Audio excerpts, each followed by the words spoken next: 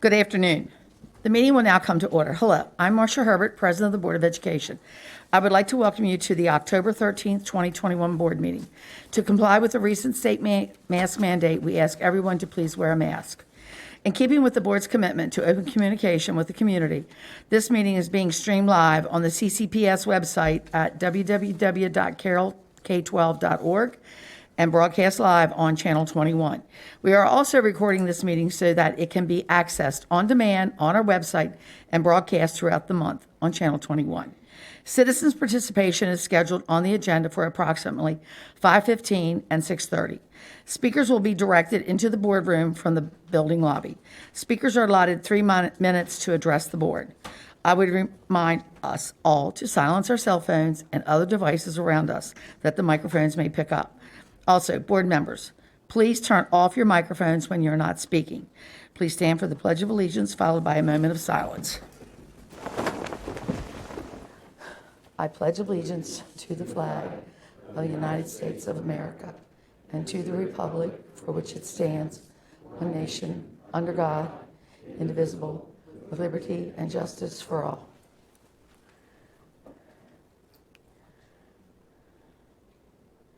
Thank you.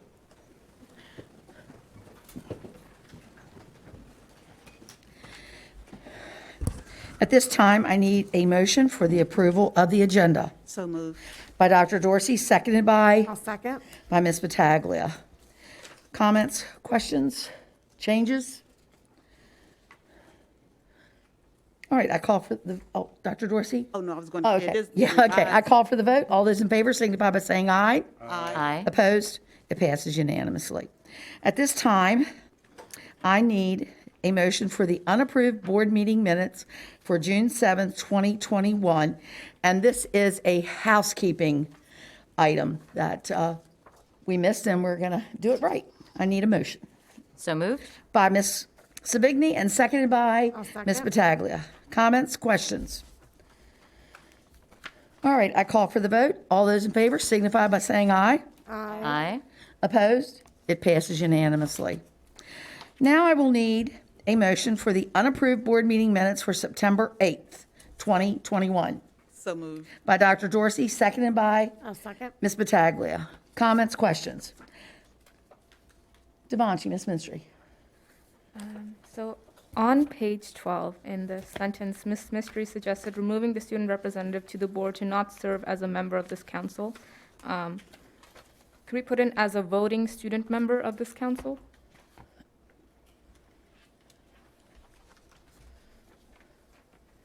All right, thank you.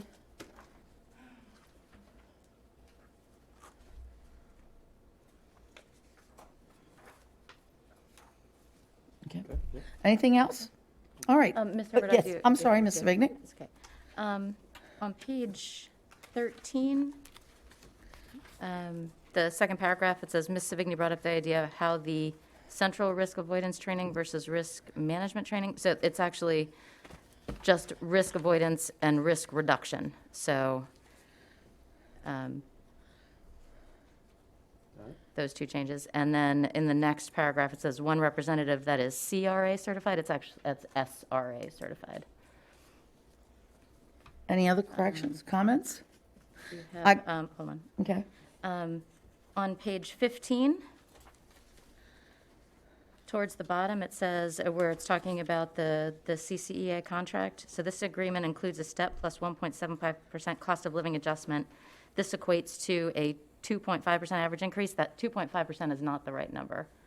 So a step is worth about 2.5%, and then plus the 175 is 4.25%, right? So, and also, I think Mr. Hartlow would tell us those are approximates based on where people are on the scale. I would Right. suggest we just eliminate the sentence that says what it equates to, because it would be Okay. hard to capture that exactly. Right, so it would be a Yeah. step plus 1.75 COLA, Period. period, Right. and then just delete the next sentence. Okay, got it. And then one more. On page 17,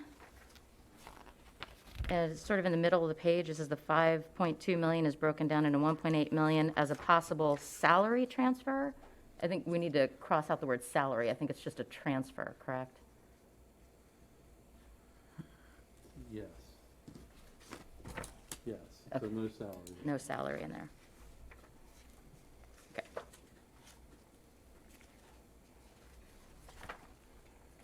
And that's all I had, Ms. Harper. We good to go? Yep. All right. Any other comments, questions? All right, I call for the vote. All those in favor signify by saying aye. Aye. Opposed? It passes unanimously. All right, and then we have one more set. I need a motion for the unapproved work session minutes of September 23rd, 2021. So moved? By Ms. Savigny, seconded by I'll second. Ms. Pataglia. Comments, corrections? All right, I call for the vote. All those in favor signify by saying aye. Aye. It passes unanimously. At this time, we will have the Carroll County Student Government Report, please. Thank you. So, good evening, board members. I am Jamie Hahn, and I'm a senior from Liberty High School, and I serve as the president of the Carroll County Board of Carroll County Student Government Association, or CCSGA. I served as a president last year, so it is great to be back and give these reports in person. The CCSGA staff started meeting in the late summer to plan our future calendar, and we kicked off the year with an advanced retreat at Hoshua Outdoor School in August. There, the staff got to know each other, worked on team building exercises, and became workshop certified. CCSGA held its first hybrid General Assembly known as Fall Summit Unity Day on October 8th. The General Assembly centered around the theme of Shout, students helping others unite together, and just recharging and re-engaging student voices, especially after our pandemic and virtual year. Hopefully we can start to rebuild CCSGA and move towards in-person General Assemblies. We had the honor of having Kevin Bokoum, the student member on the Maryland State Board of Education, be our keynote speaker, and he gave a wonderful address on seizing opportunities and the importance of being a role of a student leader in our schools. We want to promote and implement positive changes while we can. As the General Assembly was themed around student outreach and advocacy, the delegates then created an action plan on how to rebuild their respective SGAs and received a workshop on how to engage in civil discourse. The feedback responded positively, so we are proud that our first General Assembly was a success. In a few days, my Vice President, Nikki Zhang, and I will be sending out a presentation about what CCSGA is for our middle schoolers who may have not had the introduction to our student government yet. CCSGA will continue to meet with our staff frequently to plan for our December General Assembly and other future events. Thank you and have a good evening. Thank you very much. Thank you, Jamie.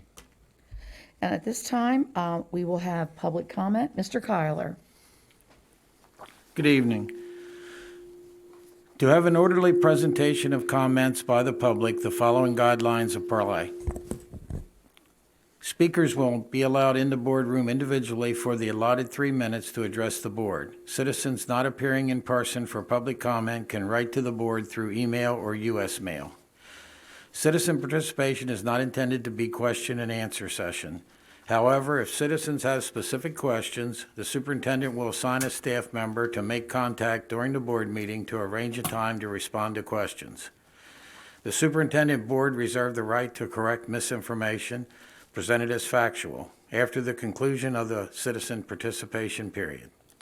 Statements to the board should relate to a recent agenda item, an agenda item that is expected to appear in the future, or a matter of general policy over which the board has authority. Personnel matters, pending appeals, the actions or statements of individual staff, or items related to employee negotiations are not appropriate topics and may not be discussed. It is the intent of the board to allow all citizens an opportunity to speak. Therefore, the board has scheduled time on the agenda for citizen participation at approximately 5:15 and 6:30. The board reserves the right to limit the number of speakers on a particular topic so that all topics may be addressed. If 30 minutes have passed and there are citizens who have not addressed the board, additional time may be allotted later in the meeting. Comments are limited to 3 minutes or less. When the allotted time expires, the speaker is permitted to complete a sentence. Citizens may leave any handouts for board members on the table at the back of the room. Please do not approach the dais. Additionally, the public may not display signs or posters during the board meeting. In lieu of signs, or if you are unable to complete your comments, individuals are encouraged to submit remarks to the board in writing. We currently have 22 speakers. What we decided is we're going to limit the 5:15 to the first 15. And I thought the best thing to do, I will read 16 and up, and you'll have an opportunity to speak as close as we can till 6:30 in the agenda. Rick Bonifield, Linda Dye, Caitlin Edmondson, Ash Tuff, read that. Samaya? Yes, Samaya, sorry. Ooh. Gail, no, Gary Foote. I should know your writing by now. Debbie Cicerello. So you guys will be at 6:30. Now, if one of the first 15 want to give up your time, we'll add ones to the end. First speaker, Belinda Lawson.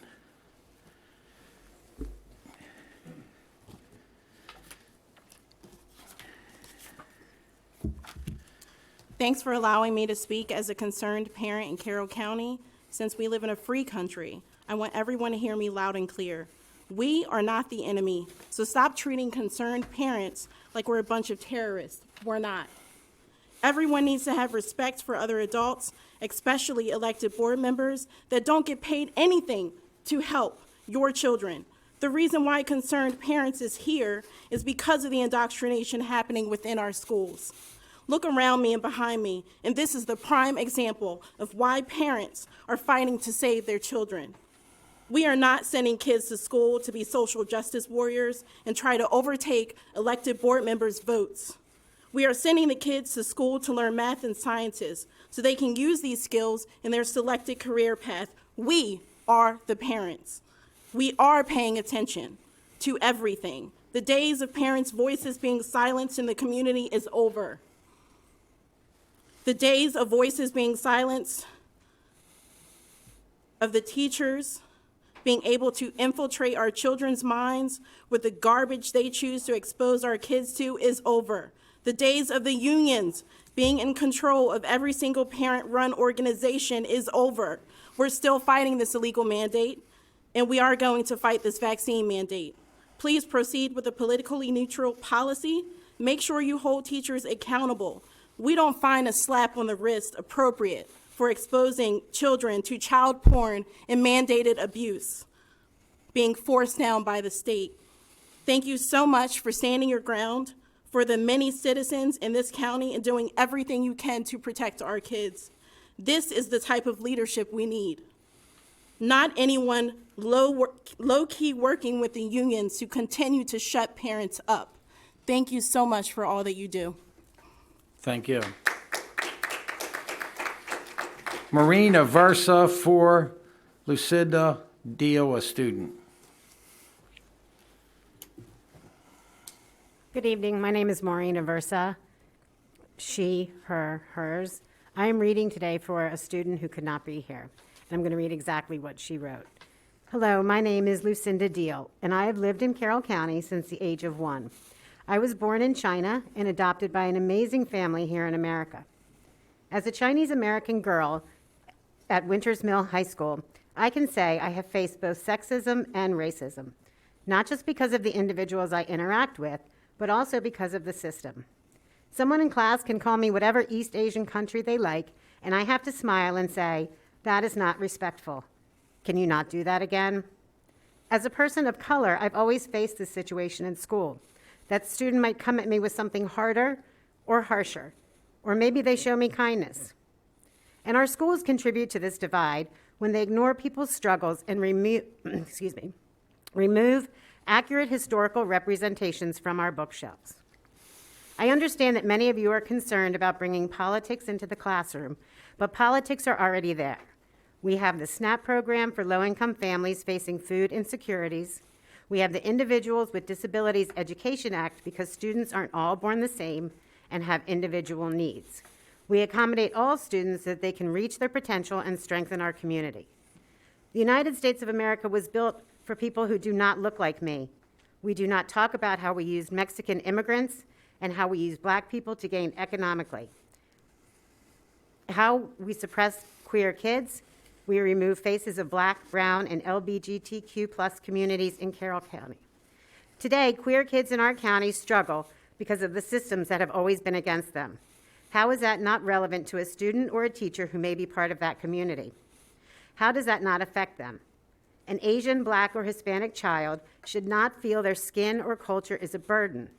Sexual orientation and gender identity should not make a student feel less than. My history and our history is this community's history. If you take away history, you take away the experience of people of color and queer people. It is appalling to see history become political across the country. Violence, oppression, the stripping away of human rights, and the fight for our current rights are all relevant and important to all students. Without an accurate account of our history in our classes, many of us will struggle to see ourselves in what we read. We will question our history and our validity to exist in our country. We will become skeptical of our community, even our families.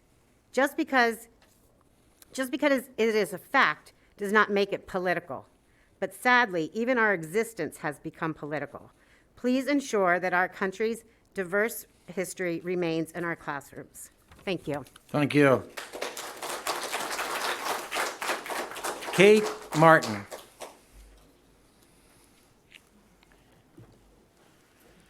Good evening, board members. My name is Kate Martin, and I'm here tonight to thank you. I've been watching and listening to board meetings for over a year now, and I've been impressed with you all as a whole. It wasn't until my daughter asked me to come and speak at a board meeting to beg you guys to open the schools and let the kids back in person, and that's when I started to focus on what is going on in the community. I've been watching hours upon hours of other board meetings throughout the country where parents are completely ignored, denied the opportunity to speak, and in some cases forced to leave meetings because emotions were running high. You've invited our community to come and speak and listen to every side. For every argument you heard about keeping schools closed, keeping the children masked, getting them vaccinated, and following ridiculous quarantine guidelines, there's been an opposing argument to open the schools, terminate the mask mandate, and decrease the testing and quarantine guidelines. You have made difficult decisions and voted on controversial topics, and in some cases, decided to challenge the state and local health departments and the State Board of Education when they've overstepped their boundaries and put guidelines in place that didn't make sense. You studied the science, asked difficult questions, and challenged decisions accordingly. You've been leaders in our state in terms of getting the kids back in the classroom and put strategies in place for the safe learning environment. You did this because you realized the impact it was having on the children by keeping them out of schools. Miss Mystery, and I'm so sorry if I pronounce your name wrong, I'm sorry. I appreciate you. I appreciate your passion and desire to be involved and be a part of the board. You've been given an opportunity of a lifetime. I hope you continue to stay involved once you leave here. You're the future. Your voice is heard and perhaps even had influence over some of the decisions that have been made. However, you must be reminded that Maryland Code defines and limits the function of a student rep. You can't be a voting member of the board for several reasons, which are clearly defined in the Annotated Code of Maryland Education Articles, Subtitle 4, Carroll County, Section 3-4-1. Regardless of what a county board of ed may or may not want to do, there is no vote that a county board of ed can take that will void or override the existing Maryland Code. Keep the passion and the fire. You will go far. To the teachers, we thank you. You've been run through the ringer for the last 19 months. You came into this profession because of your passion to teach our children. You have remained positive this entire time. Your efforts haven't gone unnoticed. We recognize that it hasn't been easy. Some of you are going way above and beyond your expectations placed upon you for our children. You volunteered your summer and evening hours now to help our kids get caught up. We're grateful for you. We know you want what's best for our children, and you're doing everything you can. Thank you. To the ones that oppose what the concerned parents are fighting for, we thank you too. No matter what side you're on, I believe everyone is here because of their passion to keep our children healthy and safe from physical, emotional, and mental harm. It's a blessing that our board has given us the opportunity to share our Please concerns. finish your thoughts. And it's great to see so many people get involved, even if some are misguided. Thank you. Thank you. Samaya Rahman. And correct me if I said it wrong. I couldn't. Samaya. Okay, thank you. Hello, my name is Samaya Rahaman, and I am here with the student group Carroll County Kids for Equality. And I would like to give Adib Khan the credits for co-writing this speech. One thing that CCPS students from all parts of the country agree on is that CCPS does not provide a safe environment for all students. There is a culture of hatred towards minority students from other students. Students scream slurs at minorities, and minorities have their properties vandalized. Humanity and the right to exist for immigrants and LGBTQIA students are challenged daily. We frequently overhear threats of violence towards racial minorities, whether it's quote, N-words, posted on social media, or quote, I can't wait to tackle some Asians, as we heard that day that Maryland Public Schools implemented a universal mask mandate. The Board of Education has made commitments to political neutrality as a nonpartisan body ought to do. But as students, we wonder if your version of political neutrality endangers CCPS students. Members on this board have stood in the way of inclusive and equitable curriculums, signaling that political neutrality means ignoring the issues that harm our students. When changing policies to be politically neutral, we ask that the Board of Ed and central office members to include the following statement. Political neutrality does not mean allowing marginalized students to be abused. Political neutrality does not mean allowing motivated students to harass racial, gender, and sexual minorities. Inclusive education may not alone cure a deep culture of hatred, but excluding it in this toxic school environment does major harm. Failing to develop inclusive curriculums because someone dislikes it is not political neutrality. It is catering to those who want to keep minorities in oppression. Finally, CCPS students have many opinions and needs. This is why we need to have a student representative on this board. She personally sees the same things that happen in our schools that I do, an insight that adult members on this Board of Ed do not have. Despite this, our student rep does not have voting rights on this board. CCPS students demand that the student rep be allowed to have a real vote that affects the outcomes of decisions. Let our student rep introduce and support motions. Let our student rep serve on the curriculum and instruction committee. We students worry about our curriculum and our school climate. So we need our student rep to have a say in the decisions that affect us.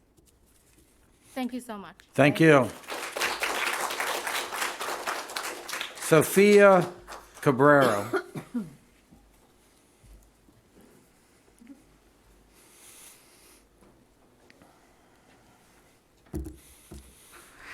Hello and good evening, board members. My name is Sophia Cabrera, and I am here to speak on behalf of Carroll County Kids for Equality as well. Schwab voting rights for students is the single most important thing presented to you today. We as students deserve to have a representative that can actually make decisions and votes on our behalf. What is the point of our representative if our representative can't even vote? The Schwab vote is essentially symbolic, and we need to stop acting like that's enough. We deserve a say. We are the ones that go to school every day and are affected by the decisions made in this room. Carroll County Kids for Equality and many others believe that CCPS does not provide a safe environment for all students, as they claim in their mission statement.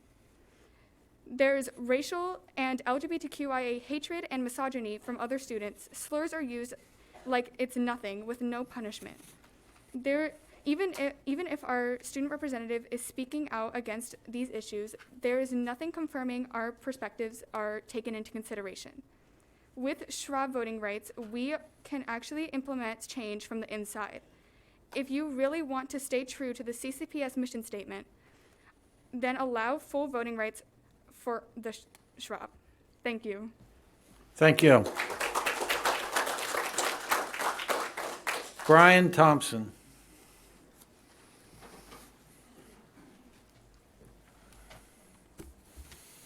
Good evening, and thank you for having me tonight. Thank you for everything you do, both the elected members of the board and our student rep. I'm speaking here as a member of the Concerned Parents Group. There's a few of us here tonight. We've been here for the last year now, attending these meetings, and there's a reason why we're here. You know, I'm going to talk about politics in the classroom and accountability, but I want to give a little bit of context of why there's even a group called Concerned Parents, because it's basically, you know, we feel that the school system the central office, it doesn't respond to our needs and to the concerns that we have and that we've been sharing with the school system for the past year now. Now, for me personally, it was starting last year. I just wanted to get my kids back into school. I've got 4 kids, 4 to 11 years old. I've got a daughter who's got an IEP that it was super important for her to get back into class. Coming back into school this year, she was, again, put on quarantine, healthy, didn't test positive for COVID, but again, lost all those IEP services for those 10 days that she stayed home. Though that's what brought me in here, what really opened my eyes, and I think a lot of parents would agree, is that the virtual learning, as difficult as it was a blessing for us because it really opened our eyes to what was going on in the classroom and all the content and all the curriculum that was being taught. So, and as you know, it surfaced a lot of concerns, both that are local to what's focused here and also at the national level. And so for many of us, that's what drew us in. But then really for me and for many of us as well, what broke the camel's back for me, the straw that broke the camel's back for me was the handling of the FSK incident, because it really deeply divided our community. It hurt the families involved. We know now that the incident is false, but we didn't know it then. And instead of waiting for the investigation to complete, Dr. Lockhart, you led and purported and fed the false narratives that the media was portraying about our community. That our community is racist, that our schools are racist, that our students are racist, and it's just not true. And it upset a lot of students and a lot of parents like us. So for us, that also revealed, too, what central office thought of our community, what I think defined for them diversity, equity, inclusion is. And so for me, as we started showing up to these meetings, lots of parents are not coming to us, sharing their stories about the things that they're seeing in the classroom, the concerns that they have that they feel are not getting answered. We share a lot of this online, as you know. But the stories of just the politics of being the advocates of the teachers, that they're sharing their political views, making students feel belittled for their political views, being sold destructive ideas that you're going to see and hear tonight from people in the room about anti-racism, gender fluidity, victim culture. Please finish your thoughts. And so all those things are, again, just not, I think, healthy for our next generation, for what we should be teaching our kids. And, at the end of the day, we're not going anywhere until we know for sure that these issues are getting addressed and that the school's being held accountable. Thank we you. want reform and politically neutral policy that's strong with a strong accountability component, and we want greater transparency in those issues as well. Thank you. Thank you. Kimberly Evans.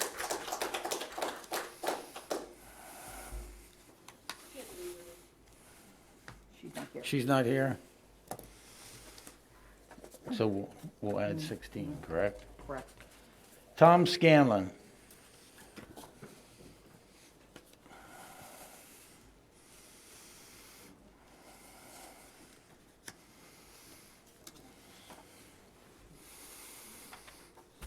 Yeah, thank you.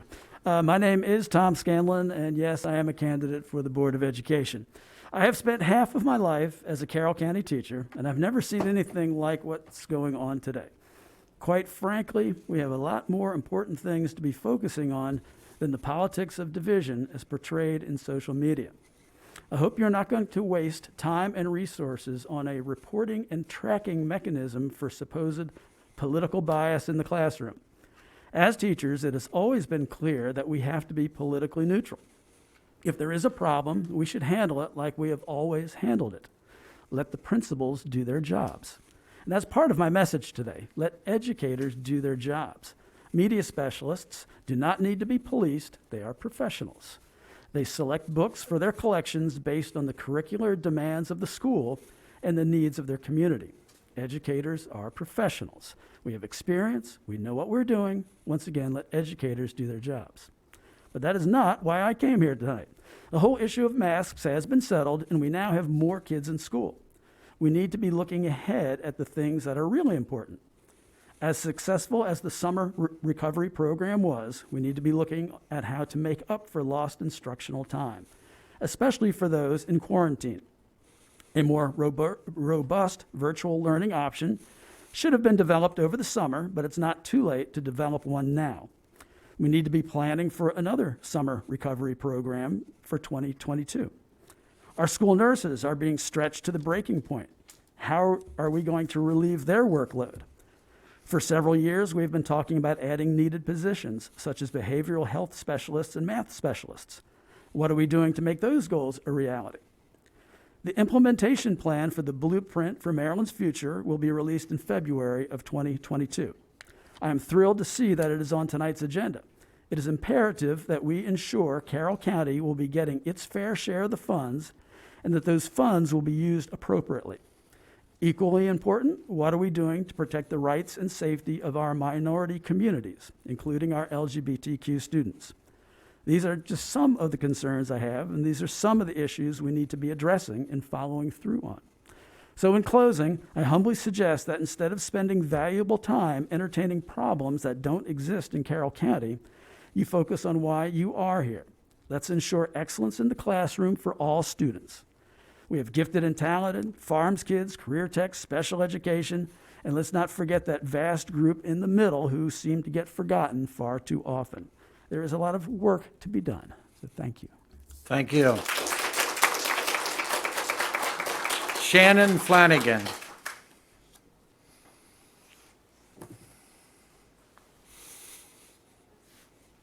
Oh.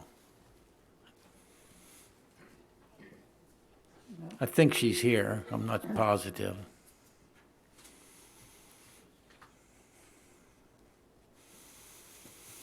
Do we want to do the next and as she gets in, or?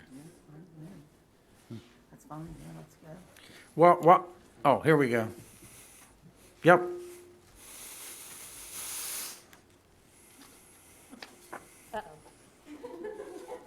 Sorry, I was watching this outside.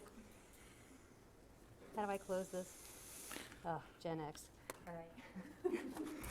Hi, I'm Shannon Flanagan. I'm here speaking on behalf of a Carroll County student. Whew. Hello, my name is Allie Bobel, and I'm a student from Man Valley High School. I am speaking in support of Carroll County Kids for Equality and for marginalized students in my school. Since the beginning of the year, I have witnessed many students being ostracized for wearing Black Lives Matter shirts or even for speaking out against the inequalities in the American education system. However, many students can show their American spirit on America Mondays by wearing Trump shirts and Blue Lives Matter flags. These same students are praised for practicing their freedom of speech, while students who disagree with these positions are effectively silenced. And for our Board of Education members that see this as typical bullying, not marginalized students being shamed for having different values. The vandalism that occurred at FSK is a clear example of hate toward LGBTQ+ students. Time and time again, we have heard the Board of Education say that the vandalism at FSK will be handled with confidentiality. While we 100% agree that this is a confidential matter, we need the board to publicly condemn acts like these and vow to protect LGBTQ+ students. We want our LGBTQ+ students to have someone to look up to feel safe, and to be able to reach out for support. Regardless of our differences, we must come together to learn to respect our differences and the values of others.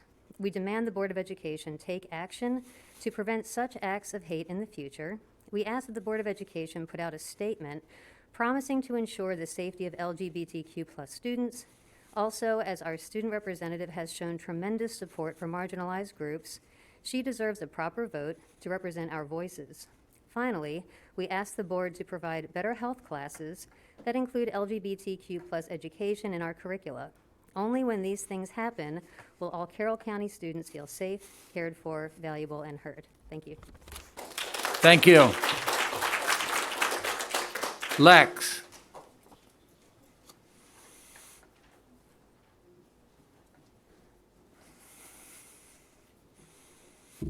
Good evening, board members. My name is Lex Barr. I'm here on behalf of Carroll County Kids for Equality. I openly identify as gender fluid and bisexual.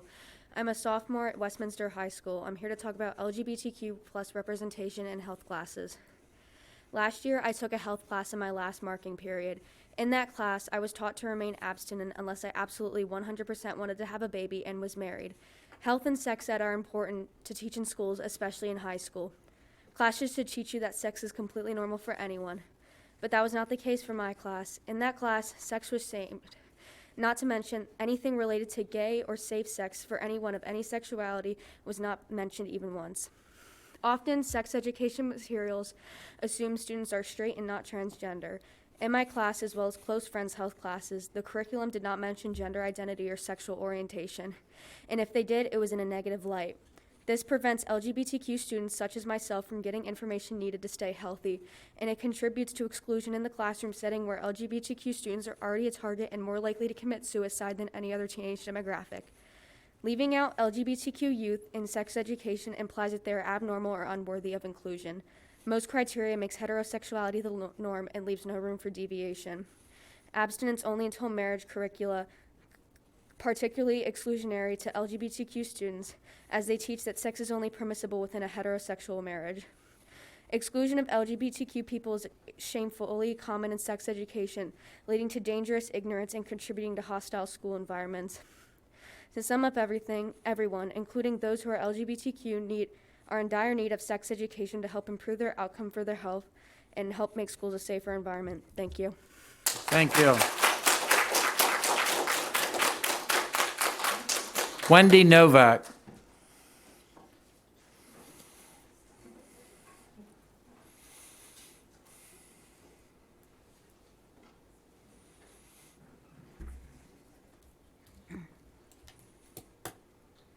I'm Wendy Novak. I'm with the Carroll County Kids for Equity. Last month at the board meeting held on the end of Rosh Hashanah, there was a discussion regarding the school calendar. It was discussed whether to include Jewish holidays in the calendar. The decision was made to seek parents' feedback regarding the calendar. There is more enthusiasm for giving an extra travel day after New Year's than granting a Jewish holiday. The group of people that prefer a start date after Labor Day is a want versus the Jewish community needing the days off. It's easy to say we don't take off religious holidays when Christian ones are protected by federal law. Scheduling school on the high holy days is ignoring them. There are some religious holidays that can be accommodated around a school schedule. Yom Kippur and Rosh Hashanah cannot be. The BOE referenced a survey from a few years ago. The survey was flawed. The questions were not neutrally framed, and it's possible to respond multiple times, and members outside of the community could answer. I'm not sure that people understood the limitations, starting after Labor Day and ending June 15th, limits the amount of days available for breaks and holidays. The majority that responded to the survey did not want an extended spring break. The current proposed calendar gives 2 extra days for spring break.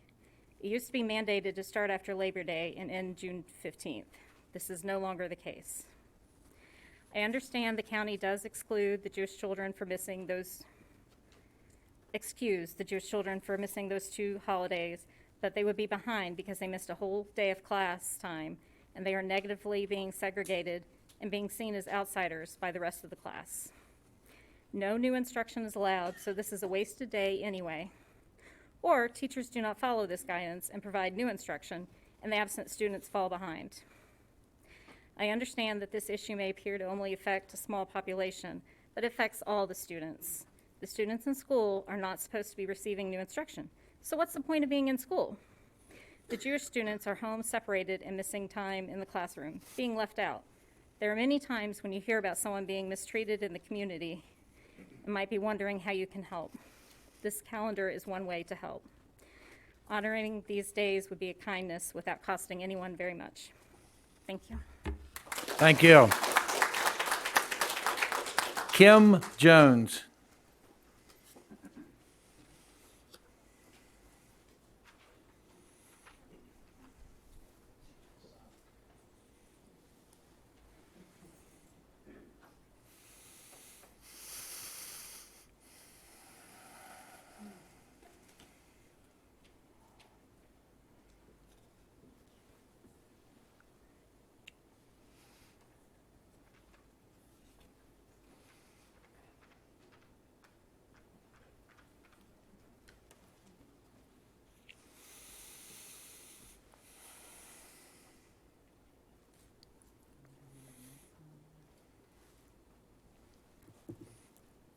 No.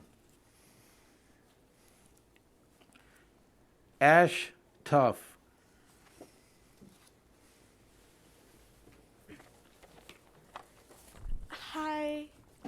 I'm speaking for someone who does not feel comfortable coming to speak themselves. I will read their exact words. Hello, I am a CCPS high school student from Manchester Valley High School, and I do not feel comfortable mentioning my name. Young people like me get bullied and harassed if we ever dare to speak up about issues that are affecting us every day. To put this bluntly, I don't feel as if these public comments are a safe space for a student like me to share my concerns with this Board of Education. I do not feel like my school provides me a safe space to speak about my opinions or share my concerns. If I were to speak in person, I would not feel comfortable walking into school the next day. Unfortunately, many students in CCPS feel the same exact way. Alienated by our own school system that many of you claim is a safe space. While many of you focus on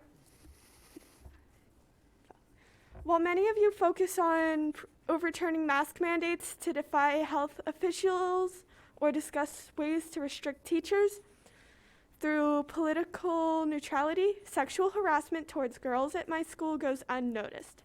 The N-word and homophobic slurs said to marginalized students go unnoticed.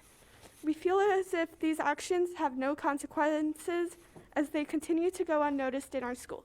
If you truly care for students and are the experts in our school system, you should know there is a senior group chat at Manchester Valley High School with over 100 students misgendering and using slurs to make fun of trans students at our school. This group thinks these actions are okay because they go unnoticed. Students don't want to speak of this issue because we don't think our reports will be taken seriously.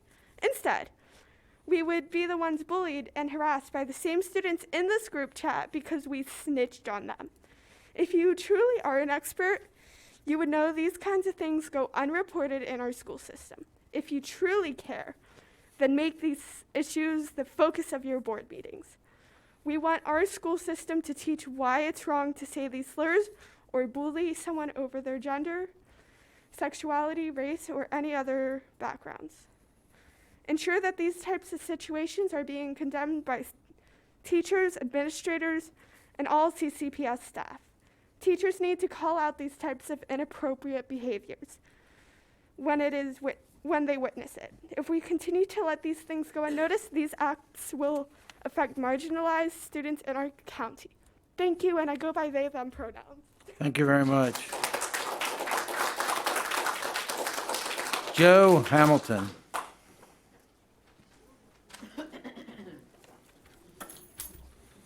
Good afternoon, board members. My name is Joe Hamilton, he, him. I'm the parent of 2 children in the Carroll County Public School Systems. I want to speak to you today about the need to maintain and further develop diversity and inclusion education in the Carroll County Public School System. In the past few months, you've heard from some parents who attempt to label any diversity or inclusion programs as negative stereotypes, like critical race theory. However, I'm here tonight to speak along with the parents who want a public school system that promotes inclusion for students who feel marginalized and teaches all students about points of view different from their own. You are also hearing today from a group of students in your school system on their desire for these considerations in future curriculum and operational decisions. This education is not just promoting of the CCPS core values of fairness, honesty, and respect, but it also promotes lifelong learning and success in the future workforce. Carroll County may not have as diverse a population as neighboring counties, but we are preparing our children to graduate and enter our workforce in a state where non-Hispanic white race is less than 50% of the population as of 2021. We are preparing them to interact with a workforce that is increasingly part of the LGBTQ+ community.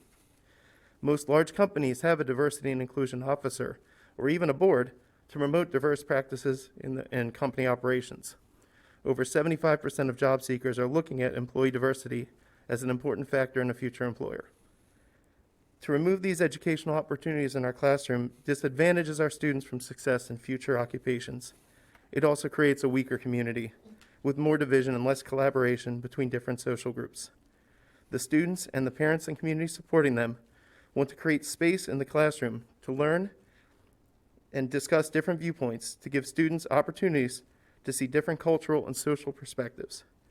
We also want to make sure Carroll County Public Schools and the board are remaining sensitive to the students who are sharing about problems in and around schools with regards to prejudice and discrimination. Students who have shared these stories are frequently met in the community with disbelief and accusations against them, which would further create an environment where no one feels safe or valued to report these incidents, and these students then suffer silently. I urge the board to hear the students who speak to you today just as loudly as you hear us parents who come out to speak on these issues, and to continue working on supporting inclusion and diversity in and around the classroom. Thank you. Thank you. Linda Dye.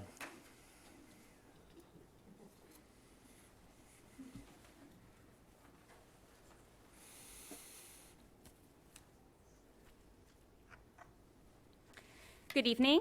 I'm Linda Dye, and I'm here this evening to share my concerns regarding the proposed calendar for next school year, specifically the fact that it is proposed that school will be open on the Jewish holy days of Rosh Hashanah and Yom Kippur. I know that the school system can't close schools to honor religious holidays. I know the state mandates that we close for Christmas Eve, Christmas Day, Good Friday, Easter Monday, so I'm not going to ask you to close schools for Rosh Hashanah and Yom Kippur because of their significance. Instead, I'm going to ask that you consider closing school on these two holy days to avoid the unnecessary stress that it is causing in our community, as well as the disruption in instruction that it causes for all students in CCPS. I've had a number of teachers reach out to me and tell me about the hours they spent preparing to be out for Yom Kippur this year and how difficult it was to write meaningful lessons because it was the beginning of the school year and they were just getting to know their students. I also had many parents reach out to me and tell me that their Jewish children didn't want to stay home for Yom Kippur because missing a full day of instruction is too stressful and making up the work is exhausting after spending the day in temple praying, repenting, and fasting. The good news is that I also heard from parents that their children's teacher did not teach any new material on Yom Kippur this year out of respect for their Jewish students. This is amazing and appreciated, but this concerns me as well. This means that not only our Jewish students, but our non-Jewish students are missing out on instruction on these days. This means we could be reducing our students' instructional days from 180 to 178 days by opening on both of the Jewish holy days next year. So I ask one more time that you consider closing schools on both Rosh Hashanah and Yom Kippur to avoid the unnecessary stress that is causing in our community and to eliminate the disruption in instruction for all of our students. So how do I propose we do this? Since we know it's challenging to fit 180 days between Labor Day and June 15th, I propose that we currently look at the 3 non-mandated days that are on the calendar to extend the other mandated days. 2 of these could easily be swapped for the Jewish holy days, and our start and end dates would be preserved. Or CCPS could extend the school year by 1 day to Friday, June 16th, which is allowed, and our neighboring counties do for inclement weather days. We would maybe have to reduce our inclement weather days to 3, similar to this year, and we could keep those 3 non-mandated closures currently on the calendar and closed for those 2 Jewish holy days. I thank you for your time, and I hope for the sake of our teachers and our students, you consider making this simple change to next year's proposed calendar. Thank you. Thank you. Rick Bonifield. Thanks for your time. My name is Rick Bonifield. I'm a proud father of 2 kids in Carroll County, and I'm here simply to share the story about my daughter, my 5-year-old daughter who started kindergarten this year. She loves going to school. She loves being with her teachers and her classmates, but she's been forced to wear this mask despite me as her father and her mother and Piper herself not wanting to wear the mask or consent to it. We have filled out all the necessary forms, the medical mask exemption forms, and yet she's still being forced to wear a mask. It's not fair, it's not right, it's unethical. Other children submit these forms and they don't have to wear the mask, but yet my daughter has been forced and barred entry from her school at Linton Springs Elementary if she doesn't wear a mask. Criminals who spit wear masks. Dogs who bite wear masks. Healthy children don't wear masks. That should be something that we should all agree on. But yet, my daughter is being forced to wear a mask And even if she didn't have disabilities, even if she didn't have disorders, which she does have, and she's just a what you would call a normal child, she shouldn't still have to wear a mask as a healthy kid. And so I'm here to share a little bit about her story. Every single week, I have had to answer the question of my daughter, Daddy, am I sick? And do I have to go to the doctor? And am I going to get a shot? My child, my 5-year-old girl, should not be asking those questions, and me as her father should not be put in a position to have to answer those questions. She's anxious. She touches her face all the time. She's scared if she goes to school and she doesn't have her mask. And this is something that just I, myself, have to deal with on a daily basis with my child. When I found out that masks were going to be required for my child, I, as a Christian, have a religious objection to forcing myself or my kids to wear a mask that's going to be detrimental to their health. She brought home a mask the other day, and it was covered in dirt and snot and grime that she was forced to wear for 8 hours that day. So she's not just wearing a mask, she's wearing a dirty mask because she's a 5-year-old who doesn't know what's dirty and what's not dirty. And she has to go through that the whole day. I submitted all the necessary documentation. And yet still, my daughter was barred from entry if she doesn't at least wear a face shield. Multiple people I've talked with in the county have given me different types of information about what I have to submit in order for her to not have to wear a mask. She has a developmental delay, so she not only needs to be able to speak by not wearing a mask, she needs to see the lips of her teachers so that she can learn how to overcome her disabilities. Where's the equality for my daughter? Where's the equality for all these other children who will develop speech delays because they have to wear a mask? The point is simple. These masks don't work. They don't help. They're only hurting our children. They're hurting my child. Every day she's being forced to wear a mask, and she has undiagnosed disorders that we don't even know about that a face shield would force her to experience. So I'm bringing awareness to you. I haven't been involved in local politics or anything, but I'm going to start. Please finish your thought. I'm going to start because these decisions matter and they affect people every day. There's more to this story, and I've been asked to appeal to you about my case for people that have performed this investigation, and I will be doing that. But I'm asking you to fight back and do something and not nothing. Thank you very much. We have a card for our second Linda Dye. This one's spelled with a Y instead of I. Is there a second Linda Dye here? Do one more? Or we're done? Let's not, yes. Okay. The rest, and we got a couple more cards while we were sitting here. We'll be done in about a half an hour. I just want to mention three quick things. Number one, we get a lot of emails that we only respond to the loudest.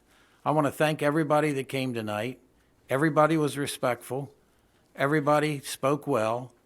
And I don't know too many boards that allow public comment like Carroll County does. I know other boards where the board members walked out on people. None of us are going to do that. We're all going to listen to you. It's not the loudest. It's not the largest number. We try to listen to everybody. We also hear about politics. Politics have nothing whatsoever to do with our decisions. The one comment, and Dr. Lockhart, I don't know if you want to mention this. I'm very concerned about the talks that we heard tonight about bullying. And I just feel like students and parents need to know if they're being bullied, they can go to the principal, their teacher, their favorite counselor, the SRO. They need to feel free to go to somebody. Dr. Lockhart, do you mind piggybacking on that? Sure. I mean, obviously that's what we want to do. I know I heard from students and some parents this evening that they have concerns that sometimes they're not feeling like they're heard. You know, we work with our principals, we work with our staff. We want to be responsive to anybody who's experiencing any concerns like that. So please know we'll continue to work to make sure that happens for our students. Obviously, we want a safe, welcoming, healthy, caring environment. And so we'll keep doing everything we can.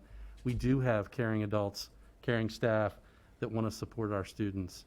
So I would encourage, I'm hearing some people say that sometimes they don't feel like they're heard, but we're listening and we want to try to help. So please continue to do that. All right, at this time, employee groups, Ms. McCullough?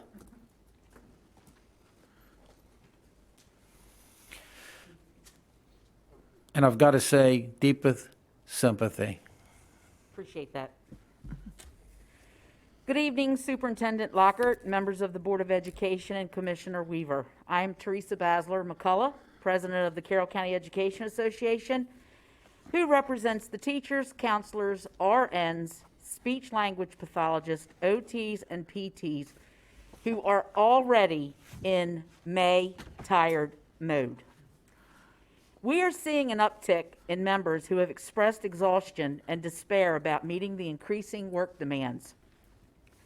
What concerns us the most is the fact that we've only completed 1 month of school and our educators feel deflated. Excuse me. Some principals and supervisors seem to expect that staff not only do everything as if it were a normal year, but have additional responsibilities heaped upon them to make up for student lags from last year. We cannot expect everyone to carry on as if we were all in a normal situation. I am certain that President Herbert and Dr. Dorsey, being former educators, can relate to May tired. However, this is October. We already have a shortage of bodies. CCA continues to be concerned that fewer people are being asked to carry a heavier load.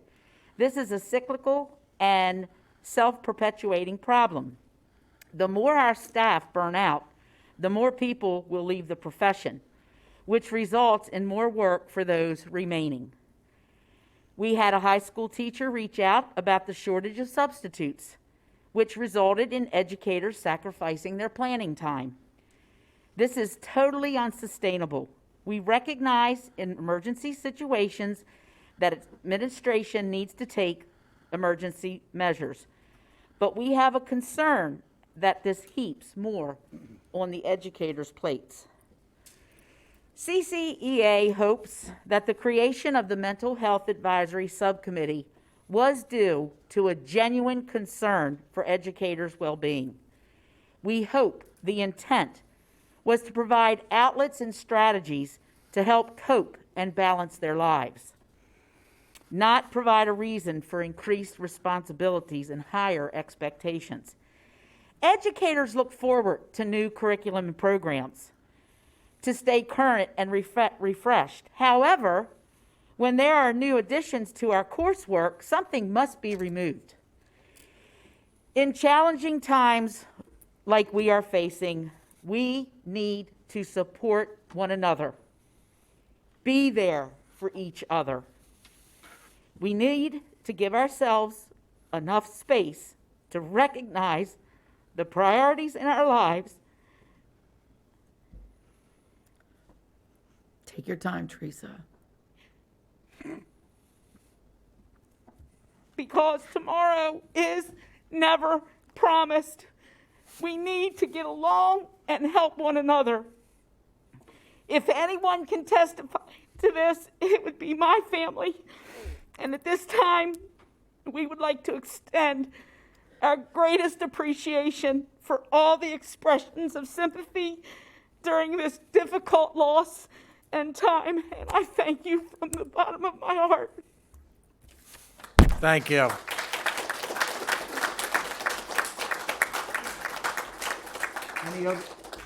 Any other employee groups? All right, thank you. All right, now we will move on. And the first thing we are going to do is a proclamation.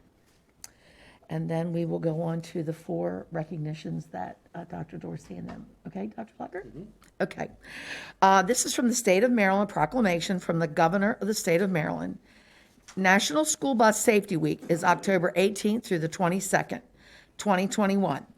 Whereas Maryland Student Transportation administrators and operators remain diligent and committed in their efforts to ensure the safe transportation of thousands of students on a daily basis, and their efforts are critical to the operation of schools and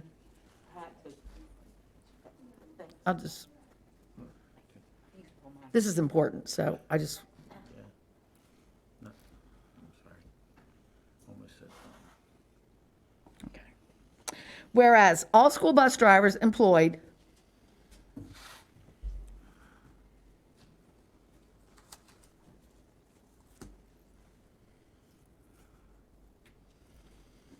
Whereas all school bus drivers employed or contracted by local school systems must achieve rigorous and specialized training as well as adhere to the highest standards of school bus safety.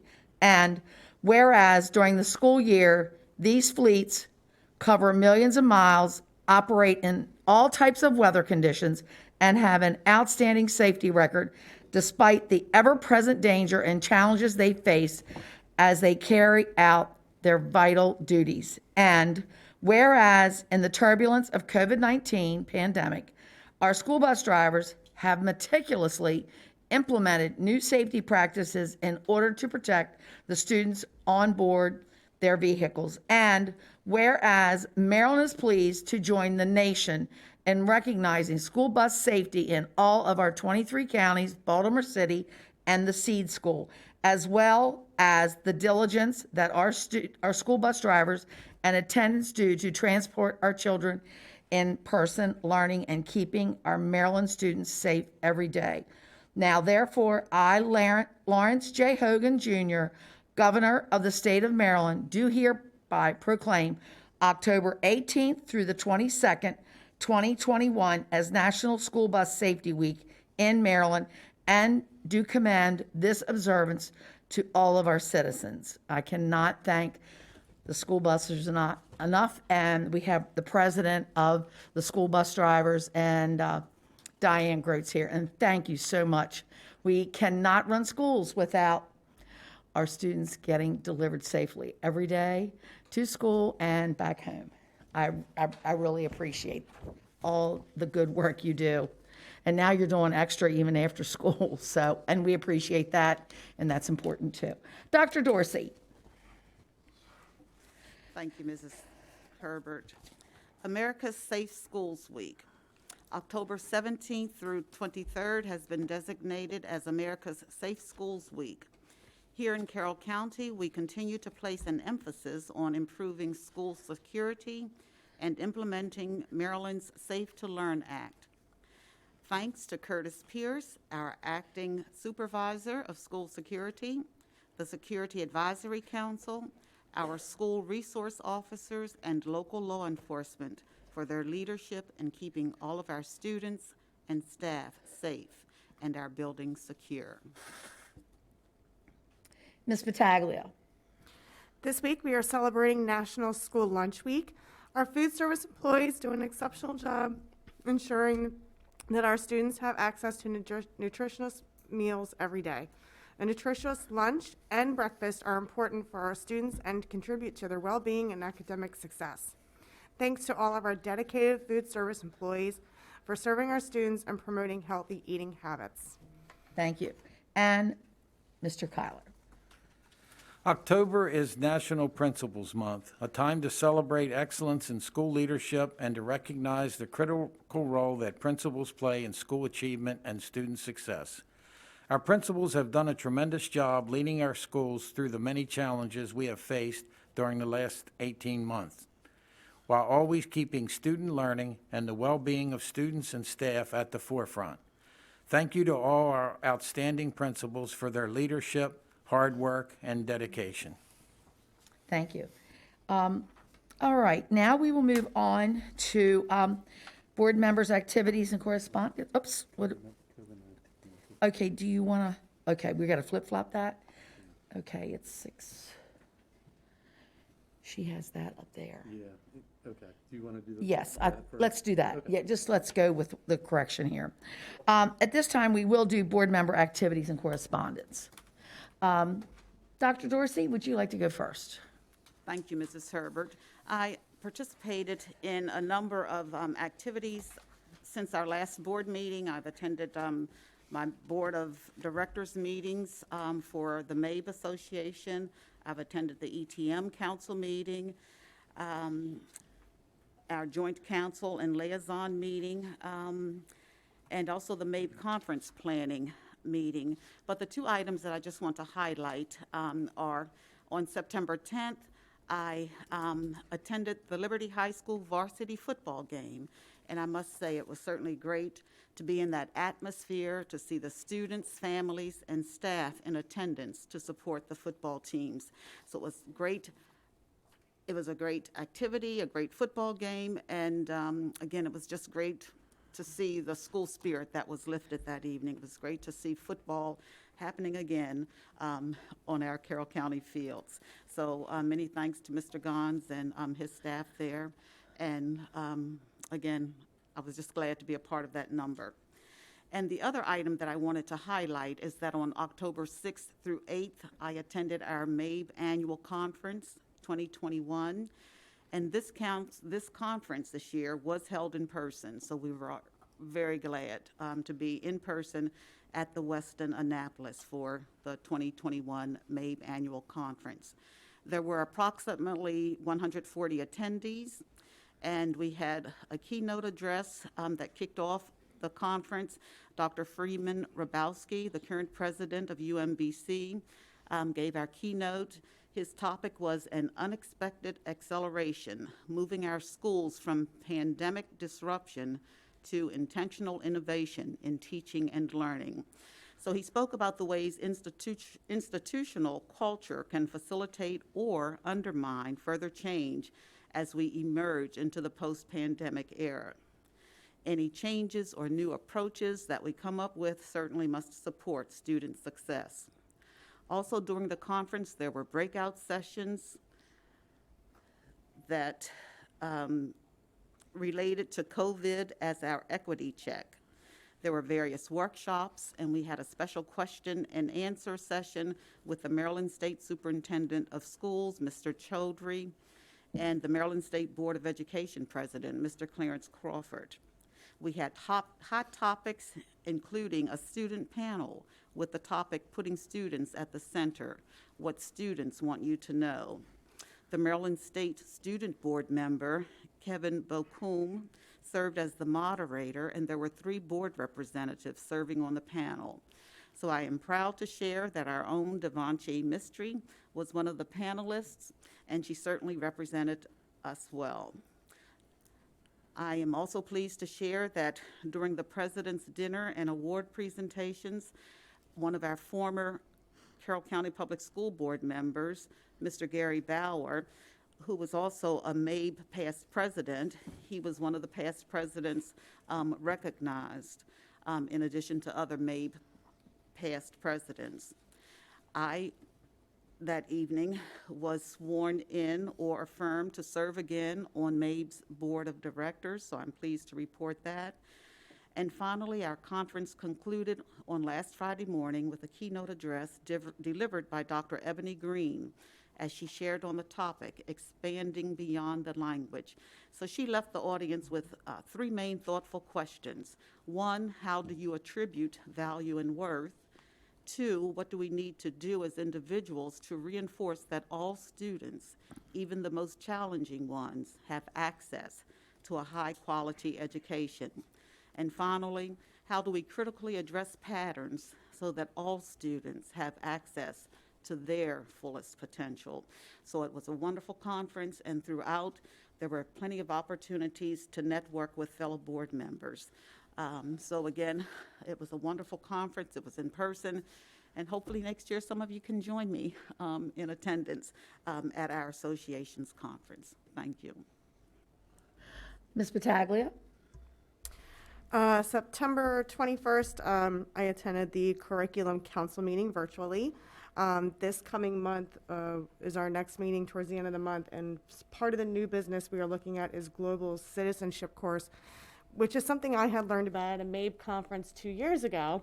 And this course is currently in Anne Arundel County schools, and what it does is it brings students together to discuss their differences, to learn how to talk to each other and how to have conversations instead of any type of racial divide and name calling and bullying. It teaches people how to work together. So I think this will be something wonderful, and looking forward to Mr. Anderson on working on that.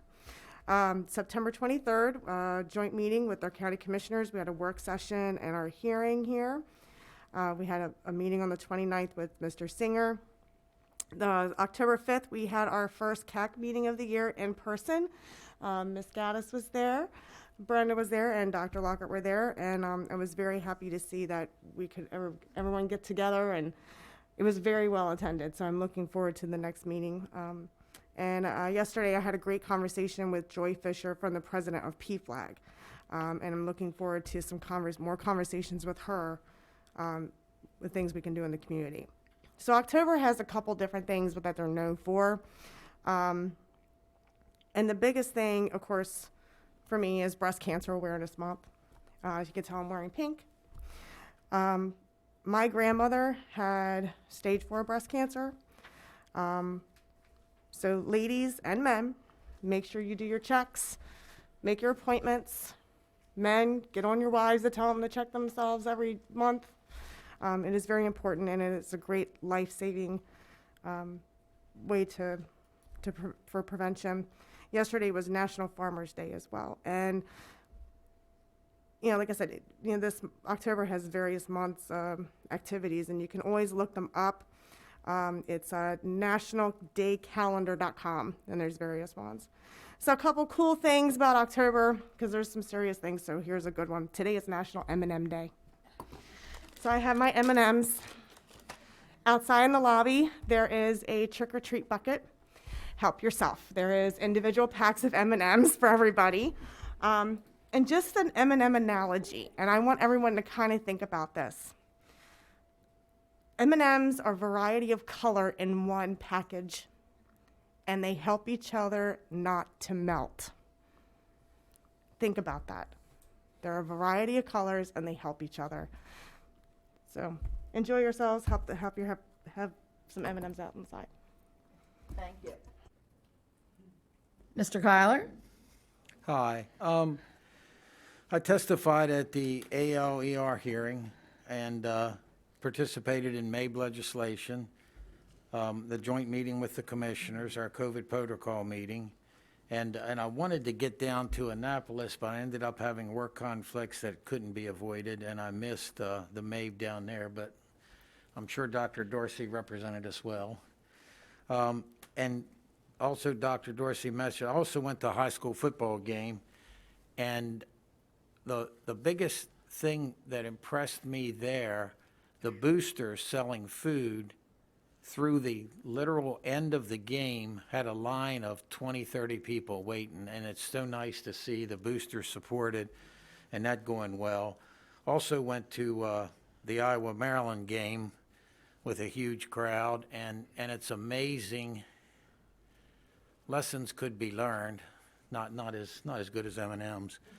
I went as an Iowa fan in gold, and I tailgated with Maryland people and Iowa people, and they all offered me drinks and food, and we didn't hate each other. It was amazing. Thank you. Thank you, Mr. Kyler. Devanshi? Good evening, everyone. I hope everyone's doing well.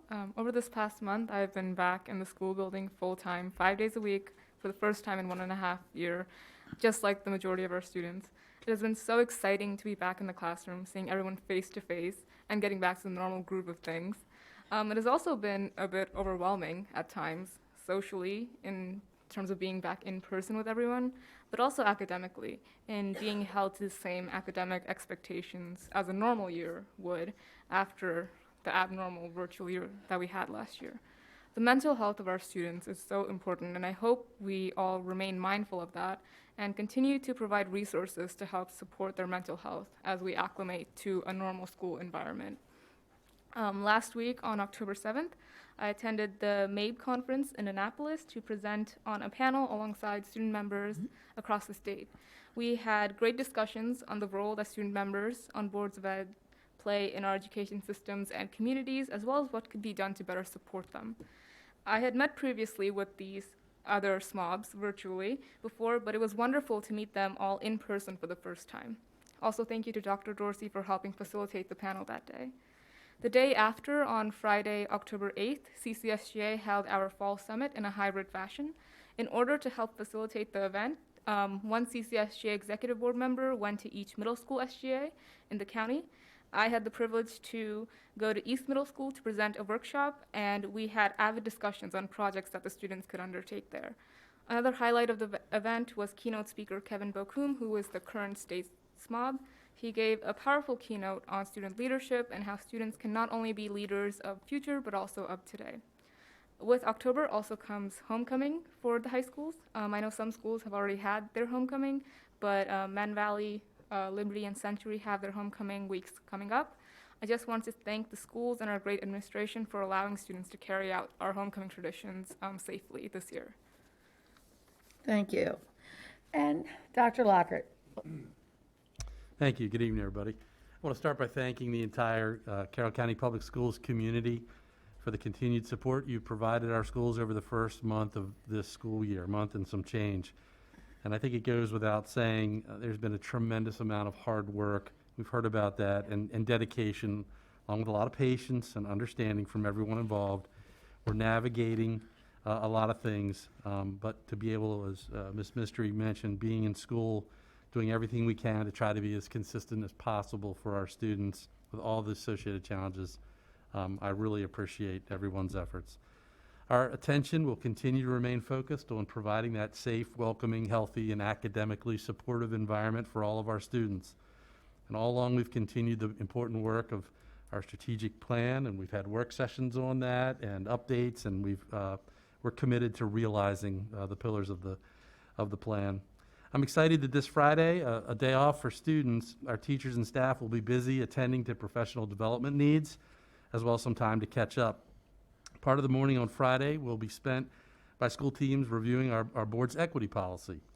I recognize there's been a lot of discussion about equity, and I believe it's important that we stay focused with the board's policy and what it says about equity and educational equity. And that is that every student has the access, the opportunities, resources, and the educational rigor they need throughout their educational careers to enhance academic success and social emotional well-being, and to view each student's individual characteristics as valuable. Every student is valuable to us. To that end, school teams will also be reviewing achievement data specific to their individual schools in support of their school improvement plans, as well as the priority focus areas of the system's strategic plan as it relates to our expectation and desired outcomes for all of our students. This time, I'd like to congratulate Karen, I'm going to say Tregesser. Her art students, I'm sorry, Karen, if I messed up your last name, but she's a art teacher at Manchester Valley High School. Her art students have been selected to represent Maryland for the 2021 America Celebrates Ornament Display in Washington, D.C. Each year, students from across the country decorate ornaments that adorn trees placed around the National Christmas Tree in President's Park, one of the nation's national parks. This is a great opportunity for students to share their creativity and to participate in the annual holiday tradition in our nation's capital. As you heard earlier from Board Member Herbert, next week is National School Bus Safety Week, and Mike Hardesty, our Director of Transportation Services, who's here with us this evening, recently received a governor's citation for the outstanding service and persistence he and his department have shown throughout the COVID-19 pandemic. The citation noted the leadership and dedication they have demonstrated for the care and well-being of our students. I congratulate Mike. I also want to say our appreciation to Diane Grody and all of our bus contractors. That's a team effort, and it takes a lot of work, and that's a recognition reflective of that collaborative work. But certainly, Mike and the folks in our transportation services department here, again, our bus contractors, our drivers, for an incredible job well done for that citation. Thank you, Ms. Herbert. Thank you, Dr. Lockhart. And now we move on to the second set of citizen participation. Caitlin Edmondson.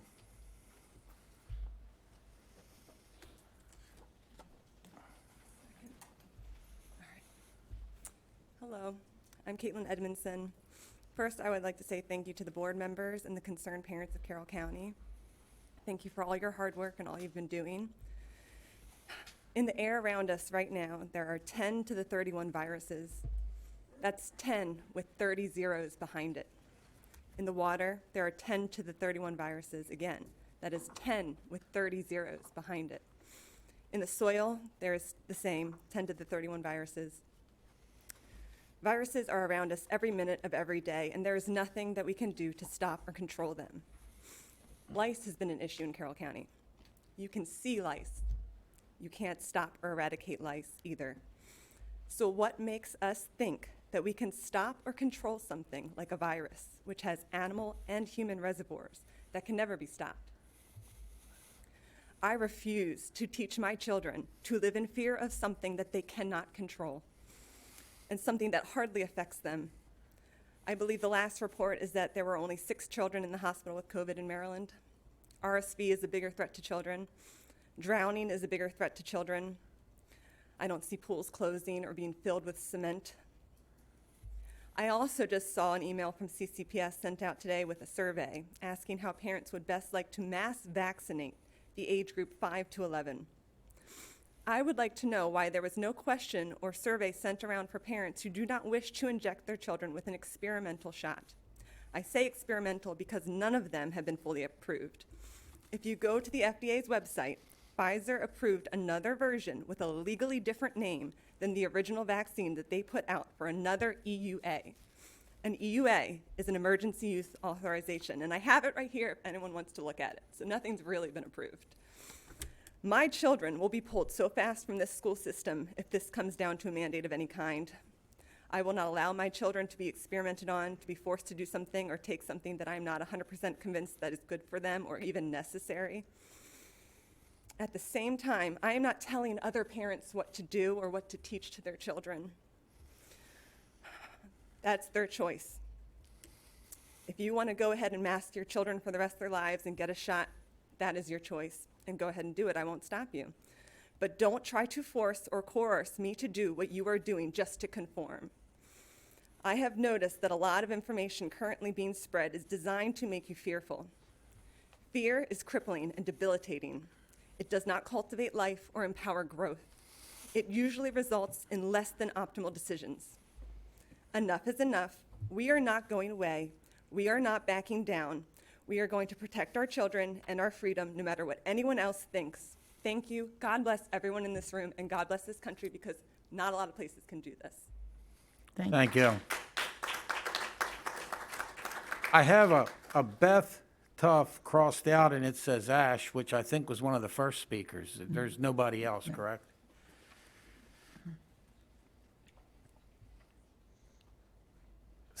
And I'm sorry, Samia Ranahan? She spoke. Say again? I already spoke. You already spoke also? Okay. I wasn't sure if it was a different one. Gary Foote. Can't read his writing. I still can't read your writing. I'm sorry. Students can't either. Good evening, Superintendent Lockhart, Commissioner Weaver, members of the board. For citizens on the lookout for the next big outrage, the last several months have been a golden era. And people of color demanding that elected officials and others check their privilege, well, this has stirred the pot like almost nothing else. Obviously, the people in charge are not amused. When it's possible, they have instituted harsh penalties, suspending teacher licenses, fining school districts for any teaching that makes an individual feel discomfort or guilt. In some locales, such harsh language is not possible, so they camouflage their true intent with policies of neutrality. Of course, as Desmond Tutu once said, if you are neutral in situations of injustice, you have chosen the side of the oppressor. So here in Carroll County, that means we will continue to avoid teaching inconvenient truths, like the fact that our county was named after the largest slaveholder in colonial America, that he used his fortune to help finance the American Revolution, which means our independence was paid for, at least in part, by slave labor. And in the 1800s, another Maryland native son wrote perhaps the most infamous decision in Supreme Court history, stating that blacks had no rights that the white man was bound to respect. He was honored, his legacy was honored with a statue that was displayed in front of the Maryland State House until 2017. Not even 5 miles from where we meet today, an African-American laborer was lynched in the 1890s. The Ku Klux Klan held rallies in downtown Westminster as recently as the 1980s. A cross burning occurred in the county in 2012. And of course, in the 1990s, the school board at the time in Carroll County tried to make Martin Luther King Day a regular school day. Instead of neutrality, perhaps you should consider policies that would make this board completely nonpartisan. That's the way you are supposed to operate, of course. Instead of neutrality, how about initiating an honest discussion of our messy past, with an aim towards making amends and moving forward, with malice towards none? I wish I could be optimistic, but given the tone of the meetings here lately and the statements of board members and others, I doubt any of that will happen anytime soon. Thank you. Debbie Cicerelli.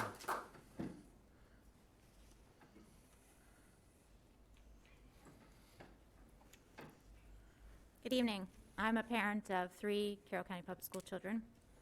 I am here representing parents who are concerned that the politically neutral policy may be used by some to exclude or marginalize members of the CCPS community.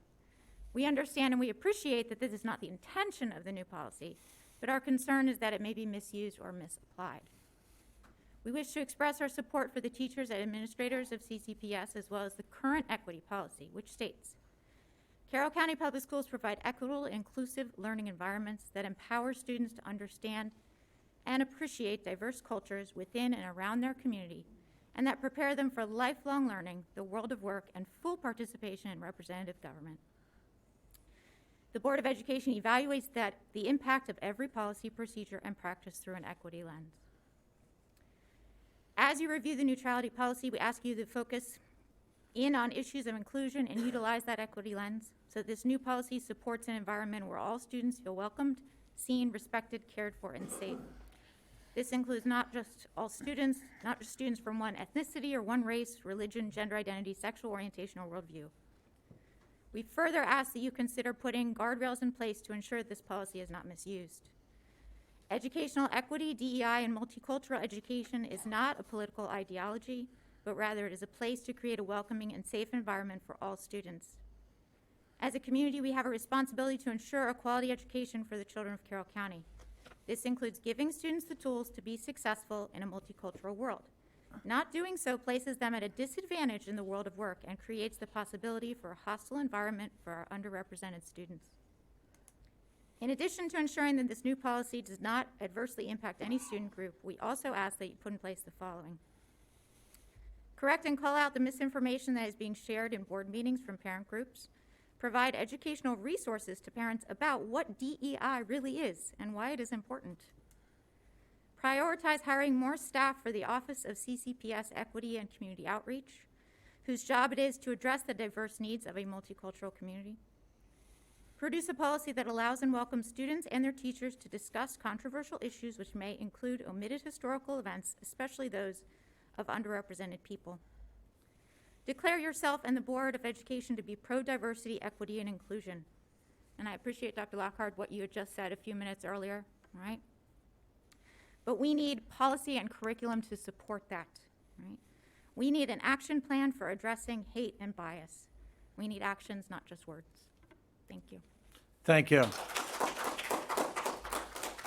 Margaret Barnes.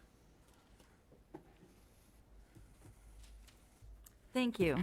Can I do this? Do I have to keep it up? Keep this on? I thank you so much. I really appreciate this board, that you've taken these issues seriously and have been so accommodating to all of us. I just have to note that the woman who just spoke before, that the group, I find it ironic that they're talking about putting up guardrails and talking about stopping misinformation, and yet this is the same group outside that has a poster board that says censorship is wrong. So I'm a bit confused how you're supposed to stop misinformation without censorship. And I am not for censorship of any kind. I accept things that I do not like to hear, things that I disagree with, things that offend me. but I would rather have people say those things than to have an institutional, duct tape on our society. So I first would like to say that. Secondly, I'd like to say that I'm a mother. I'm a single mother. And in most cultures, a relationship between a mother and a child is the most sacred thing in these cultures, in these societies, not the institutions, okay? And I think we forget that. Right now, I have a store, and I have kids coming in all the time. They're full of anxiety. They're full of fear. And I have to wonder if their parents aren't also full of fear. We have a mass mental illness, it seems, and a poisonous atmosphere. And I find it strange that, this talk of inclusion and everything, really it's about bolstering institutions. Well, institutions are what took children away from slave mothers in this country. That was an institution that did that. It was an institution that took Native American children from their parents and put them in boarding schools where they cut off their hair and punished them if they spoke their own language. That was an institution. It's an institution, a scientific institution, that experimented on Native American women and black women and made them sterile. So we have to remember that. It is the parent and the child relationship that is more important. Please finish the thought. Than our institution. And when you are trying to turn the institution into a substitute parent, you are treading on dangerous ground. And you are a traitor to every parent here. Because it is our job to raise our children, not the institution. Thank Thank you. you. Thank you. Thank you. Kim Jones is not here. Is there anybody else that thinks they filled out a blue card or wanted to speak? Then that should be the last one. Thank you. Again, thank you. Some of you just came Some in. of you Thank went you, on, everyone. yeah. I appreciate it. Give you a few minutes. Now we're going to move on to COVID updates.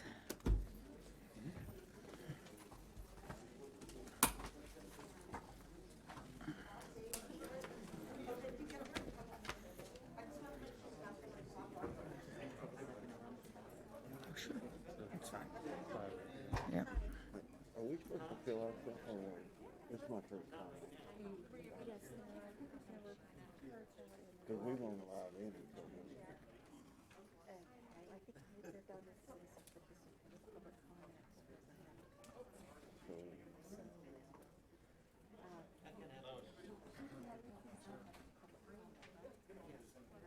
I'm sorry, what?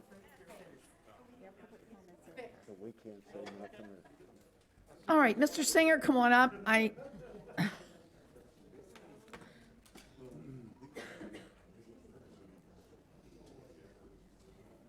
evening. Good evening, Mr. Singer. Board members, while Mr. Singer is settling in for his last board meeting with us in this capacity. You can't see my smile under this mask? Oh.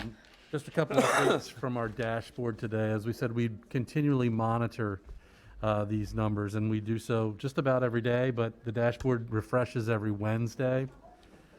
So for today, our COVID positive totals, and this includes students and staff, was 173. That's down 24 from last week. We've had a 3-week downward trend, which is great. We have 5 positive staff, that's down 1, and 168 active positive students, that's down 23. Again, a 3-week downward trend there. In terms of quarantine numbers, we're down to 478. That's down 346 from last week. So we're encouraged but that both of those numbers are trending downward. Obviously, one really impacts the other. So that's important information, I think. And I know we'll continue that monitoring. Ms. Doyle, who I don't know if she was able to attend this evening. Unfortunately, she couldn't come tonight. Okay. But we'll get to know her very well, and so we'll be working closely with her as Mr. Singer's, she's the acting replacement. She'll be acting health officer beginning October the 28th. Yep, okay, very good. So with that, I wanted to just make sure the public and the board was informed of those numbers as that piece of the update. And Mr. Singer, we'll turn to you. I'm sure we'll have some questions and a couple thoughts. Okay, very good.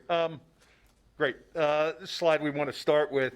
Our numbers here in Carroll County are somewhat mimicking what we're seeing nationwide, and that's that this huge spike that we've seen with Delta, we seem to be on a downward trend now. That's the good news. The bad news is we're still a very high level of transmission in the community, but you know, if we're on the other side of the hill, we would expect that we'll continue to see cases potentially decreasing as we head down this side of the curve. Next slide, please. Still, I guess statewide and nationwide, we're seeing a lot higher rates of transmission than what we did over the summertime and even into the fall. So we're still considered to be at a high rate of transmission in Carroll County, and I would anticipate that's probably going to stay that way for at least another several weeks. Next slide, please.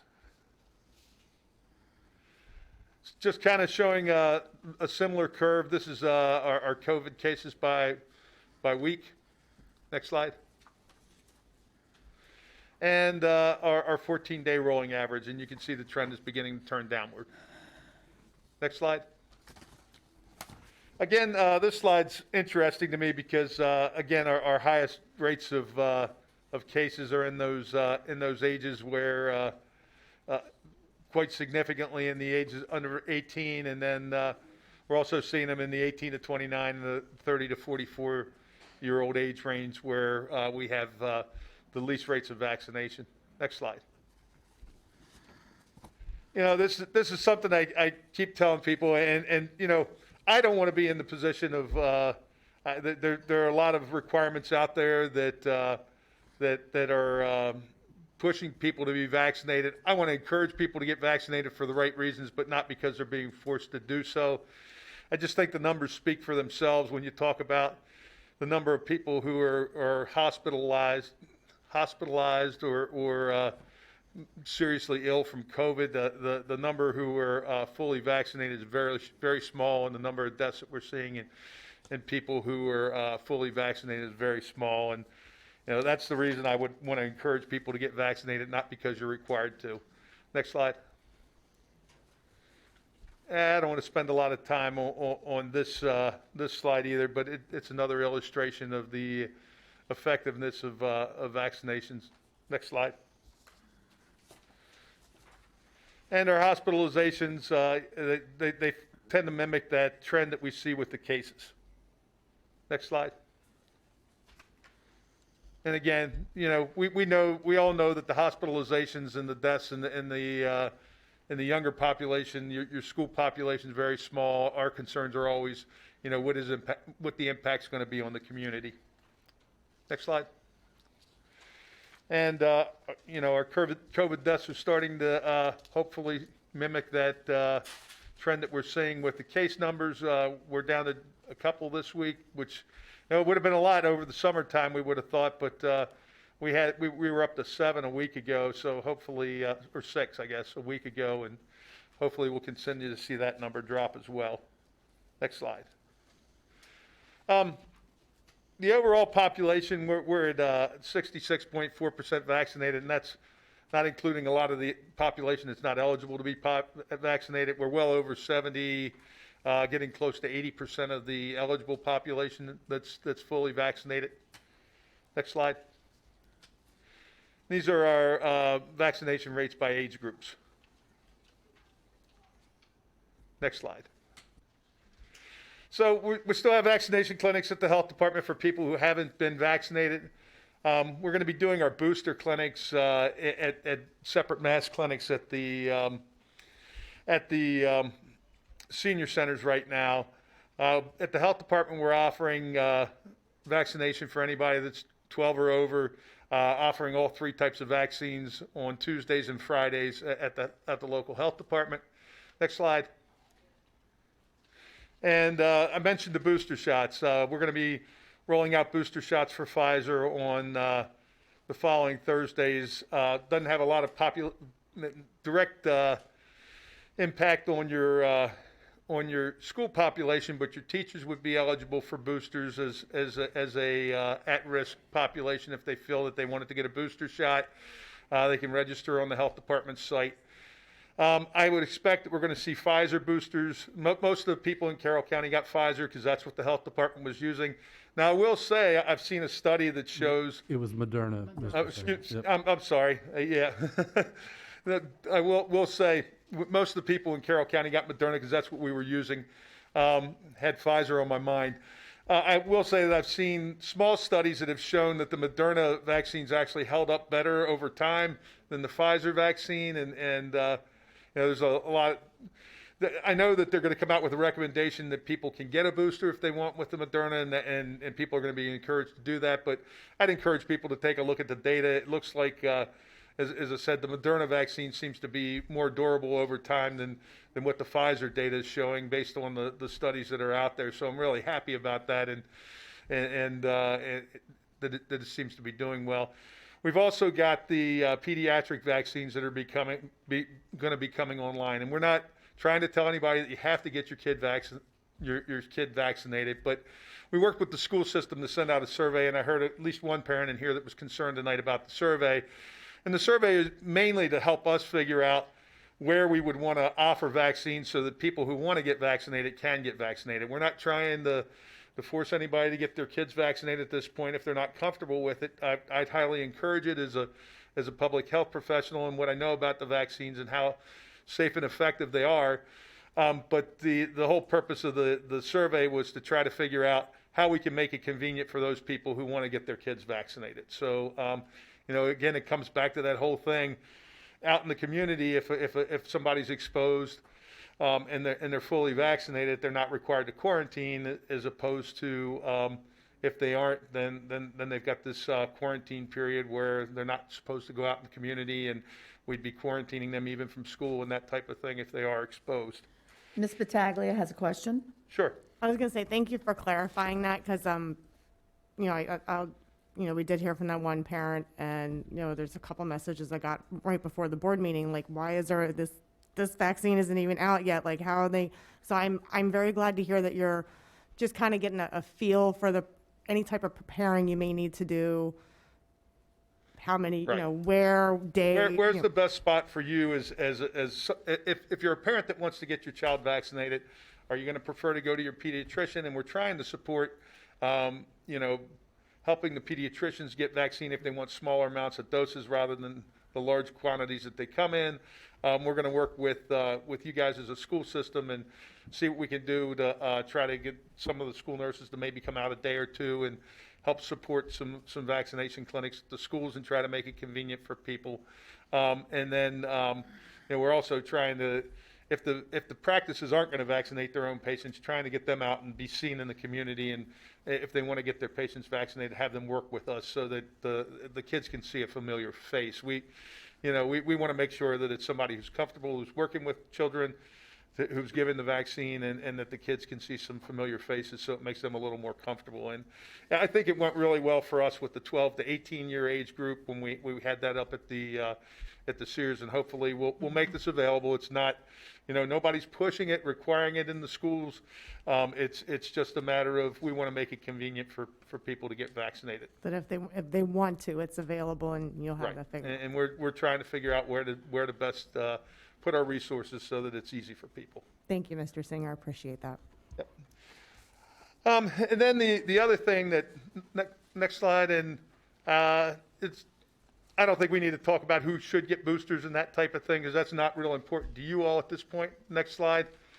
I just want to have a little discussion. We had this discussion a couple of weeks ago about we didn't have testing kits available, and we still don't have testing kits available today that I'd like to send home with students who have been exposed. But we are seeing, even though the case numbers are coming down, and that's following the trend of everything overall, we are seeing cases where kids who would have otherwise been in quarantine or teachers, well, not so much teachers, but kids who might have otherwise been in quarantine, and the numbers are small, that are back at school, and then they get sick and potentially expose other people. And I really want to, if we'd have had the ability 2 weeks ago to say, okay, we've got these test kits and we can use them, I would have wanted to do that. And I know when I talked to Dr. Lockhart about it, he said that, well, yeah, that makes sense. But the test kits were a month to 5-6 weeks off.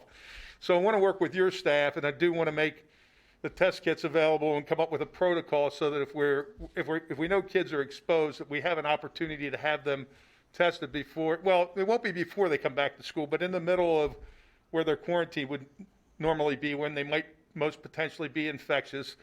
And I want to tell you that the test kits are I had to get tested myself last week, and I used one of these kits because I was sick for 3 or 4 days, and I've heard this from a number of people, where I had a fever, and I thought for sure I had COVID, and I got tested a few times, and it was all negative, and I was better by the end of the week. But these kits, they're just, it's not the typical test where the health department's been doing it, where you stick the swab way up in your nose. This is something that just goes mid-nasal. You swab it around. It's made for home testing, and 15 minutes later, you know whether the person's positive for COVID or not. And they're pretty reliable at this point in time. And what I want to do is make sure that we're not sending kids that are potentially infectious back and causing people to unnecessarily get COVID.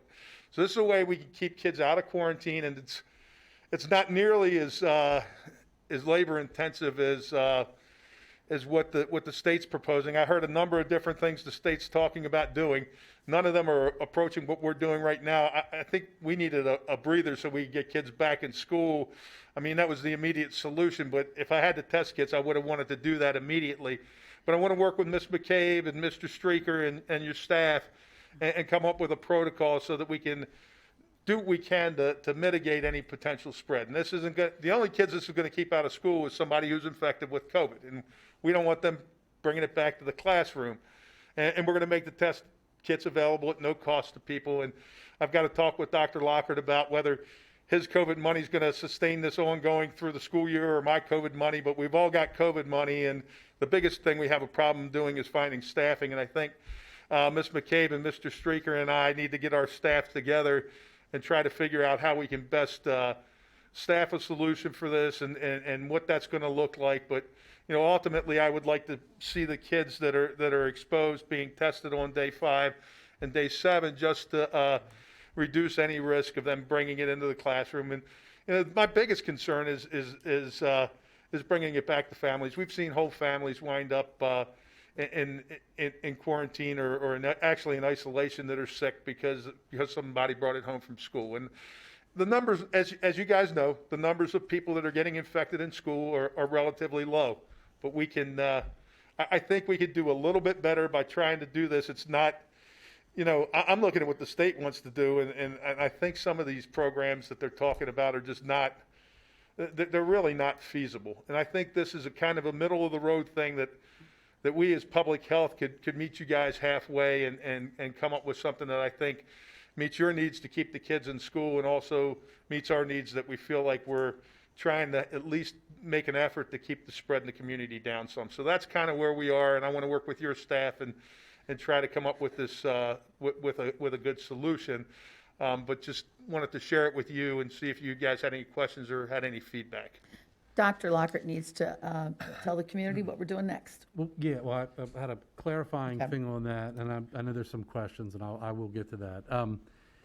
So, Mr. Singer, I want to be clear. You're talking about tests that we make available for take-home use. Yes. So, if I'm an exposed student, I would be provided with 2 test kits for my own kid. Right. That they could keep coming to school. Right. And then you're talking about at a certain point, we want to check, and this would be obviously if parents want to do that, And that helps. Well, I think catch- we need to ask, and I'm not saying that if the parents want to do it, I think they should need to do it in order to let the kid continue coming to school. It's not hugely invasive, and we've got to ask people to do their part so that we can keep. Understood. this I think this is spread where some of the logistics will come in, and that's where the work needs to happen. That's what we have to figure out. And you know, I'd be concerned if we were asking parents to do one of those deep nasal probes like we're doing at our testing site for the PCRs. But essentially, you take a Q-tip and you rub it around in the person's nose, and you stick it in a testing solution, and within 15 minutes, you know whether the person has COVID or not based on a rapid test. So, Dr. Lockhart, are we talking about kids that would otherwise be put into quarantine that would be doing this? I'm not understanding what subset of kids and parents we would be giving. Well, the these ones tests that to. under the CDC guidance and under the state guidance would normally be in quarantine, that we're giving them a pass right now. And I didn't have another solution for you guys 2 weeks ago. And we're still 3 or 4 weeks out before we get these test kits anyway. But I want to start talking about what this would look like and how we would implement it, because I do think it's the responsible thing to do. It keeps all the kids it keeps the kids, essentially, we're running the same way that we are now unless somebody tests positive. We may wind up with, you know, if we test 500 kids and we wind up with 7 or 8 of them that have COVID and can't come to school, that's 7 or 8 that aren't going to spread it to other people and could potentially spread it to families in the community. Mr. Kyler. And I have a number of things. Let me run through it. It's going to involve 2 or 3 questions, but I'm not sure which side should answer. But number one on the vaccine, thank you. And the vulnerable population has really gotten it. It's the 30-year-olds and even the 12-year-olds have done it well. And I appreciate that and what you've done, and thank you, and we'll miss you next month. And now I can see you smile. Maryland is one of the best states in case numbers, vaccines, et cetera. Carroll is one of the best. Our numbers have dropped for the naysayers. Positivity peaked September 4th and is now, went from 8 down to 5.27. Cases peaked September 25th at 25, and they're back down to 16. So we're doing good, and I know, and I appreciate you compromised. I know it's, that's tough, and you compromised on the quarantine. I think the numbers show that it's working. And I like the idea of the tests, whether mandatory versus optional, but I like the idea of the at-home test. It's going to be hard to police. And I want to make one point with the youth, and I understand the concern of spreading it, but hopefully the vulnerable people are getting the vaccines. Out of 30,000 kids under 18 in Carroll County, 16 have gone to the hospital. Cases keep spiking, but not going to the hospital. And I don't want to see any kid go to the hospital, nor their parent, nor their brother or sister, but I think we have to look at hard. There will be cases. There might be cases next year this time, but somehow we've got to adapt. Now, my questions, has MSDE said how they're going to evaluate this whole program? And then I talked about testifying. September 14th we testified. September 15th this regulation took effect. I think everybody in the world knows I don't like it, but it took effect. It's law. I'm sitting here wearing a mask in a room where 100% of these people were eligible for the vaccine, and according to MSDE, I'm doing it to keep kids in school.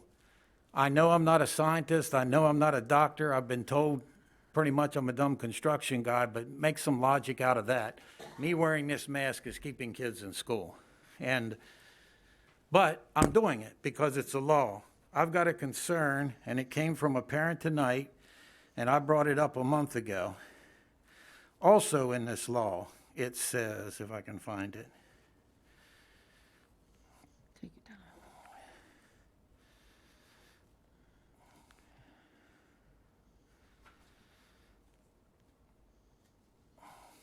The following individuals are exempt from the requirement to wear a face covering while inside a school facility. 2 is any person with disability whose disability prevents a person from wearing a face covering. 3, any person with a physical or mental impairment documented by a physician as presenting the person from wearing a face covering. It doesn't say we shame them with a face shield that we've been told in this room aren't effective. It doesn't say we're going to decide if the doctor's signature looks legal. Where are we with, if they get a doctor's note and it says they shouldn't wear a mask, this law says they shouldn't wear a mask, just like it says right now I should wear a mask. I'm not sure where we're at with that and where we're headed. So again, my question is, how is this program going to be evaluated? And what can we do to start respecting, if we're going to follow the law, let's follow the law. So there are 3 points that I guess I'd like to make, and then Dr. Lockhart, if you want to go, well, I'll start off by saying, well, first of all, I liked when our numbers were lower than everybody else's, but the last few months our case rates were higher than a lot of our neighboring jurisdictions, and that's unfortunate, but it is what it is, and it's not something you ever want to brag about. Back to the whole, I know I told you all over the summertime, I don't have control over when MSDE is going to reevaluate their policy or not. But I think that if we get to a point where we're in low transmission rates, it doesn't make sense to require people to wear masks at that point. That's going to take some time because I think, just looking at these epidemiological curves, we're probably at least a month out until we get down into moderate or low transmission rates if things continue on their current trend. So, I would suggest to you all that maybe somebody reach out to MSDE and say, hey, can we set a benchmark? I think I suggested that before when they put this in place, but some type of benchmark when we get to certain transmission rates that they think about changing their policy. You still, and in the meantime, I guess we're going to also have the opportunity for anybody who wants to get vaccinated that's over the age of 5 over the next month, where that's going to be available to people, and they'll be able to make a decision about whether they want to have their child vaccinated or not. So that should help. Just my thoughts, and ultimately, I can't speak for MSDE. My thoughts on the whole mask thing is there are a lot of things that we have in place in the school system where you have what's known as reasonable accommodation. And from a public health standpoint, when we've dealt with this during this whole pandemic, any types of exception, you try to look at what's reasonable in protecting the people that you want to protect by having a certain policy and accommodating the person who has a disability. And I think that's really something for the physician to put forward as to what's a reasonable accommodation for this person. We dealt with all kinds of folks during the pandemic where we had to kind of find a middle ground. And just saying that, well, I think I shouldn't have to wear a mask is really not a valid medical reason. The doctor has to make some kind of assessment as to the kid can't wear a mask because they have a developmental delay or whatever. And that's, ultimately, I think there has to be some medical reason as to why you're accommodating the student in any of these types of things. You can't just say, well, I don't like it, so I don't think it should have to wear it, and the doc signs it. That doesn't make any sense. But I agree that there really, if somebody has a legitimate reason and needs to be accommodated, that they should be. And Dr. Lockhart, I don't know if you have other thoughts on that, but that's just kind of my professional opinion on where that should be. I agree. As we look at individual situations, I know our directors get involved, Mr. Streaker, and I know there are individual circumstances that drive that. I can't speak to those, and I don't know if you want to articulate on that, Carl. As it relates, we do have students in the system who have exemptions. We do have students with exemptions. Something we've had in place for quite some time. We worked with Dr. Taylor and Ed's team, which I also want to shout out for their work. I mean, our nurses, I always shout them out, and I will do that again since I got the opportunity to stand up here. But also, Ed's team is super phenomenal working with us. And We've have a form that we've been using for quite some time. It's a mask exemption form that we look for other mitigating strategies. And while, and Mr. Singer, you can correct me if I'm wrong about this, but this was something that Dr. Taylor shared. While the mask is the preferred piece, the face shields are a mitigating factor. So what we're trying to do is in an effort to keep everybody safe. We have some students that can't wear either, and we work through that. But we do have students who have a wide variety of situations, and we do get the physicians to sign off, and we also explore other ways to mitigate the risk of the spread of COVID-19.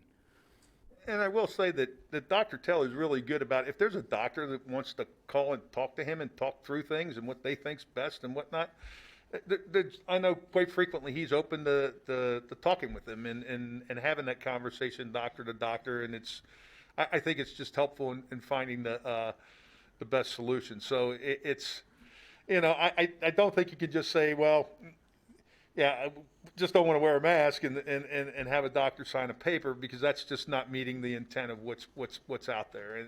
And I certainly understand your concern, but I don't think that anybody's being unreasonable with Mr. anything Fowler. I'm Yeah, aware of. I obviously do, and I didn't say it. MSDE said it. And like I say, if we're going to follow regulation, we need to follow regulation. And I said months ago, clear masks aren't acceptable, face shields aren't acceptable. If they can't wear a mask, they can't wear a mask. Now, I fully understand how somebody can work with them to get them used to a mask or do whatever, but the gentleman that spoke here tonight, I thought, and again, I don't know his situation, and I only heard him for 3 minutes, but it sounded like he's done doctor notes and he's done this. The other thing that's happening, and I know we got 25,000 kids, I've seen parents be given the old note that didn't say any of this. They get the doctor sign it, bring it in, and they're told, oh, no, you got to get the new note. Well, so they got to pay a copay and go back to their doctor and get a new note. Again, kids aren't going to the hospital. I understand all the concerns, but like I say, if I'm going to sit here in this room with a mask to keep students in school, then we need to follow the rest of the rules. We can't cherry pick and say, oh, well, that one's too easy. Well, that one's, okay. We need to follow the rules. And I'm sorry. And I understand, and I respect your opinion on it, but I look at it, especially for a young kid, to stick a face mask on, it's just shaming. That's all it is. Did I just chime in, Mr. Collier? But you said, what you said in the rules was if they have this, or this. I've seen some of the notes, and one that somebody sent to me that they were concerned about that just said, well, the parent says this. And it was no opinion from the medical doctor that the person really needed an accommodation or that they had one of these conditions that's specified in the regulation that you're talking about. So we're trying to be reasonable here, and that's one of the things I've always prided myself on, is trying to find a way to meet everybody's needs as best we can. And yeah, I heard the guy tonight, and I don't know what his situation is, and I don't know the specifics, but and it certainly sounds bad, but. And I hope we would reach out to him and find out. It sounds bad. And yes, you have been accommodating. Oh, I'm sorry. Didn't try. You have been accommodating, and I understand that, and you work hard to be fair. I just feel like MSDA said, this is what we got to do, then this is what we got to do. Now, I recognize if the note says the parents don't want them to, that's a big red flag. But then I also look at it, if a doctor puts his license on the line and signs a form, then that's a freaking doctor, and he signed a form. It's tough. Well, if he asked me to sign a form that says, yeah, Mr. Kyler, I don't think he should have to wear a mask because he doesn't want to. Well, that's not really putting my license on the line in any way. It's Mr. Kyler said he doesn't want to wear a mask. Okay. Well, it's true. So you understand, you got to understand my point of view on that a little bit. That's why I brought it up here. I forgot again. Are you next? Did you want to say anything else? No, we can go to Steve. All right. Dr. Lockhart? So I did want to mention one other thing. There's likely to be the requirement in federal regulation, and I think that's once OSHA and or Maryland MOSHA acts, that our employees will ultimately have to be vaccinated and/or tested weekly. Again, that's something that, in consultation with our legal counsel, believe will likely be a scenario for our employees. So, Mr. Singer, I talked to you about this and share this with our community, in particular our employee groups, is that we do have a high number of employees vaccinated, but we did reach out to Maryland Department of Health and I did apply for and was accepted in utilizing one of their free opportunities for tests for our employees. So we're currently working with them because, as you can imagine, if that becomes requirement, which we believe it will be, we don't want to be in a position where we have employees who can't get a test somewhere each week. And so we've worked with MDH. Mr. Diaz, our Director of Human Resources, has started that process. You and I had spoken about looking for some regional places that they would provide the screening test and the human resource, which is the biggest thing to us, the personnel, because we do not have the capacity to pull nurses out of schools. And so I was pleased to hear that. So we're still working through those details, but we wanted to be ready should that occur, because the last thing that we want to have happen is we have employees that are now required to be tested because they're not vaccinated, and we can't find a test for them. And then they, for some, whatever, the consequences, they can't come to work or something. So Dr. Locker, what's the option for testing? Once a week? I believe it's once a week. You're right, weekly. Behave. So we have taken advantage of that opportunity with Maryland Department of Health, and we are in the process of getting that set up for our employees. Yep. And I appreciate that, because as you and I spoke about this, we don't have the capacity to be doing routine surveillance testing for people at the health department. We're trying to get people to do their normal health department jobs, and they keep getting yanked because, we get spikes in cases. But So we've actually stood up the capacity to do testing of people that are sick and exposed that we're running at the health department right now. But we've told other places the court system already has a requirement, the hospital has a requirement. It's become very inconvenient for a lot of the employees that are required to get tested. And in fact, the hospital just started their own testing again of their own staff. They're not doing it for the public, but because it's so hard for some of their staff to get tested, they've started testing some of their own staff. So I think that the only way that you're going to be able to make this work without winding up with employees that can't come to work or to take advantage of what the department's offering, and hopefully we can make that work for you all. Ms. Savigny. I just wanted to say thanks, Dr. Lockard, for bringing this up. I think this is really important. I'm not going to speak on behalf of the board because I can't do that, but as an individual, I would say I do not support a vaccine mandate of any kind, whether it be for our employees or for our students. But I think that I do recommend vaccines for folks in high-risk groups, absolutely. But I think if folks were going to get the vaccine, by this point, they would have already done it. So I'm glad to hear that, that we're putting in this alternative. I do want to make sure that if our employees are if they have a reason, if they have a medical reason, if they have any reason that they don't want to get the vaccine, that they have an alternative. We want to make sure that we still can get them back in and we don't miss out on days. So I'm glad that we're proactively looking on this, because if it comes down, it's not going to be because of something that this board decided. It's potentially a federal regulation that forces employees to do that. So I'm glad that we're proactively looking at it to make sure that our employees have an option and that we have the testing available to accommodate. Thank you. And Dr. Lockard, we have approximately 85% of our employees. That is our best estimate. We, based on last year, and the numbers we saw come through our clinics, as well as we know we had a number of people not wait for that and go out and find it on their own, as well as folks who have done it since we've done the clinics. Thanks. And Kenny? Scarlett?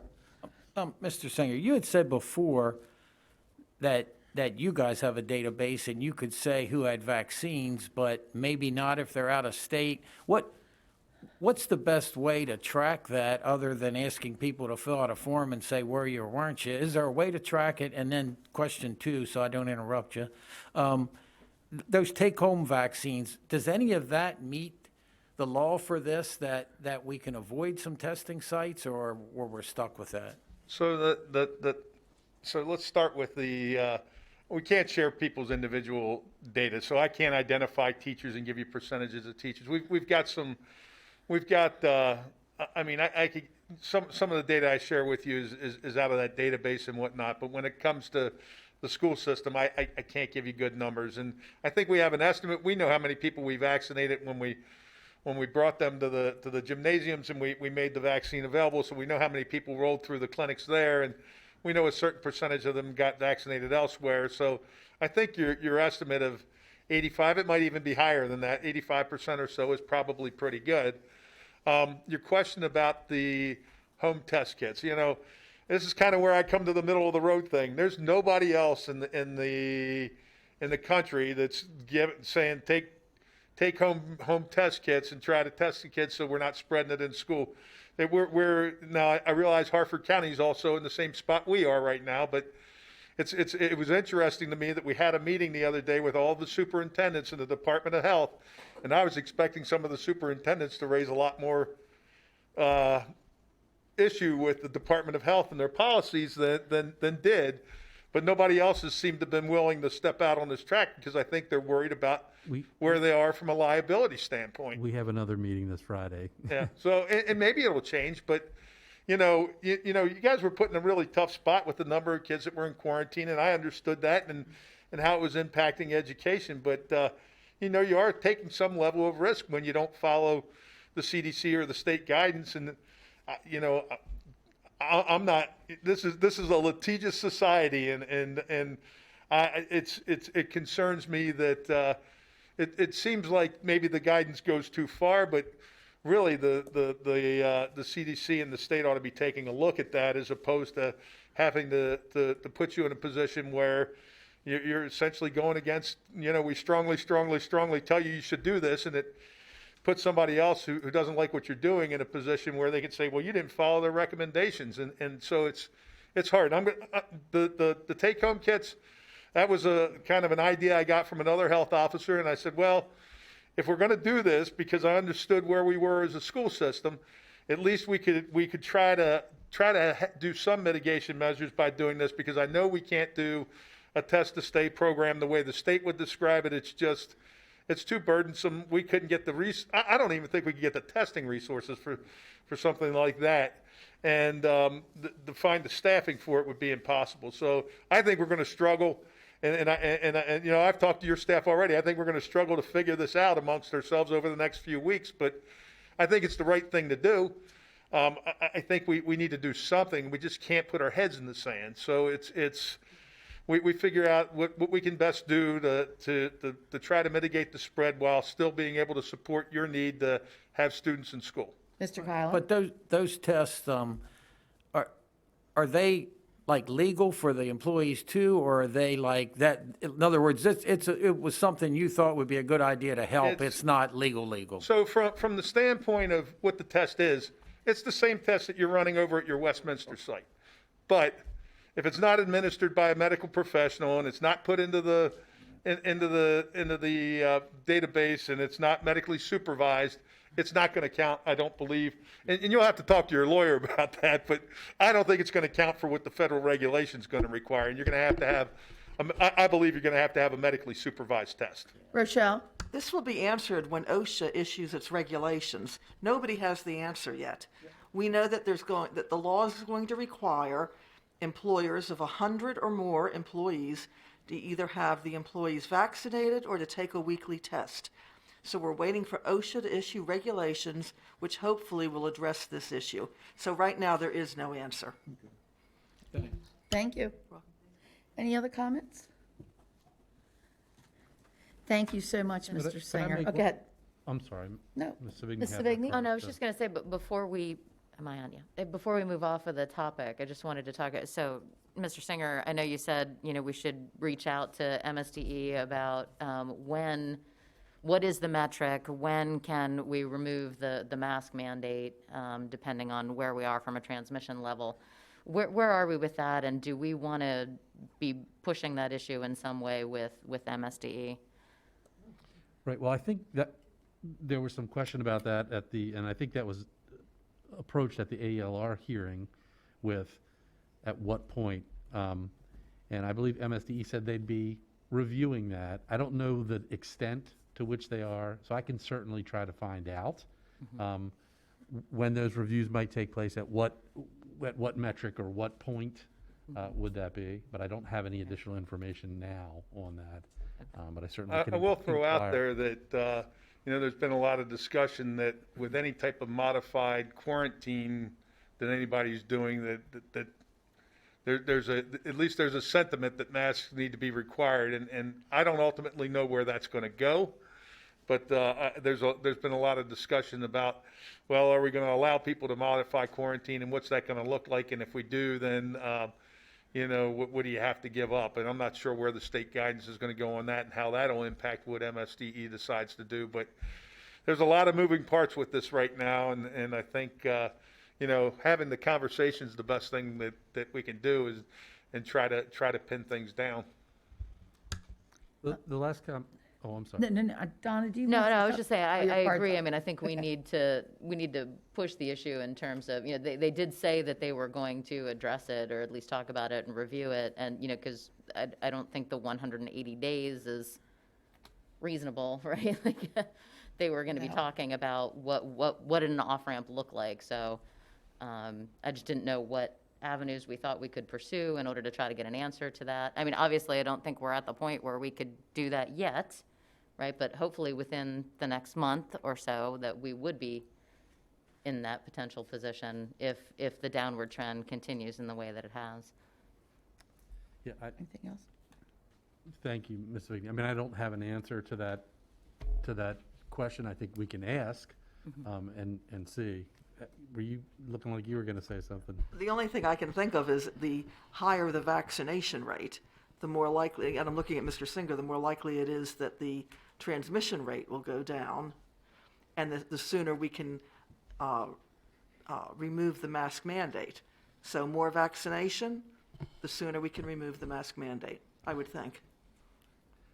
And there are states that are actually basing quarantine and masking and things like that based on vaccination rates. It makes sense. I mean, we see that the vaccines are effective, but I also understand, and we're all concerned about our children, and I am certainly, while I feel like, I was in the military and you lined up and you got whatever vaccines they told you were going to get, and that's just the way that it was. But I'm really a lot more hesitant to would be supporting a vaccine mandate for younger children when you got parents that should be involved in helping make that decision.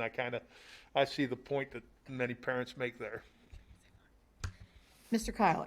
And I think one of the good things you said, hopefully CDC and some of the state look at their guidelines, because they haven't. It's documented that AFT tightened up those guidelines early on, and that's what scares me with metrics. If we were to say we're going to meet that, those guidelines were set to keep schools closed, so it probably would.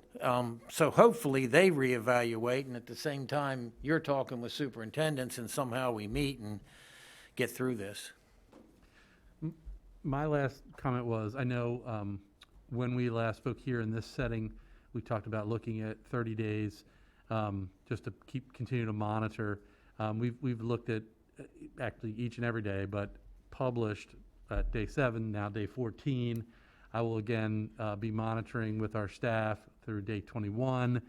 I think at this point in time, if our metrics were trending in the wrong direction, I'd be saying let's have a meeting sooner rather than later. But at this point, I'm going to continue to consult with you, Mr. Singer, and Ms. Doyle, in terms of monitoring those metrics. And if we see anything that we feel like we need to meet, I think we can certainly do that beyond the next week. And I'm hoping to get a group together to talk about this whole idea of testing and all that within the next week or so and kind of see where we are on all of that. And we can make a decision after we've kind of gotten that all together and looked at where we are, I think, as to whether or not, whether we'd need to meet a week after that or not. I think that's reasonable. Okay, thank you. Mr. Kyler? And yeah, I just wanted to say thanks to everyone. Thanks to you, Ed. Thanks to the staff. I know I get hard-headed about some of the stuff. Thanks, Dr. Lockhart. You guys took a risk in compromising. The numbers have dropped the last 3 weeks because you did. Outbreaks right now, we have some. It'd be nice if we had 0. But you're ahead of about half the counties in the state on the limited number, and the numbers are definitely trending the right way. And like I say, I know I nitpick, but and I'm going to keep fighting it. But thank you, everyone, for what you've done, because as usual, I think Carroll County's leading the state. Thank you all, and I guess you're done with me. And Our best to you, Mr. yeah, well, Thank I'm going to be around Carroll County, so you'll run into me somewhere. We will. I've got a lot of my substance use prevention people really want to get me back involved in things, so I can't completely pull out of that stuff because I really, my heart is really into trying to solve that crisis that we've got going on, and really want to continue to work with my staff and some of our community partners on some of that, even as I transition into my new job. So thanks a lot. Thank you. Thank you. Thank you. Please know how appreciative we are of your service to our community. Thank you very much. All right. We do not have any presentations, Dr. Lockhart. So now I think we will move on to school construction report. Okay, board members, this is your monthly construction report. At our recent joint meeting with commissioners, we were able to discuss the big projects on the report, and staff is available for any additional questions you may have. Have we started grading yet for East Middle? Have we broken ground? I wish we could. We are, we're very close to getting responses. We just turned in another set of responses to some more questions that the county staff had. So we're awaiting feedback from that. We were allowed to start what we call sediment erosion controls. Okay. So they're out there in the field starting that right now. So we can't grade yet. Okay. Well, thank you so much. Any other questions? Mr. Weaver? I do want to say, we had the joint meeting, but that was very difficult for us. We couldn't hear. And next time we have a meeting like that, we're going to have to do a little better on the communications. It was, we couldn't hear a lot of what was going on in the meeting, so we have to address that in the future. Yeah, But, it'd be nice to be in the same room. yeah, but the meetings have to continue, no matter what. Absolutely. And I was, yes, absolutely. All right, any other comments on, sorry, Dr. Dorsey. The Winfield HVAC and roof, was that completed on September 30th? Yes. Okay. Well, right. It was completed in time. The systems were fully functional to begin classes in the school. With any HVAC project, we have to go through commissioning, and a lot of those activities happen as we go through the seasons. We're still in cooling season, but we're heading into heating season. So the equipment is running. The staff and students are enjoying a great environment in that school, and the roof is dry, and so we're moving right along. Okay, thanks. I know it's a long-winded answer. I'm sorry about that. Any other questions or comments? Thank you. All right, now we will move on to the COVID-19 physical impact report. Dr. Lockhart?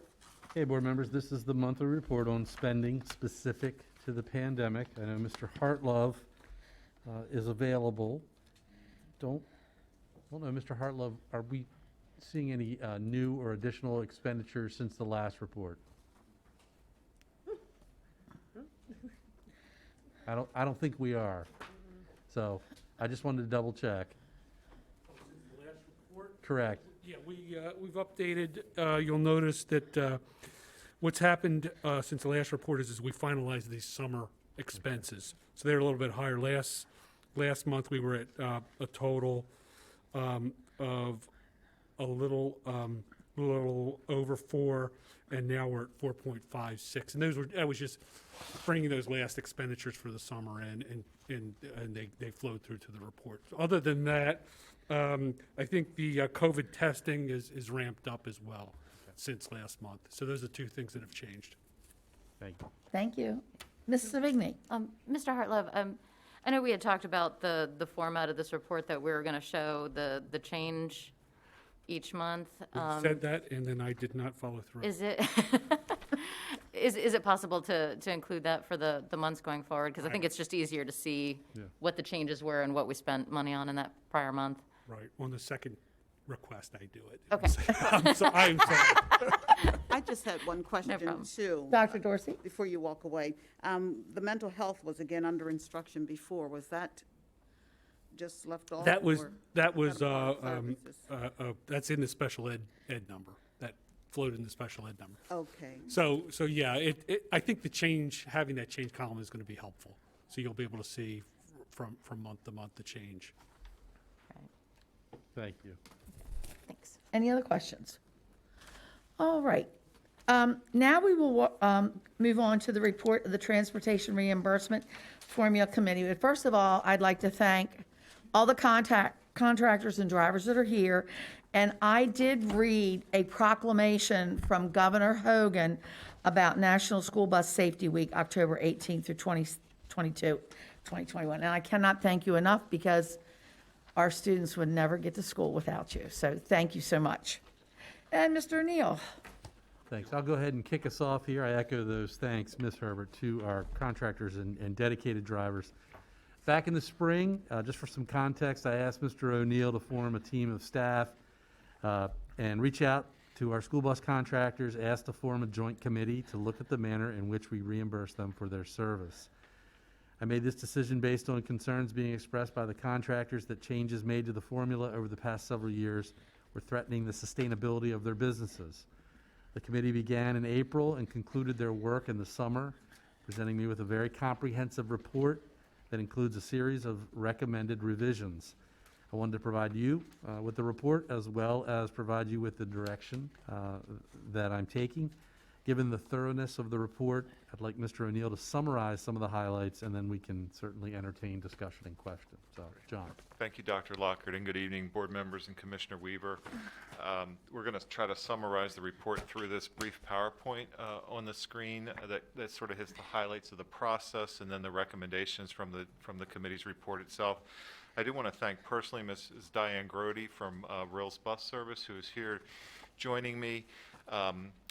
Diane is the contractor who's the president at the moment of the Carroll County Bus Contractors Association, so she was one of the members of the committee, and she's also been kind enough, probably fresh off of a couple of bus routes today, to be willing to join in. And so I asked her if she would come to be part of the discussion, and when I finish kind of highlighting the process and the recommendations, I'd like to give her an opportunity to share a few thoughts on behalf of the contractors.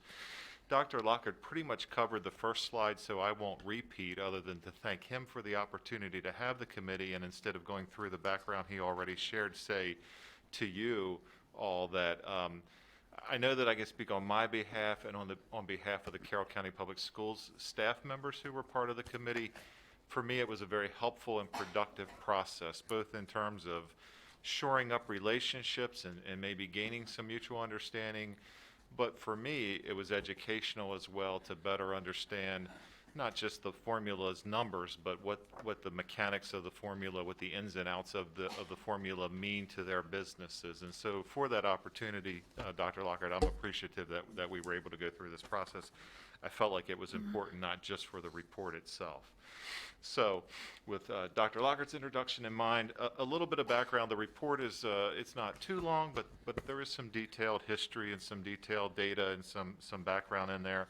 Just a couple of the highlights. We're one of 17 counties in the state of Maryland who do not have a public-owned fleet and who reimburse private independent bus contractors to provide our transportation service. And believe it or not, that that process and really the formula more or less that we still operate under and most of those other 16 counties operate under goes back to the 1950s at a place in time where the state actually paid for pupil transportation. And so to ensure some consistency, the state created a formula. And even as the state has paid less and less and less of pupil transportation over the years, that formula has carried forward in most ways over those years, and that's still what we're talking about. I'll come back a little bit later to why we're still recommending changes to that sort of same formula. We did look at any other possibility, but that's where this formula comes from. It goes back quite a ways in time to a sort of different place in time. What has happened more recently, I'd say within the last decade, and we are going to touch on some of these more specifically in a second, we've made a lot of changes to our formula, or at least to the formula and to the amount that we reimburse our bus contractors. And as Dr. Locker mentioned, I would say that their concerns were elevating in volume and letting us know, hey, there's real underlying problems for our businesses with what you've been doing. There's reasons why we made those changes, and we'll talk about that in a minute. But that kind of brought us to this point. Also, to Mr. Hardesty and his team, to Diane and all of the other contractors in our county, most people don't see it on a daily basis, and you hear stories in surrounding places about bus routes that aren't being met every day. We've always had what I call a premier system, and I'm very proud of that, both the role we play and the role that they play. But we are not without our driver shortage problem in Carroll County. What we've been able to do is I don't know if Diane would agree with this, but we're sort of pushed to the brink in my mind. But every day, Mr. Hardesty and his team, working with contractors like Diane and others sitting here tonight, we figure out ways to still cover those routes and make things go. But we do experience it, or they do experience a driver shortage. Perhaps we've been more fortunate than some of the other counties in Maryland. That's a factor for why we wanted to go through this process. And then, we're going to talk about the formula, and I'll try to make this point a couple of different ways. This is how we pay them as businesses to provide this service. They're not without their own external factors, just like we talk to you about. Every year the General Assembly meets, things come to us whether we want them or not that have to be funded. They experience things like that. When agencies pass requirements like diesel fuel additives, they have to figure out ways to pay for those things too. And so, like I said, for me at least, this process was very informative in terms of having a much more complete, or a more complete understanding of how our relationship works on their end, and I do appreciate that. A slide just to try to summarize some of those changes that have been made to the formula in the last decade, or to reimbursement in the last decade. The first item on this slide has really nothing to do with the formula. That was more of one of the many budget reductions that we made as a school system, as a Board of Ed in the last decade. We did what we called a transportation efficiency study, which amounted to sort of adjusting some of the school times and trying to get the most tiers or the most runs per day out of every bus. That was a great efficiency. It was something, it was work I think we could be proud of, but it doesn't change the reality that the $1.2 million that resulted in a savings to our operating budget as a school system was $1.2 million that were no longer going to their businesses. And so that was not related to state audits, but that was one significant reduction in transportation reimbursement. And then, I think it was around the mid-2000s, the General Assembly decided that local boards of ed needed to have cyclical or routine audits from the General Assembly's Office of Legislative Audit. We've had 3 of those in Carroll County schools over time, and each of those audits, and this wasn't unique to us, the auditors find similar things in all of the boards of ed in Maryland where they go. But they found a series of recommendations or findings that they made relative to our transportation reimbursement formula. For at least one cycle, we resisted those. We've never fully agreed with all of those findings. We didn't necessarily agree with the underlying rationale or basis that the state auditors had for making those recommendations. But at a certain point, we didn't believe that we could continue to just ignore those audit findings and not do anything with them. So ultimately, most especially in 2019, we did make a series of changes to the transportation reimbursement formula responsive to those Office of Legislative Audit findings. And I think that Diane might say, or that the contractors might say, that those changes ultimately was what elevated their level of concern, of bringing concerns to your attention and to Dr. Lockert's attention that resulted in this committee process. So we split the PVA between regular and special ed buses. We deducted federal and state fuel taxes from the reimbursement process, and we changed the payment under the PVA to tie it to the prime interest rate, which is what the legislative auditors wanted, but we did add a factor in addition to prime for the full length of the 12-year per vehicle allotment formula, and then an additional 2.5% in the first 5 years, because even though we wanted to respond to the audit, we didn't think we could do everything that the auditors were suggesting. And just one example of some of the impact that they felt because of that, and this is just one example, prime has dropped recently from one formula year to the next, and so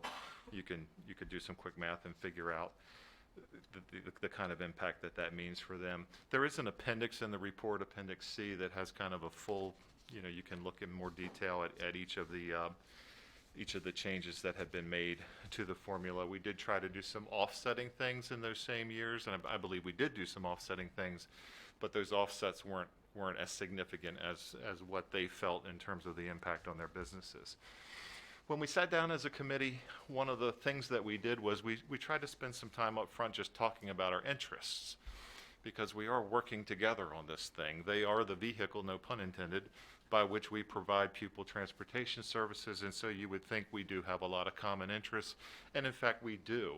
And I did want to take a moment and talk about some of those, and I'm not being, I'm being very sincere when I say I believe I can make an argument, and I do sometimes, Mike sees this, that if we don't have the best pupil transportation system in the state, we have one of the best, and I don't think many people would argue that with me. And it's been very good for a very, very long time, and there are a lot of high expectations among our constituents because of that level of service. And we don't want to see that service change. We don't want to see our efficiency change, and we don't want to see the consistent level of service change. We recognize that we may have, we probably, I think, both agree, we need to have a system that maintains a sufficient number of bus contractors. There are very few new bus contractors. But if you do look at a period of time, the number of existing contractors, probably statewide, but in Carroll County, has declined steeply over the last 20 years. People are, we can debate whatever or answer whatever questions we want to ultimately, but the fact is people aren't getting into the business, and we need to make sure that this is a business that's sustainable, that if it doesn't attract, and I hope it does attract, it at least retains the contractors we have. We talked a little bit about the driver shortage. We were feeling that before the pandemic became a thing. The pandemic has done little to help that. Somehow we're all working together to squeeze it out every day and make it happen. But that is an ongoing daily kind of stressor and concern, I'm sure, to us, and I'm sure to all of them. A big thing, and when I say, for me, this was a great opportunity for some education. This is one of the big takeaways for me. We had to recognize that we have contractors of various sizes. We have contractors of 40 or more buses. We have kind of this is just my terminology, but kind of a mom and pop shop of maybe 2 buses and everything in between. And we need all of them. We need all of them in operation to make this thing successful every day. But that also means that each of them as businesses is different in terms of size and scope and overhead and a lot of different things. So that meant for us we had to kind of look at the formula and its components in terms of averages, and we also have to look at the impact of the formula as a reimbursement to them in terms of understanding how it might impact one business versus another. And that doesn't mean that it's more, in my mind at least, it doesn't mean that it's better if you're a bigger contractor and not as good if you're little, or vice versa. There can be differences within that range of size of contractors that are impacted differently. So you could make an argument, I suppose, that if I have 45 buses, then there's some economy of scale maybe, and it makes it easier for me to purchase that new bus. You may not agree with that, but you could sort of think that in your mind. I have. But if I have 45 buses and 70 drivers to make sure they go every day, I have to have mechanics and garages and various forms of overhead that maybe a 1 or 2 bus contractor doesn't have to have. And in a different example, not that this wouldn't also impact a larger contractor, if I have 1 bus and the transmission goes out in that bus and that costs me $15,000, then there goes all of my profit, at least for a few years under the formula. So one of the things I learned is we need to really think about this thing as a whole, think about the formula in terms of how it impacts their business models in that way, and kind of move forward, at least for my sake, with that being more in the front of my mind. And I know I'm taking more time than I told Mrs. Herbert I would, so I'm going to skip right ahead here to the recommendations, because That is true. I told him 10 minutes. It's important, and I got kind of excited. It is important. I agree. So this slide summarizes recommendations that are in the report. The report's online, so the whole public can see it, and then there's costing to each of these things, and they're broken out more in the report. But this slide summarizes where we arrived together as a committee. And those recommendations are that we would increase the guaranteed contract minimums for each bus route. They're presently 5 hours and 55 miles. We would propose increasing those to a minimum guarantee of 6 hours and 80 miles. And those, by the way, are pretty consistent with the current averages. One of the things we did was we had to adjust a little bit in real time as the pandemic became an ongoing thing. And what we've learned from that experience is that in the future, for something like a school system-wide closure due to something like the pandemic or whatever else might come, we would want to reimburse on the actuals or the route manifest that exist rather than on the contract minimums necessarily going forward. We're sort of proposing keeping the PVA formula components the same, but making sure that there's a floor and a ceiling around the prime interest rate. So a floor of 5% and a ceiling of 10. So there's some protection on either end there. We had a lot of talk about maintenance costs and what we could account for and what maybe we were missing. And so we're proposing including the 10-year engine and emissions warranty as part of the PVA. And we as staff are proposing that if Mr. Hartlove says we can in a given year, that we would reimburse the tax tag and title costs kind of in a one-time payment at the time of purchase. So as you know, every year we renew some number of buses into the fleet. At that time of purchase, we would cover the tax tag and titles up front if we can. We also would propose, because the current year we're in is the PVA that was sort of, or the formula with the PVA that was sort of the final rallying cry, I guess, for the contractors. So we're proposing that when we get to the next budget year, fiscal year 23, that we would take all of the buses that went on the road this year and convert them to this new formula that we're proposing effective with fiscal year 23. So in other words, new buses that went on the road this school year and new buses that go on the road next school year, all of them would become part of this formula. We're proposing that we establish a 3% minimum increase for the salary portion of the formula for drivers and assistants. It could be more in a given year, obviously, if the driver shortage, for instance, as an example, but we're asking for a minimum increase of 3%. We're proposing that we graduate the administrative allotment over the next 5 years, and that's sort of the part of the formula that in theory pays for their operational costs or their overhead costs, if you will. I think that's presently $1,900 per route. We want to graduate that over the course of 5 years, going from 19 this year to 2,150, 2,400, 2,650, 2,900, and then 3,150. We also want to increase the allotment for the buses that are used for field trips, athletics, and paid spares. And all of that brings you to an increase in FY23 based on the assumptions in the report. That would be about double the normal increase, budgetary increase to that category of the budget. So somewhere around a 3.5% increase to that category would be kind of a normal year or a traditional year. This would be more like a 7% increase to that category of the operating budget. So this represented the recommendations that the whole committee came up with, that Diane and her executive board who were on the committee vetted through all of the contractors. In addition to those recommendations, in that vetting process, Mrs. Grody and others brought back that there were some additional requests that the contractors as a whole discussed and asked for. Some of them are maybe more concerns or thoughts than a specific request, but one was that, for instance, in light of the driver shortage, a 3% minimum salary increase might not be enough in a given year.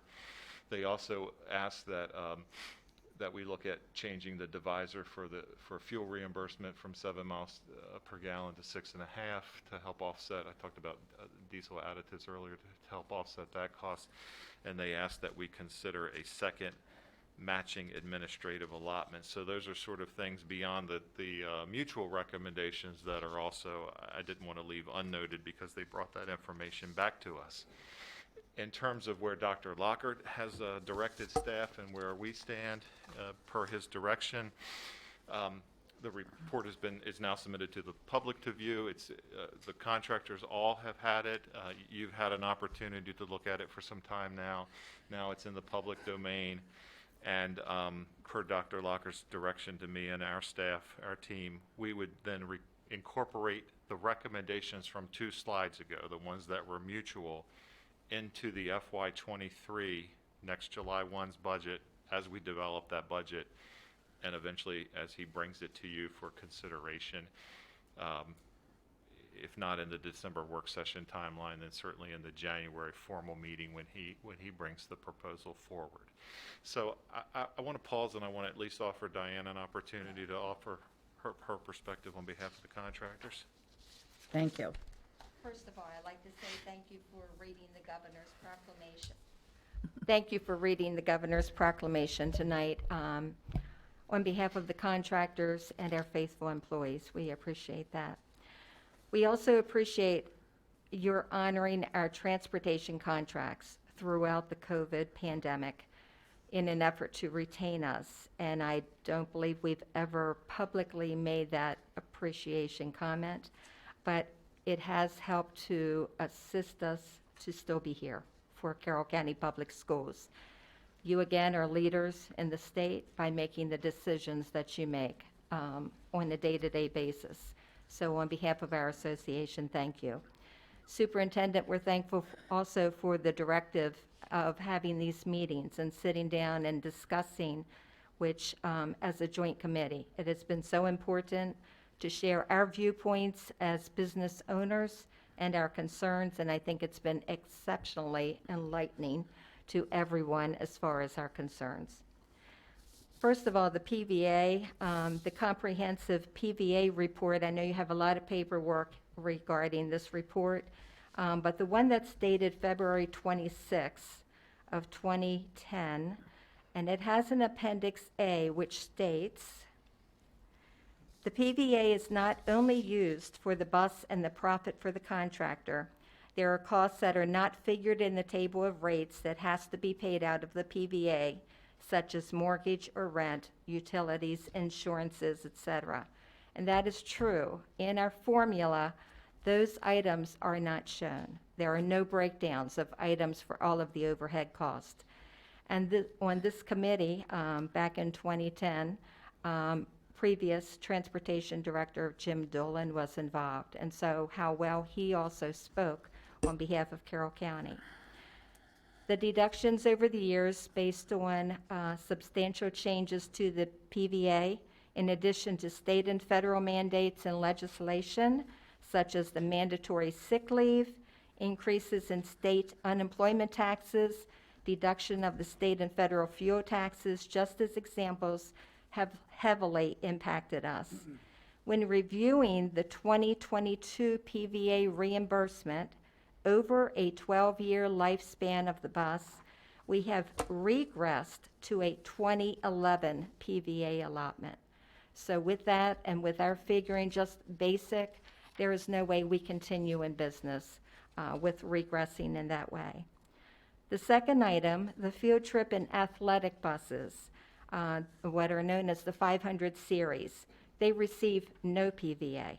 So we rely upon work performed to pay for those buses with no income from March 2020 to December 2020, and then limited athletics through August of this year. Contractors have had little to no income for those investments of $120,000 plus per unit. The transportation industry may well take another year to maybe a year and a half, pending the pandemic, to bounce back to pre-pandemic levels. So this gives us great concern. Number 3, our employees, the faithful drivers and assistants that come in and strive to do their jobs to the best of their ability. And yes, we are proud of our employees. The fact that we've been able to retain them through a pandemic is so important. We have requested a minimum of 3% increase annually guaranteed. However, other counties, as you well know, are becoming more competitive now with their demands for employee increases.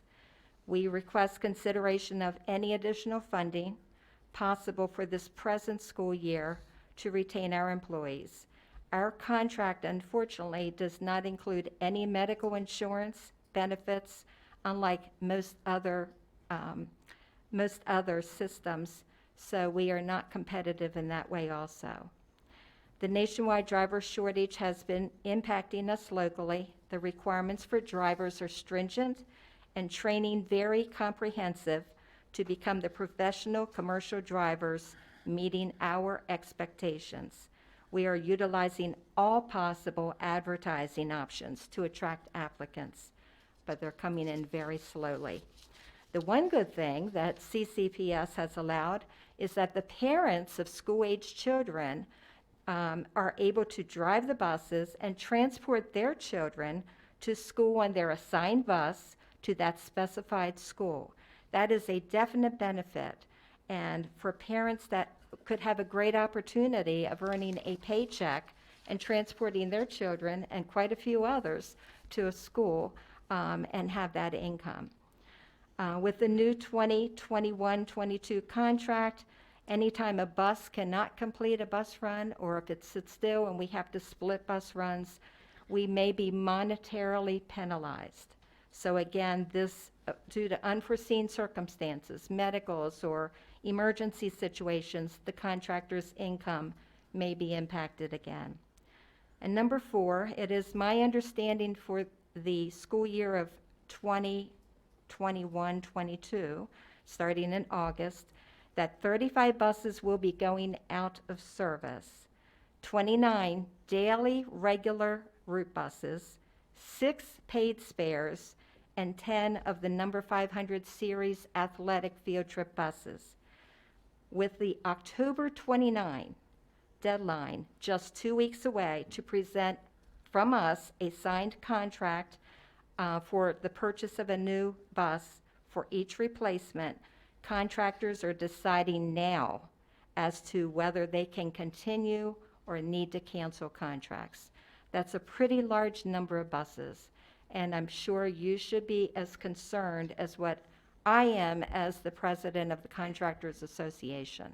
So we have a very short time, 2 weeks, to know if the funding is going to be available, if we can be guaranteed that we will be taken care of before we sign on the dotted line. Because once we sign, we're committed. March 15 is the official date to actually cancel any school bus contract, but this date, of course, would be after we sign on the dotted line for a new bus. I respectfully urge the board to adopt the full report of recommendations from both CCPS and the additional request of our Contractor Association. In addition, please consider any immediate assistance to retain our employees as you deem possible to present further driver shortages. And I thank you for this time, and I really appreciate your concern and assistance in any way possible. I wanted to, I'm sorry, Diane. I wanted to thank Diane Grody again for agreeing to be here. I did promise her that if you begin to grill us with questions, that she would not be, she would not have to answer questions. I'll do my best. Mr. Hardesty and Mr. Shorter from our transportation office are here. They served on the committee. I want to thank them, along with Mr. John O'Mealy and Mrs. Kim Gold, who are not in attendance tonight. I don't know if you want me to thank those who are here. Or and there's, everyone in yellow or gold are either drivers and or contractors. I noticed before I came up, Irene Savage, if you would raise your hand, Irene, Donald Maring. I thought I saw Carroll Johnson. I don't know if I saw Dean Harmon and Corinthia Miller, but if they're not here, they were those folks who raised their hand or who were mentioned were the other members of the committee. So I did want to thank them for the time investment and the energy that they made. And with that, we're pleased to try to answer your questions. Or Mr. Kyler's Hardesty first. will. Okay, yes, there you go. Somebody will answer. Mine's kind of for you two, and I was going to ask the timeline for making a decision to purchase, but you already answered that. So, and maybe this is even a Dr. Lockhart question. So this has been presented to us tonight. We'll have comments, and then you guys will incorporate it into the budget. So technically, we don't vote on any of this until the budget gets approved. So what assurances after we get done our questions, what assurances do we give them that, sure, you can buy a bus in 2 weeks? Does that have to come from the committees, from a superintendent saying, I plan to incorporate this in a budget? How far do we stick our necks out, Dr. Lockhart? Don't. That's my recommendation, is to incorporate it into our FY23 budget. That then assumes that it'll be in front of the board for their consideration throughout the budget process. Doesn't assume it. It says it'll be in the budget, but the budget's not final until we go through that process. And so I'm sure what Ms. Grody and others want to hear is the board's questions and, where they are with some of those recommendations. Correct. That's the timeline. How I've answered that question, because I've been asked that question numerous times, is I'm behind these recommendations, and so is everyone on our team, and Dr. Lockhart now is. And he's received briefings. He's had the chance to ask all of his questions. He's going to put this in his budget that you receive in January. Like everything else, you have the opportunity to discuss, debate, weigh priorities, et cetera. So that's about the most assurance I could give, but I hope that they might agree that we also appreciated the opportunity to present this publicly and hear your questions and any dialogue discussion you have, because that would also signal, I think, at some level, did any of the board members have great concerns, or in general, that they seem to be behind this. But at the end of the day, that's the business question that I think they have to answer. Am I comfortable going forward with where we sit right now?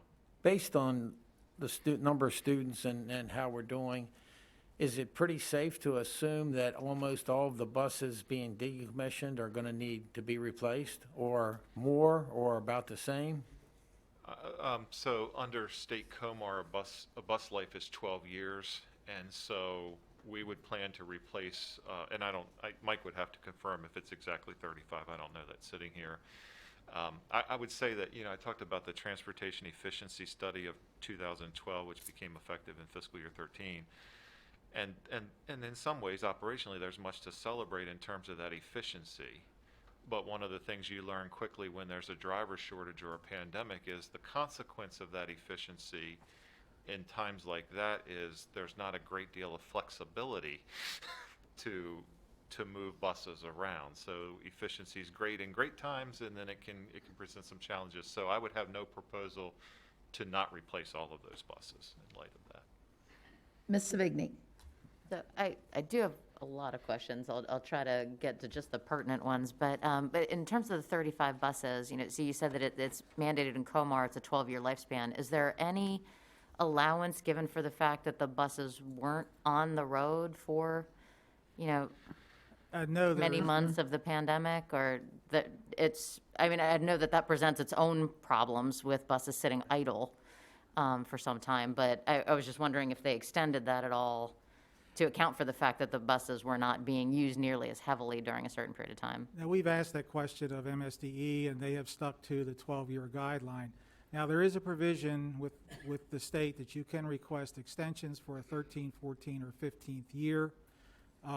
We have tried to maintain that 12-year standard because we get new technology all the time on buses that helps us maintain buses that are up to standards, newer standards, and are safer.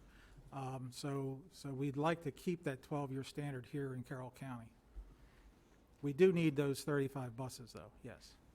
So would Ms. Grody, would you say that getting an extension on that, would that be helpful or hurtful to your cause? We prefer 12 years. With the time that we had buses sitting, we have had more mechanical issues still ongoing because of the time that they sat still, very hard on a vehicle.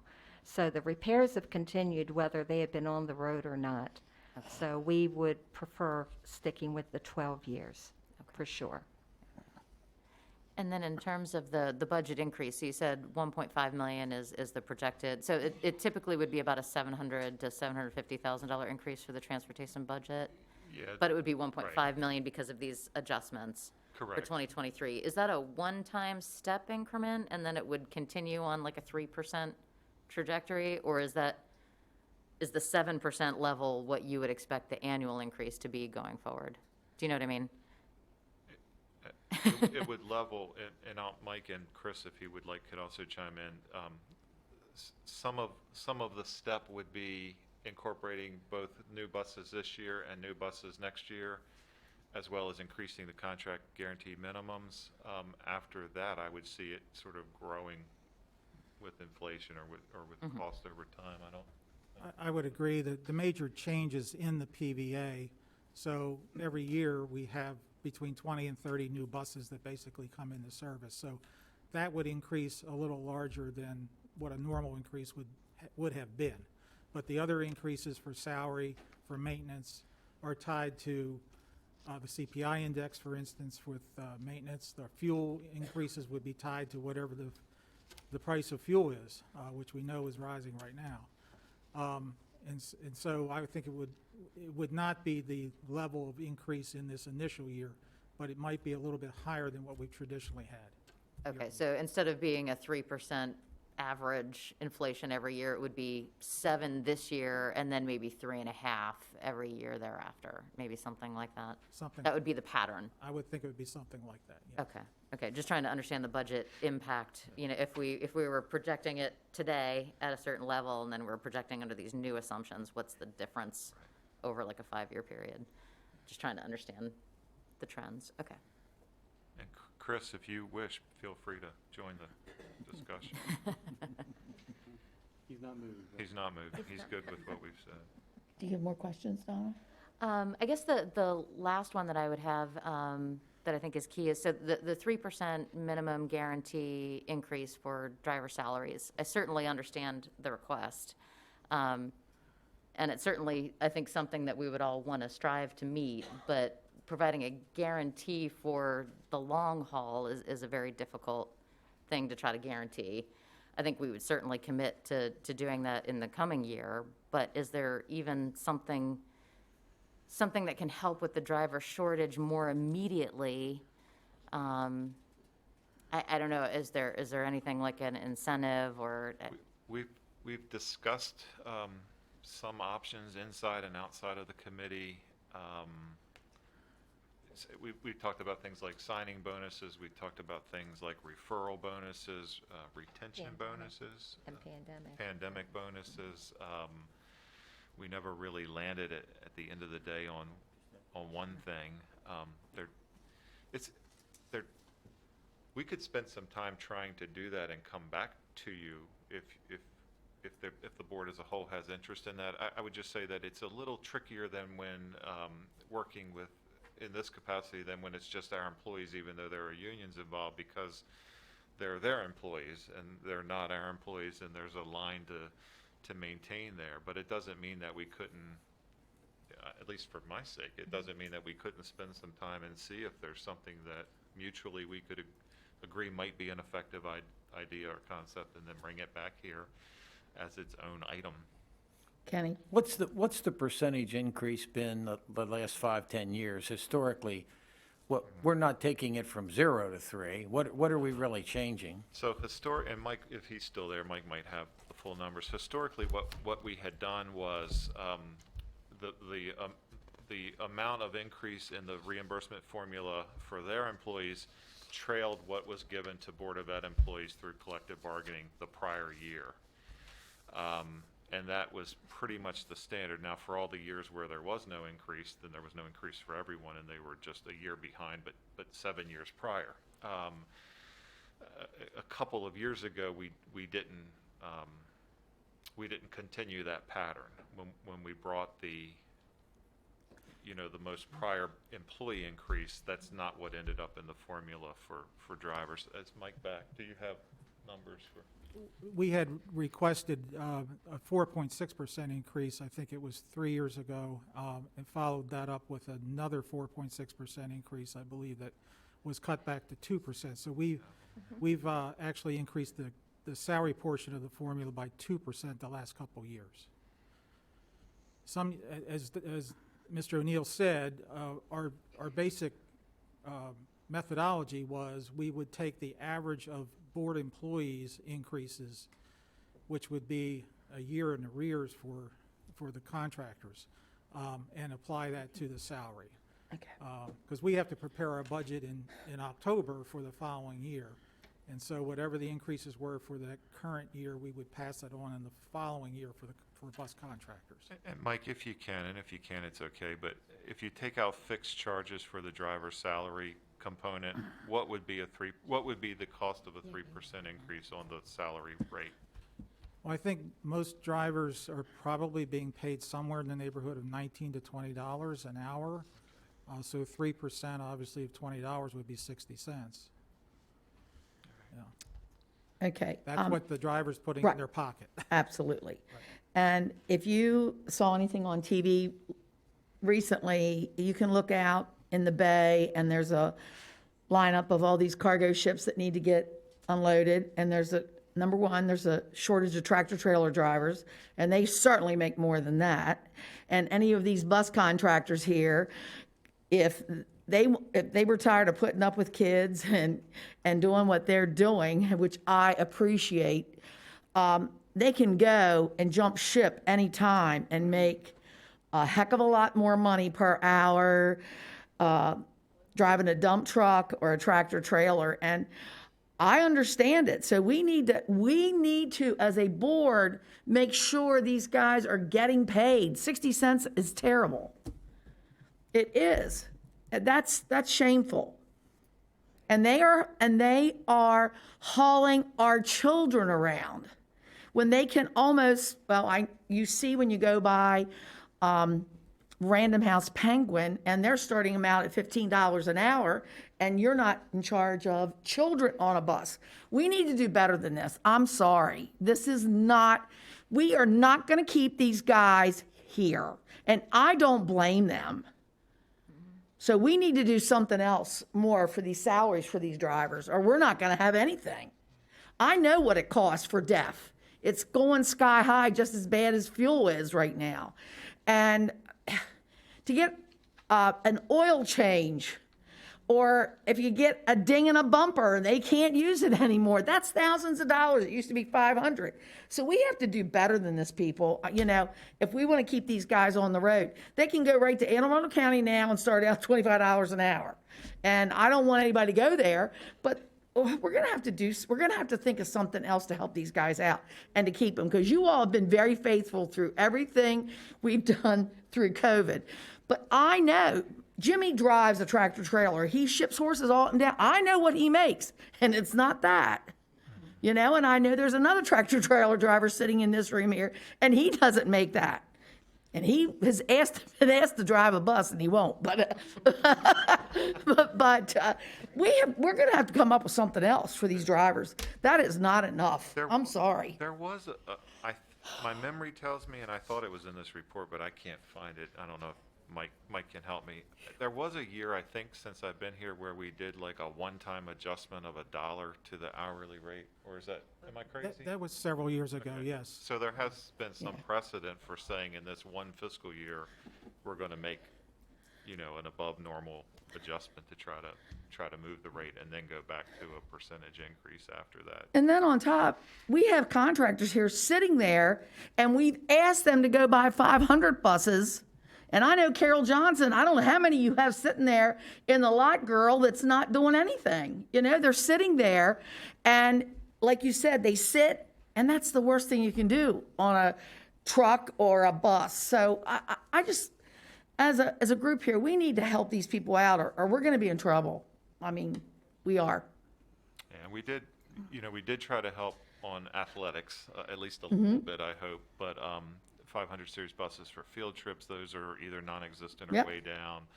Other kinds of activities haven't been happening. And so Yeah. that is I think Mrs. Grody referred to that is Yep. the income that pays for those buses. And I do want our students to get to school. Miss Savigny. Oh, and I want to say, I certainly don't disagree with anything that's been said tonight. It's just, we're at the mercy of the commissioners and the county budget as well, right? So it's tough for us to guarantee something, but maybe this is something that we can put on the discussion with the commissioners at the next joint meeting to say, look, there's a crisis in the state in terms of driver shortages, and, if we want this to remain viable, maybe we can work through a solution, something that the commissioners are willing to commit to, and that would help us in turn be able to give that back to the bus drivers. I mean, I think it's probably worth a joint discussion with the commissioners. Well, I think you're going to have to, the county's in the same situation. I'm looking at the bid list from a year ago to what we're buying now, anything with wheels on it, and it's a 30% increase from where it was last year, and we're getting good prices on things. And personally, I know exactly where these guys are coming from, that the technology in the buses, you don't work on them with a normal mechanic any longer. It's now $100, $150 an hour to have these things worked on, and you can't do it yourself. And this is happening everywhere. The prices of equipment is just going through the roof right now, if you can get it. And how long does it take to get it? I'm experiencing this, the county's experiencing this. Donna, it's a good point you made, and I think we have to bring that up at a joint meeting, that, yes, we're going to have to focus on areas that you're just short, going to come up short in money. And drivers, personnel, I don't care if it's a mechanic, a driver, or whatever, $15 an hour doesn't cut it anymore. And we didn't have to raise the rate. It's automatically happening after COVID. I see guys paying $25, $30 an hour to run a lawnmower because they can't get people. And this is the world we're in. It's changed, and we're going to have to address it. So true, yeah. And we don't want to lose you all. So we are going to have to come up with something, and you won't need to make more than what you're making right now. 60 cents is an insult. Well, I'd like to make a recommendation that, as we develop the budget over the next several months, that this becomes one of the, we always have our list of priorities, right? As we're looking to fund additional things for the upcoming year, that this is one of the key priorities that we look at, and we would need to have a joint discussion with the commissioners in that regard. Do I have a second? I will second that, and I've had my card up for a while. Oh, I'm sorry, Dr. Dorsey. I just wanted to make sure Sure, that go ahead. before we ended the discussion. I Sure, have go a ahead. couple Okay, so minutes she here. seconded. All right. I'll second that, because again, you all are just wonderful as far as the bus contractors and the bus drivers. This has been such a very thorough, informative report, and it was just, interesting just to read the history and to go from that point, from the 50s up until what we're doing now. But, as a former school principal, I just know how important it certainly was and still is for our kids to get to school on time. And again, as a parent, we can name any of our roles. We just know it's very important for our kids to travel safely on the roads. And I think the drivers and the contractors do a wonderful job.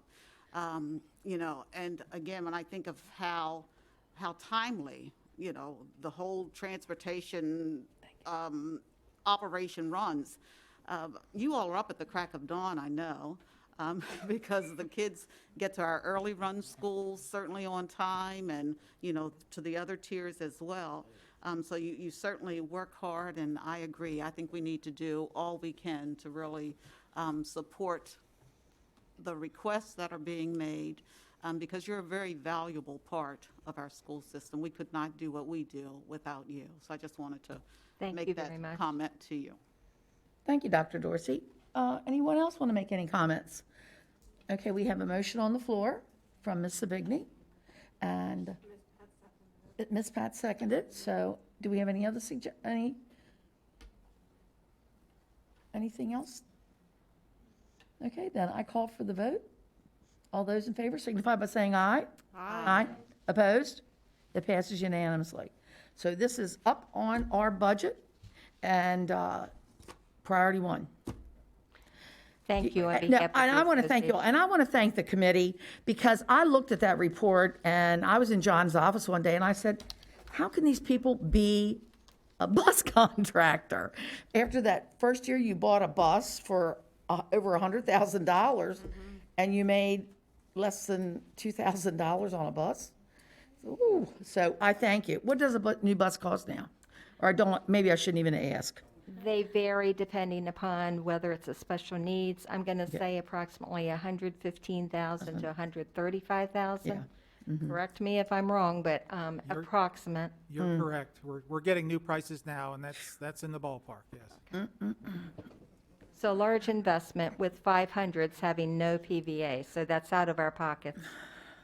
But I wanted to make sure everybody knew that. I mean, people don't know what a 500 bus is, so that's what we need to do that.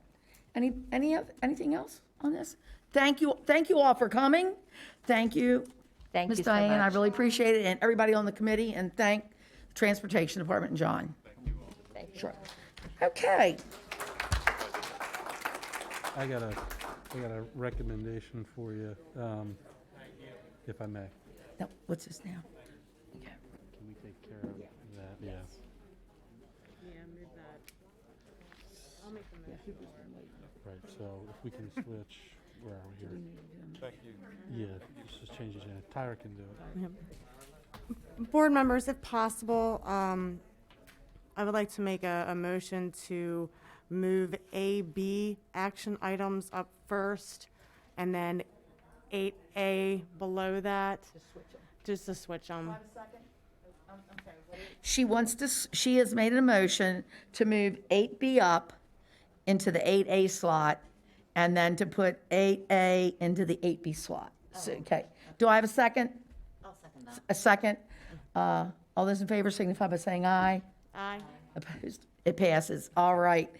Hi, Sue. How are you?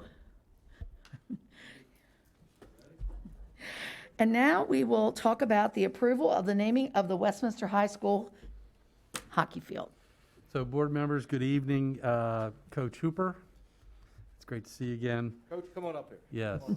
Principal Bolger. We had a request made for the naming of the field hockey field at Westminster High School after Miss Susan Hooper and Miss Brenda Baker. They've both coached field hockey at Westminster High School for a combined 41 years. I know this personally as a former student of Westminster High School. On an adjacent soccer field, I saw Coach Hooper and Coach Baker in action plenty of times during my time there, and I do know firsthand the positive impact they've had on countless student athletes. The request from Mr. Bolger has followed our board policy and administrative regulations. Public comment at Westminster High School was requested and collected. A committee representative of the Westminster High School community was established, examined the request, unanimously voted this recommendation should be forwarded for our approval. And I'm happy to support and recommend that approval to you. I'd like to ask Mr. Bolger to say a few words, and perhaps Coach Hooper, and then any questions or comments from the board. Well, before I say a few words, I do want to thank the board members for considering this request, and Commissioner Weaver, thank you for being here. Dr. Lockhart, thank you very much for considering that. And I asked Ms. Hooper this evening if she ever had Dr. Lockhart in class, and she remembers him well in school, so much so that she said to me that he was dating a field hockey player. Oh, while he there was you at go. Westminster High School. So she didn't name that player, and we won't say that because I think we're in some kind of public venue right now, so we won't necessarily say that, but we'll bring back some memories to Dr. Lockhart here. Thank you for limiting your stories of my high school years, Coach Hooper. Thank you. Did you ever give him detention or anything? No, he was a good student. Okay. That's not what all the teachers say. That's okay. So that's good. Thank you, and thank you for having us here. And I'm honored to work with the committed educators and tremendous support staff at Westminster High School, where I happen to serve them right now as their principal. Here today to share with you the accomplishments of two individuals who the school wishes to honor and dedicate the field hockey field. That's Ms. Sue Hooper and Ms. Brenda Baker, and the field would be officially known as the Hooper and Baker Field from this point forward. As Dr. Lockhart mentioned, Ms. Hooper began her field hockey coaching career at Westminster in 1971. I was 3 years old in 1971, but that's amazing. She was the first Carroll County coach to win a state field hockey championship title in 1976. Ms. Baker joined Coach Hooper in 1982, and they co-coached until 1996 together. That's 25 years from start to finish, and a combined number of years for both of them, I think, is 41 years of coaching, which I don't think you'll ever see again in anywhere across the nation, and it's just amazing to us. Together, they won 4 state titles and reached the state tournament in 12 of 14 seasons. They leave a legacy of dedicated service and outstanding accomplishment as educators, humanitarians, and mentors.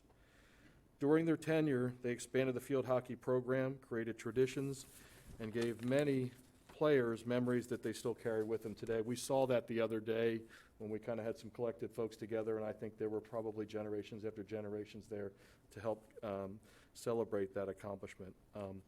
Among them, they were both inducted into the Carroll County Sports Hall of Fame, Ms. Sue Hooper in 2014 and Ms. Brenda Baker in 2020. But with all of their accomplishments and accolades on the field, the most important part of each of them is what they help students learn off the field. Here are a few words from the hundreds of emails that we got in support of this dedication.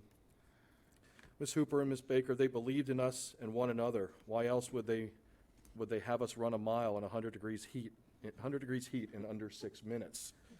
I don't know if we would do that today, though. So, they interjected humor and kindness in all that they did and sacrificed time with from their own families to help create our own family on the field and off the field. Hooper and Baker, as they were often known by our students, did more than coach. They gave us tough love, taught us that teamwork was the key to successes on and off the field, and they loved us like we were their own children. One former student wrote, "I did not play field hockey, but I had them both for PE, and I became a PE teacher because of them. They were excellent educators who cared so much about their students, players, and the community at large."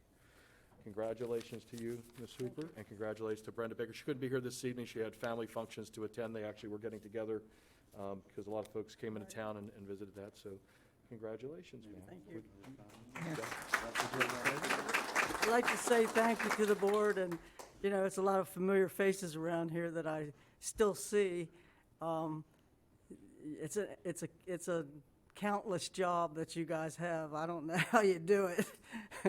I'm glad I stayed on the field and in the classroom. But thank you all.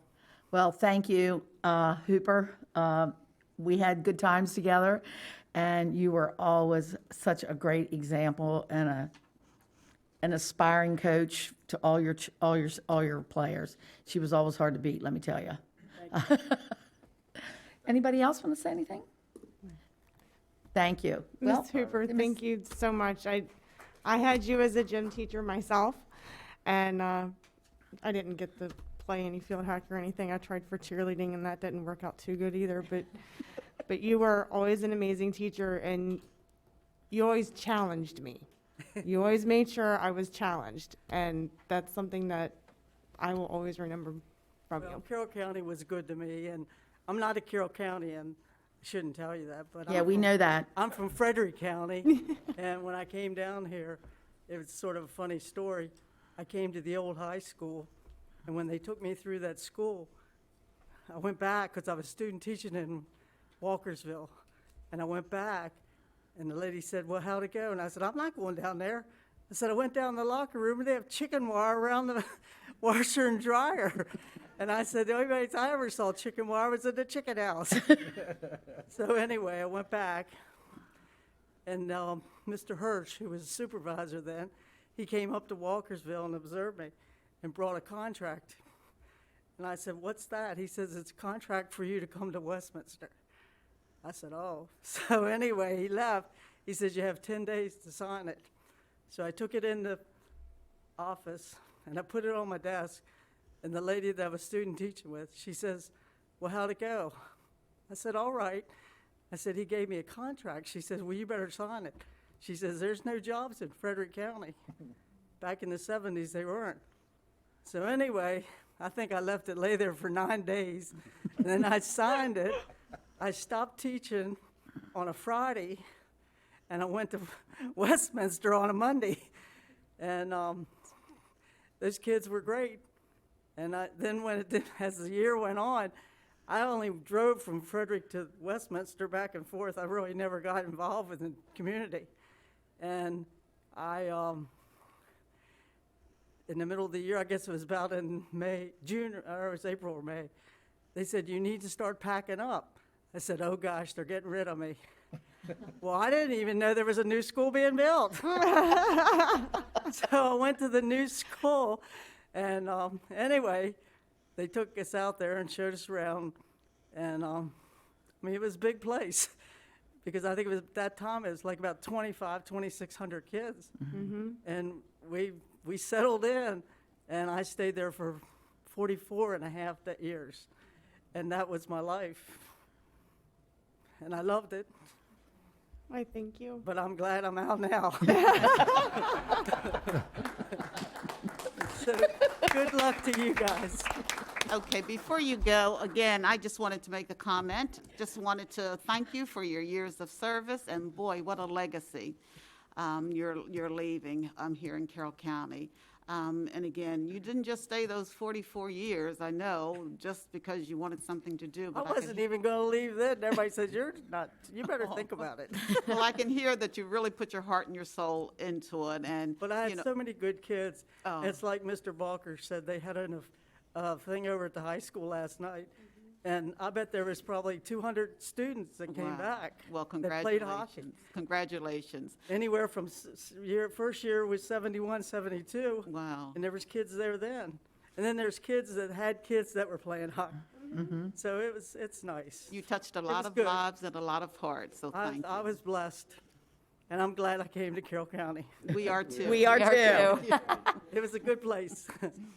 Ms. Herbert, can I make it official and say I'd like to make a motion Yes. to approve the naming of the field hockey field at Westminster High School to Hooper and Baker Field? Second the motion. Second, well, we got a lot, everybody wants to, Dr. Dorsey.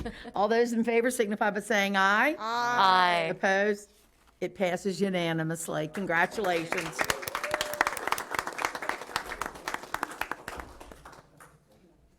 Thank you. Thank you. Good seeing you. All right, now we will move on, and I need a motion for the approval of the CCPS 2021 ESSA Consolidated Strategic Master Plan. So moved. And seconded by I'll second it. Dr. Dorsey. Here it is in case you need the reference. Okay, board members, there we go. This is the annual approval of the Consolidated Strategic Master Plan. It provides a description as required of our academic standards, our annual assessments, our school accountability, our goals for academic achievement, our plans for supporting and improving struggling schools and students. Mr. Anderson, Dr. Hart are here to answer any questions you may have. I'll remind you, almost all of this is stuff that we have already either brought to the board, included in our strategic plan, discussed to some degree or some level, and is a requirement that we must fulfill each and every year. And after our discussion this evening, approval from the board, we will submit that as required to MSDE. Yeah, thank you, Dr. Lockhart. And this is basically to make certain that we are fiscally responsible and held accountable for the Title I, II, III, and IV funds that we get from the federal government.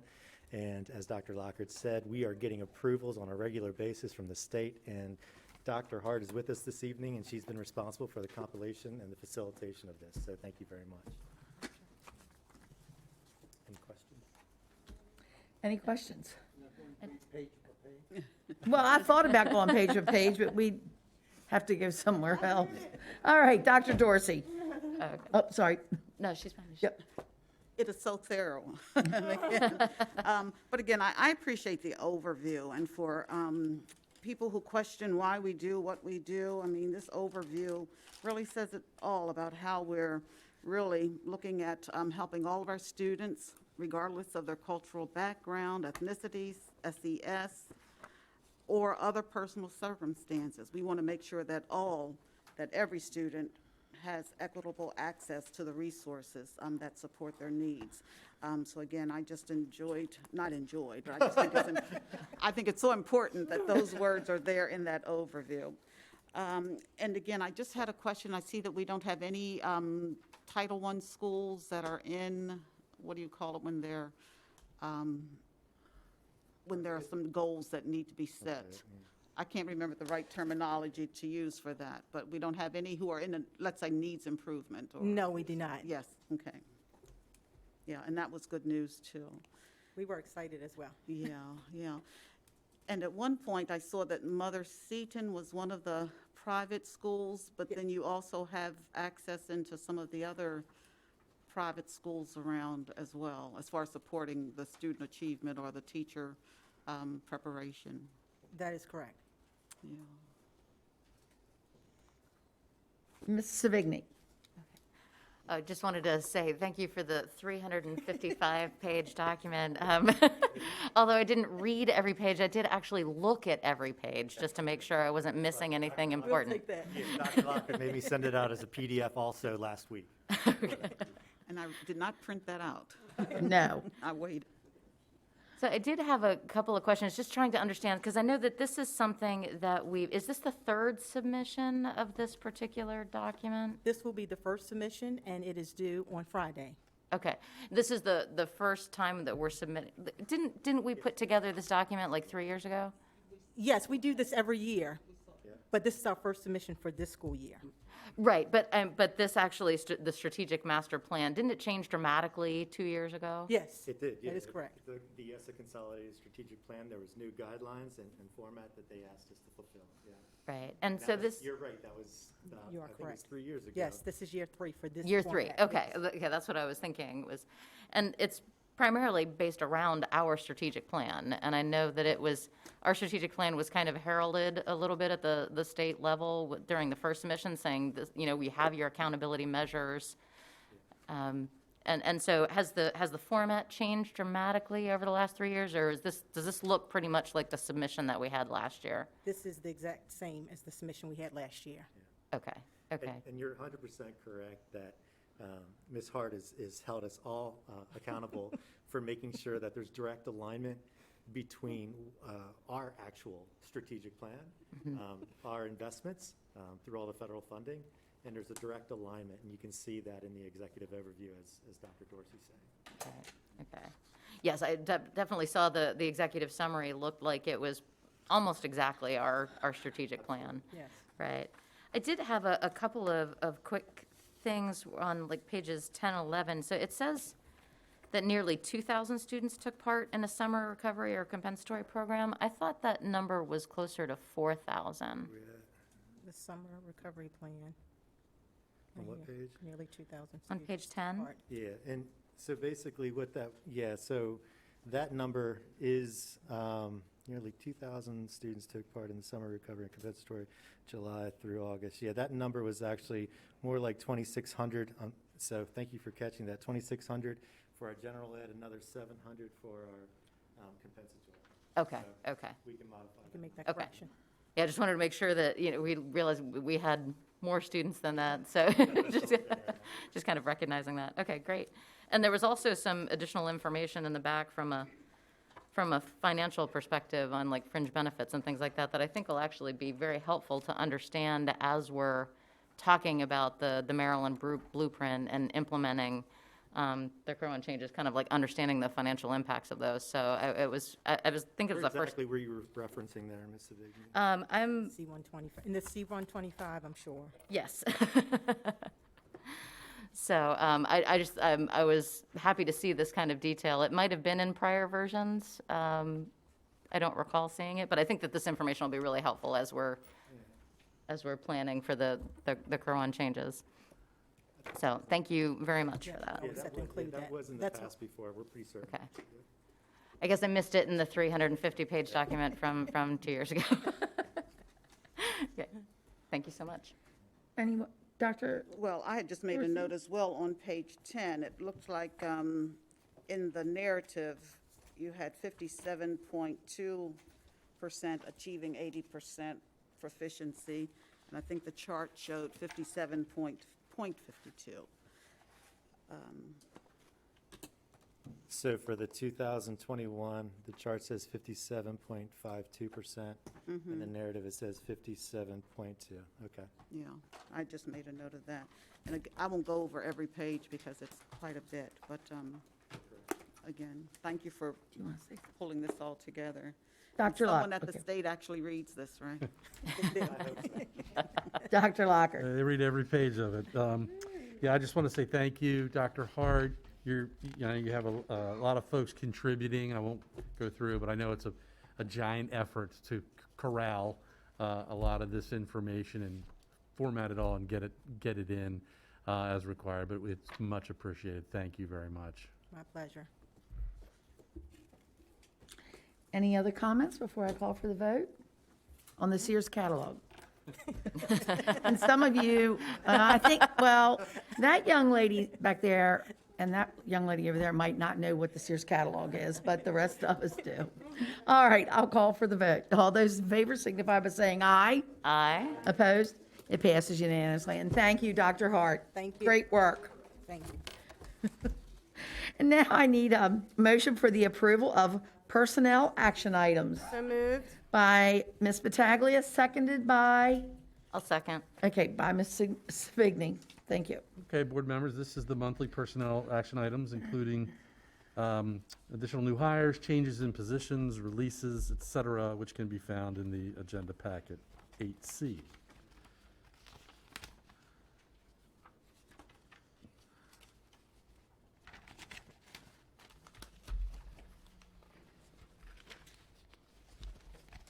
Any questions or comments? Dr. Dorsey? Well, I was just going to comment, I know we had talked about the special ed folks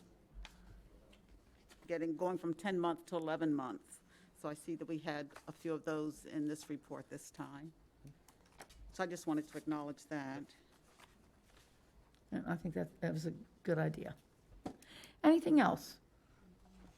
All right, I'll call for the vote. All those in favor signify by saying aye. Aye. Opposed? It passes unanimously. Now I need a motion for the approval of the appointments So moved. by Dr. Dorsey, seconded by I'll Ms. second. Battaglia. Dr. Lockhart. Board members, I'm pleased to bring you for appointment this evening to the permanent role of Supervisor of Security, Mr. Curtis Pierce. Mr. Pierce has been with us in the department for just about a year now in the coordinator role, and he was able to seamlessly step in when Mr. Williams recently left, providing us with great continuity in our security program, which is very important. I'm highly recommending Mr. Pierce to you. He's done a phenomenal job, and we're happy to have him as part of the team and look forward to your approval of our recommendation. Ms. Savigny? Oh, Oh, okay. And I thank you, Curtis, for stepping in, and you've done a wonderful job. And now we need to get you help. So, all right. Anyone else? I'll call for the vote. All those in favor signify by saying aye. Aye. Opposed? It passes unanimously. Now I need a motion for the approval of the ratification of the master agreement with the Carroll County Association of School Employees. So moved. So moved by Dr. Dorsey and seconded by Ms. Battaglia. Board members, we're pleased to share that the CASE unit ratified a new agreement, which includes a step increment and a 1.7% 4.5% COLA for this fiscal year. The agreement is now before you for ratification. Comments, questions? Well, we'll move along, and I'll call for the vote. All those in favor signify by saying aye. Aye. Opposed? It passes unanimously. Now I need a motion for the approval of the ratification of master agreement with the American Federation of State, County, and Municipal Employees, AFSCME Local 2741/Council 67. So moved. By Ms. Battaglia, seconded by I'll second. Ms. Savigny. Board members, we also achieved a new master agreement with AFSCME, which has also been ratified by the employee group. It includes a step increment, 1.75% COLA, and a one-time bonus for those employees who worked in person during the first pandemic year. And we thank them because they were on the front lines. They were. Any other comments? And I thank them. All right, I'll call for the vote. All those in favor signify by saying aye. Aye. Opposed? It passes unanimously. Now we'll call for the vote of the approval of the board policy JFE, Programs for Pregnant and Parenting Students, revisions to administrative regulations for board policy JFE, Programs for Pregnant and Parenting Students. Do I have a motion? So moved. By Dr. Dorsey, seconded by Ms. Battaglia. Board members, we brought last month for discussion changes to the policy JFE that align it with the current Maryland Senate Bill 438 and House Bill 401 to allow pregnant and parenting teens to continue their education with supports and programming as needed. Those we reviewed those modifications. It's a little bit of language which was highlighted in the agenda packet for you, and so we're bringing that back for approval this evening. Comments? Questions? I do have one quick. Yes, Ms. Savigny, sorry. Dr. Lockhart, it says that there's no fiscal impact associated with this, so I just wanted to make sure. So we need to identify space in each one of the high schools, so I'm assuming that means that we have space available for this purpose?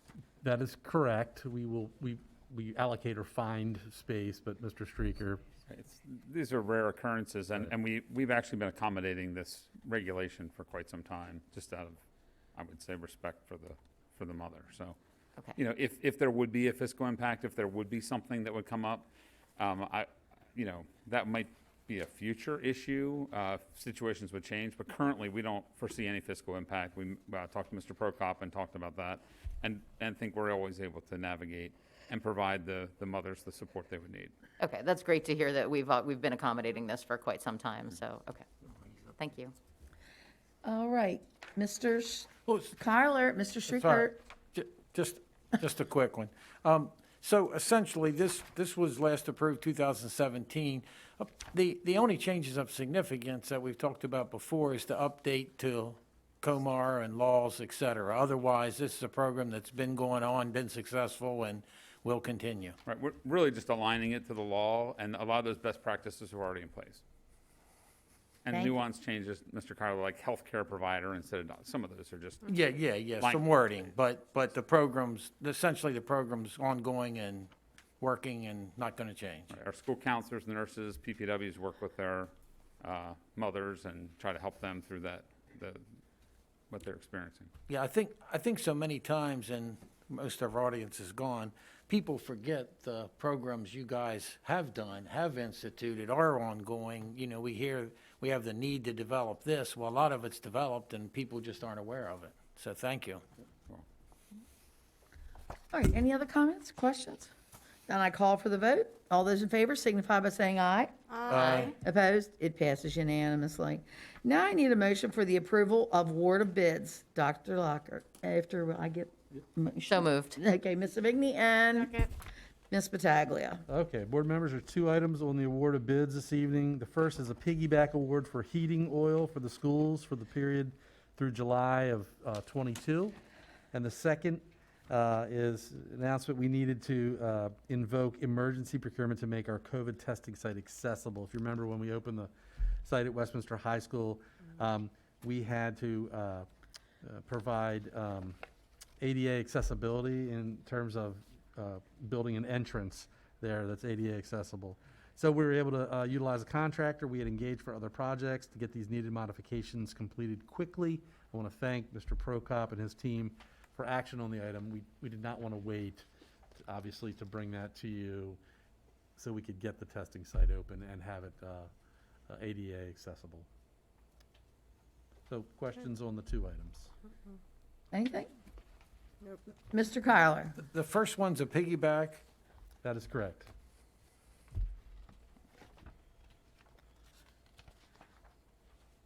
Anything else?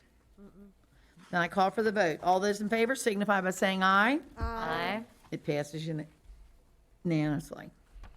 Now I need a motion for the approval of East Middle property deed of add-on between the County Commissioners of Carroll County and the Board of Education of Carroll County. So moved. By Ms. Battaglia, seconded by Dr. Lockhart. Wait, second. Oh, my golly, yay. No. Past Mark's Dr. bedtime. Oh, Yes, it is past my bedtime, Dr. Dorsey. Okay, board members, this approval of deed add-on is associated with the East Middle Replacement Project. In the design phase, it was identified that stormwater management would require work on county property. So our team approached the county to discuss this outcome. It was decided that the most efficient solution was to deed the property to the Board of Education. And John, just for perspective, this is the area down by the track area, correct? Low, right. Which most people have thought we've always done. Right. Right, that's, People think it's ours that is already, correct. right, it's the track area. That's what I was going to ask. This is the property everybody thought we owned, but the county owned, and they gave it to us. Correct. And we used it all those years. Yep. The track. Thank you, Commissioner Weaver. Gift horses. Yeah, I know. Any other comments? Then I call for the vote. All those in favor signify by saying aye. Aye. Opposed? It passes unanimously. Now I need a motion for the approval of the comprehensive maintenance plan for 2021. So moved. By Ms. Battaglia, seconded by I'll second. Ms. Savigny. Dr. Lockhart. Okay, board members, the state requires each local school system to submit a comprehensive maintenance plan every year. So the plan describes our maintenance program. This past year, the state adjusted the process and ratings for annual state reviews. This new state process and the data elements from that process are now in this year's plan. And after tonight's discussion and approval of the plan, our staff will submit as required to the state. Ms. Savigny. Thanks, Dr. Lockhart. And I did notice that the report this year is very different in form and substance than prior years, right? There's no facilities inventory or budget details or vehicle maintenance information. So a lot of that information looks like it's no longer required to be part of this plan submission. Yeah, that's correct. The Interagency Commission for School Construction, the IAC, asked for data from our work order program, our CMMS, computerized maintenance system, that they're looking for data to try to focus on the actual, what we're actually doing, and to really take a closer look at preventive maintenance as compared to responsive maintenance kind of a thing, kind of separating those things, looking at how our buildings are impacted, whether we're shutting down any of our spaces due to equipment failure, things like that. So they're kind of refocused they've refocused to highlight those. We took the time to also make some adjustments that we were going to make. We weren't necessarily going to make them this year. Lots of stuff going on, but we figured, okay, we're going to make some changes. Let's go ahead and make some modifications. So you'll see some of the scheduling, the schedules, things like that. We've reformatted them. We think they're a lot easier to read, give us a bit more information, and like I said, they provide more data, more to us as we're making a more useful project. Make sure they're also that information is coordinated with our facilities management applications that we use. So this our CMMS is coordinated with our data for our facilities, for our overall facilities. So the capital plan, maintenance plan are merged in a better way. Okay. Well, one of the new pieces of information is this facility usability Right. tracking. And so, I mean, is this meant to kind of track when we actually wouldn't be able to allow students into a building on a given day because of a failure. failure of some some sort, sort. of a system failure? Right. With that, yes, that they have an interest. We, it's not something that happens regularly here, but it must concern them across the state in some fashion. So Right. you'll notice that we don't have any data we never kept data for that. For the past year, we're setting a goal as 0. Our goal should always be 0, I think, to never close down. I mean, it did happen a few weeks ago. One of our schools had a pump failure, for instance. So that would show up in next year's maintenance plan. Okay. But that's why, our goals are 0, because that's what we are targeting, and we'd only have a few, like a handful of things that might happen in any given year, right? Right, and things that wouldn't, a power outage associated with a downed pole, for instance, I don't think falls into this category. A water pump out, that we're responsible for would. So that's kind of the distinction. Okay, But so it would yeah. only be reported if it were something that were in our control from a maintenance perspective? Right. Okay, Right. gotcha. But I would definitely think our goal should be 0. Right. I'm not sure what other goal we would Right. have. What other goal would we put in there? Right. I did also notice, I know on this report, one of the things that we usually report in the introduction is the total replacement value of all of our assets. Right. And that number increased by 60% from last year. Right. Is that just basically the impact of real estate that's going on post-pandemic? We've elected to use instead of using the MABE number that they typically provide to us, we decided to use the application we use for our facilities condition index. Okay. So we're using that reporting. That provides us with a number about $350 per square foot, which I think is still a little low. But yes, it isn't greatly because we're looking at a different metric. And again, aligning that with this information, making sure that we're aligned in both cases. Okay. So it does jump up. Okay. Thank you. Do we have anyone else? Dr. Dorsey? Well, I was just going to mention the staffing trends that are on page 7. So again, it looks like we're not up to the suggested staffing. That's correct. Based on the industry standards, Yeah. we're low, but it's not unexpected. As you can see, where our drop occurred was a recommendation at the time where the budget constraints required every department in the organization to make cuts, and this is one of the places we cut. So that's why that drop occurred. Ms. Pataglia? I was just going to ask, I was looking at the paving replacement schedule. I happened to be over at Manchester Elementary the other day and noticed there's some potholes starting to develop there, and it's getting nasty, a little bumpy. I know it says, there's a year that you had planned to schedule to replace it, but obviously we're behind that. Right. How far back do you think you're going to further be on any of these replacement projects for any type of project, paving, painting, et cetera? Well, that's a good question. It's going to vary quite a bit, but deferred maintenance is the problem, and that's one of the things we've talked about over the last few years to try to recognize. When you look at the schedules now, you'll see the red. So this is sort of our little way of making it obvious that we have deferred these projects, these needs. The other way it was shown, there was no way to understand just how far off we were from the useful life and the replacement cycle. So this kind of lets it, jumps it out a little bit more. But you can see how each system that we have is sort of, has enough red on the page to cause a concern. Okay. Anybody else have any questions or comments? All right, well then I will call for the vote. All those in favor signify by saying aye. Aye. Opposed? It passes unanimously. Now I need a motion for the approval of the FY '23 capital budget and the FY '24-FY '28 capital improvement program request. So moved. So moved by Dr. Dorsey and seconded by Ms. Battaglia. Okay, board members, last month, we brought you a new CIP for discussion. It was also discussed with our meeting with the commissioners at the joint meeting in September. And we also held a public hearing on the proposed CIP right here in this room.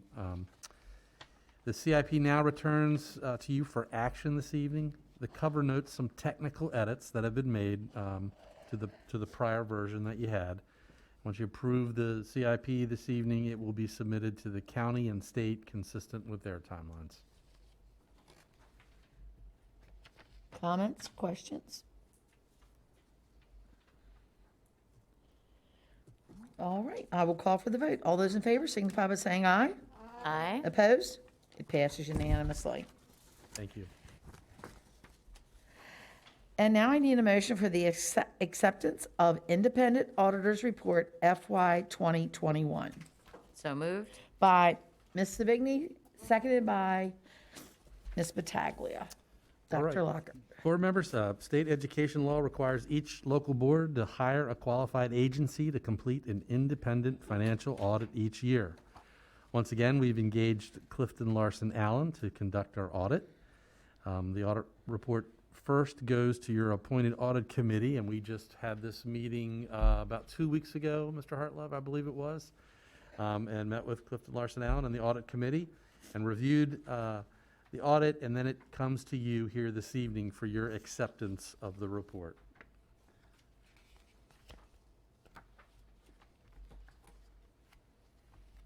Comments, questions? Just want to say, as always, the audit always comes back extremely favorable and clean. So I think that is just a testament to our finance department.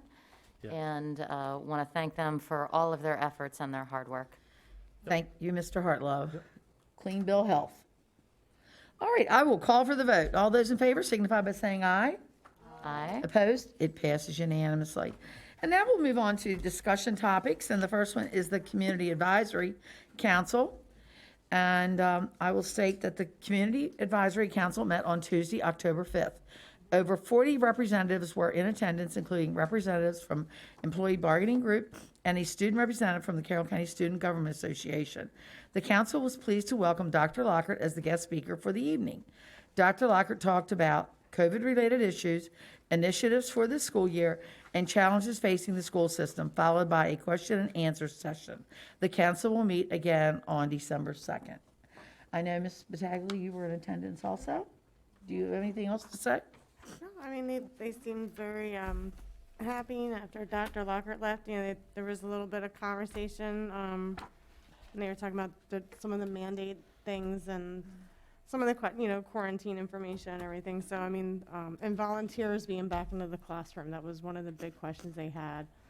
Some of those were some of the conversations. So I definitely want to make sure they are utilized to the best way possible.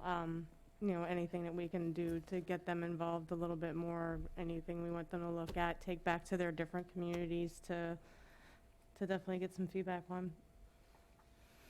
Thank you very much. Does Ms. Gaddis have anything to say? Okay, thank you. I'm sorry, Ms. Battaglia, when is the next meeting again? December 2nd. December 2nd. All right, now we will move on to the report on the Carroll County Public School Blueprint implementation process. Okay, board members, we're now well into the new school year and the fiscal year, and so it's been a bit of time since we really discussed the outcomes of the last legislative session, but plenty is going on in the background. This is especially true regarding the Blueprint for Maryland's Future, also known as Kerwin. The Blueprint's a major legislative act and will require a real systemic focus for us, as we're going to get a broad overview here this evening, but there is a lot of complexity.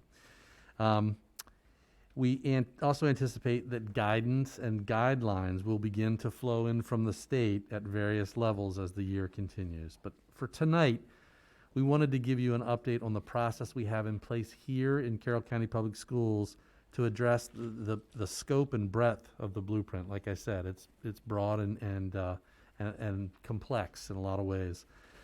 So I've provided guidance to staff on an internal process that can help us as a system, stay on top of all the items that will be required for implementation.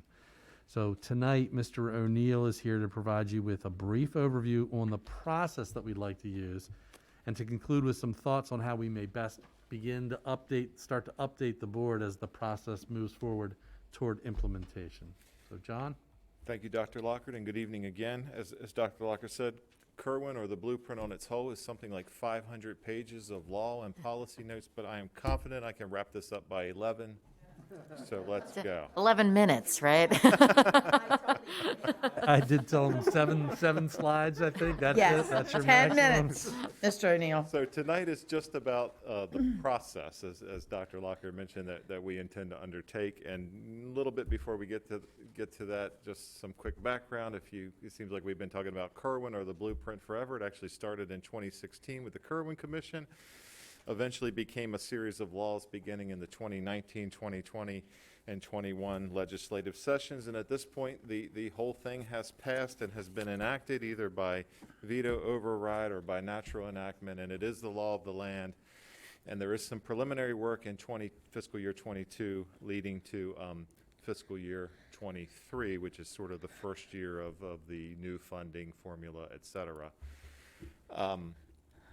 Dr. Lockhart alluded to, we do anticipate that we will begin to receive more and more guidance from various entities at the state level. Some things that are happening, in fact, some things have happened since this slide was created in advance of the meeting. But the law creates a new agency, or a new body, called the Accountability and Implementation Board, or the AIB, which will oversee the full statewide implementation and accountability of adhering to the implementation of Kerwin in all 24 local school systems. The governor not only has received the nominees from which he can select, he has now appointed the AIB, so it does exist. There is an appointed body. We would anticipate that we'll begin to see things come through either directly from the AIB or through MSDE from the AIB in terms of guidance and information. Each local board and county had to appoint an implementation coordinator who has to be a person in place through at least fiscal year 26. You've done that for better or worse. That's me. PASAM, or the Superintendent's Association, is coordinating at least monthly, if not more frequently than that, local accountability or local implementation coordinator meetings, and so that's been a helpful process to get a sense of what other school systems are doing and how they're approaching this with their county governments. Those meetings have begun and are underway. MABE, as I'm sure all of you know, but especially Mr. Kyler and Ms. Herbert know from being on the legislative committee, has formed an ad hoc committee on the blueprint, and that is formed and that is meeting, and that is also in a way coordinated with PASAM's efforts of local implementation coordinator meetings. And as we've already said, we expect the AIB to begin to send guidance in our directions.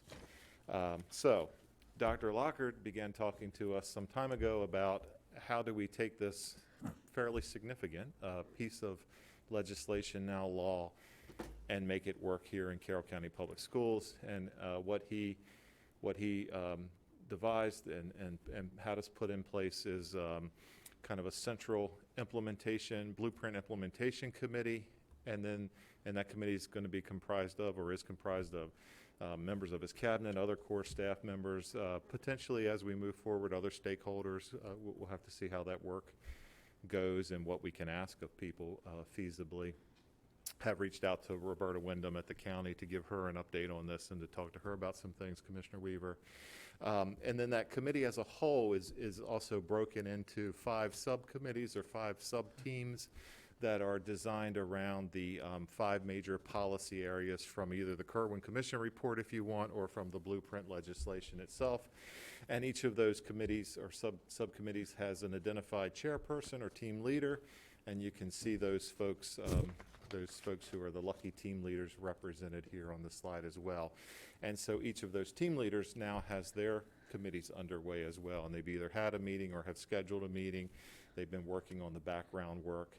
and they're ready to begin to move forward. And in some cases, the State Department of Education has begun to have, through its traditional meetings, for instance, early childhood education coordinators, some meetings where they're beginning to share timelines and future requirements and that sort of thing, so that the team leaders have that information and can begin to incorporate that.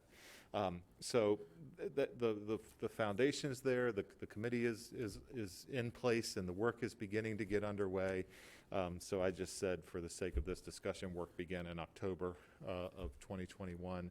I think that's a good starting point, and we'll move forward throughout this fiscal year. That work will be ongoing, and then that brings us kind of to what does that mean in terms of how do we make this happen, and how do we capture the work, and then more importantly, how do we share that conversation with you in an ongoing way? And so that's where we kind of wanted the discussion to be for tonight. The work's going to be ongoing, kind of, if you want sort of the big target. There's a lot of other little things that are going to go along with this, but the big target is by the end of this year, every local board of education or every local school system has to have a comprehensive blueprint implementation plan to the state, and then that plan has to be approved by the state, and by the state meaning MSDE, and by the AIB. The AIB, in advance of that, is supposed to get a comprehensive statewide plan, model plan, guidelines. I'm not exactly sure what their work's going to look like, but they have to get guidance on what those local plans should incorporate to MSDE in the late winter of this current school year, and then MSD is supposed to provide that guidance to all of the local school systems, and that's what our sub-team and our sub-team leaders would be working to form a local implementation plan around. So that's kind of the big picture item that's due at the end of this year. There's some other things in between, but that's sort of the main goal here. So that's the work that's going to be underway, that's already started throughout this year. Mr. Hartlove eventually will get some clarity from the state on what FY23 state funding is going to look like under the blueprint. That's very much, to me at least, Chris could comment differently if he would like, not a completely clear picture yet. And in some ways that's not different than any ordinary year where we wait for MSD's office to eventually produce formula charts for us. It's always a little more anxiety laden when there's a brand new law and you're waiting to see what those numbers are. But there certainly is the promise of additional funding to go with the additional mandates. So the budget development process will include Kerwin or the blueprint as well. I already mentioned to Commissioner Weaver, I've made an initial contact or two with the county administrator. That'll continue to happen, and I've offered to Ms. Wyndham to share that I'm willing to present or to provide whatever works for you, however much you want or however little information you want. I'll be happy to do my best to comply. And then lastly, how I started this slide, I think Dr. Lockhart wanted to spend some time talking with you about how best to share this information with the Board of Ed as it goes forward. And that could be, I suppose, a wide range of things. We could schedule reports or updates as key items are met. We could have the sub-teams report out on some sort of a cycle. We could have a standing item. I guess whatever your wishes are is the way in which we'll approach that. And this may be, I would only speculate that probably what's going to happen is there might be a couple of months here where we're sort of limping forward and waiting for guidance and trying to do some analysis on our own of what we think the law says, and we're starting to hear things from the state. So there might not be as much clear information to present over the next couple of months, and then all of a sudden after the winter break, there's probably going to be a flood of information and a whole lot of work that's going to be forming and coming into focus at that timeline. But that's the process that we have in place that we wanted to share, and we're happy to answer questions and talk about how you would like to approach this whole thing going forward. Dr. Dorsey. I'm thinking like with the safe schools or the Safe to Learn Act? the Safe to Learn Act, when we were going through all of those changes, it was good to have a monthly report. And I hear what you're saying. Some months you may not have very much to report at all, but it's almost like if you could give it. I would appreciate getting it little by little or month by month, and then that way we can try to stay on top of it that way. Sure. And I would like to share that this ad hoc committee on the blueprint that's formed by MABE, that MABE ad hoc committee reports to the board of directors of MABE. So I'll be getting some information through this ad hoc committee on a regular basis. I'll be getting it like every other month through my MABE meetings. And I also wanted to mention to the board, on the 12th of November, there's going to be a MABE Board Academy, and it's titled What the Blueprint Means for Collective Bargaining. So I think if we can begin to get a handle on that as well, that would be helpful. Pat, I'm sorry, can you give that date and time again? Yes, November 12th. November 12th. Okay. Yes, it's a board academy, and it's titled What the Blueprint Means for Collective Bargaining. It's a morning session. Maybe we could ask Ms. Lucido to get that information and forward it to board members, so you have it? Oh, you already did? Great. Okay, thank you. Yeah, it's from 9:30 to 12. Thank you, Dr. Dorsey. Commissioner Weaver? I would suggest, this is an ongoing item now for our quarterly meetings. And I think that would be a perfect time to update everybody. You can keep Roberta informed of what's going on, but I think the quarterly meetings with a small presentation, doesn't have to be a lot, just a summary of especially the financial issues would be a perfect way to get this information back and forth. Thank you. Ms. Savigny? And I agree, Commissioner Weaver, thank you for saying that. I was going to recommend that that be one of the standing topics for a joint meeting, and we can kind of talk about it. And our first one can probably be at the same time that we talk about the transportation formula, right? Like, we can talk about budget issues in general, right? And this being one of the biggest ones. But I think this is going to be a huge learning curve for so many people. And there's so much concurrent analysis and discussions that are going to be going on, right? So it's going to be in the middle of budget cycle, negotiations, and all of these changes for Kerwin. So I think it probably does make sense to have it as a standing agenda item, at least on a monthly basis, even if on certain months there's not much to say. I think just kind of that we get in the rhythm and just maybe learn a little bit more each month. I'm assuming that it's probably going to, we always have work sessions for the budget process. We might need an extra one or two of those just to try to understand the significant issues at hand. Does that make sense?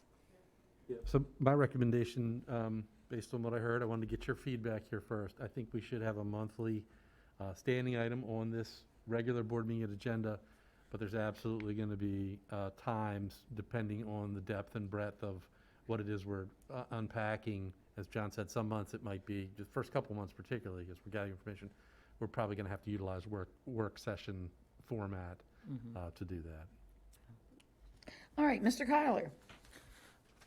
This also is going to really change the educators and the administrators' workdays.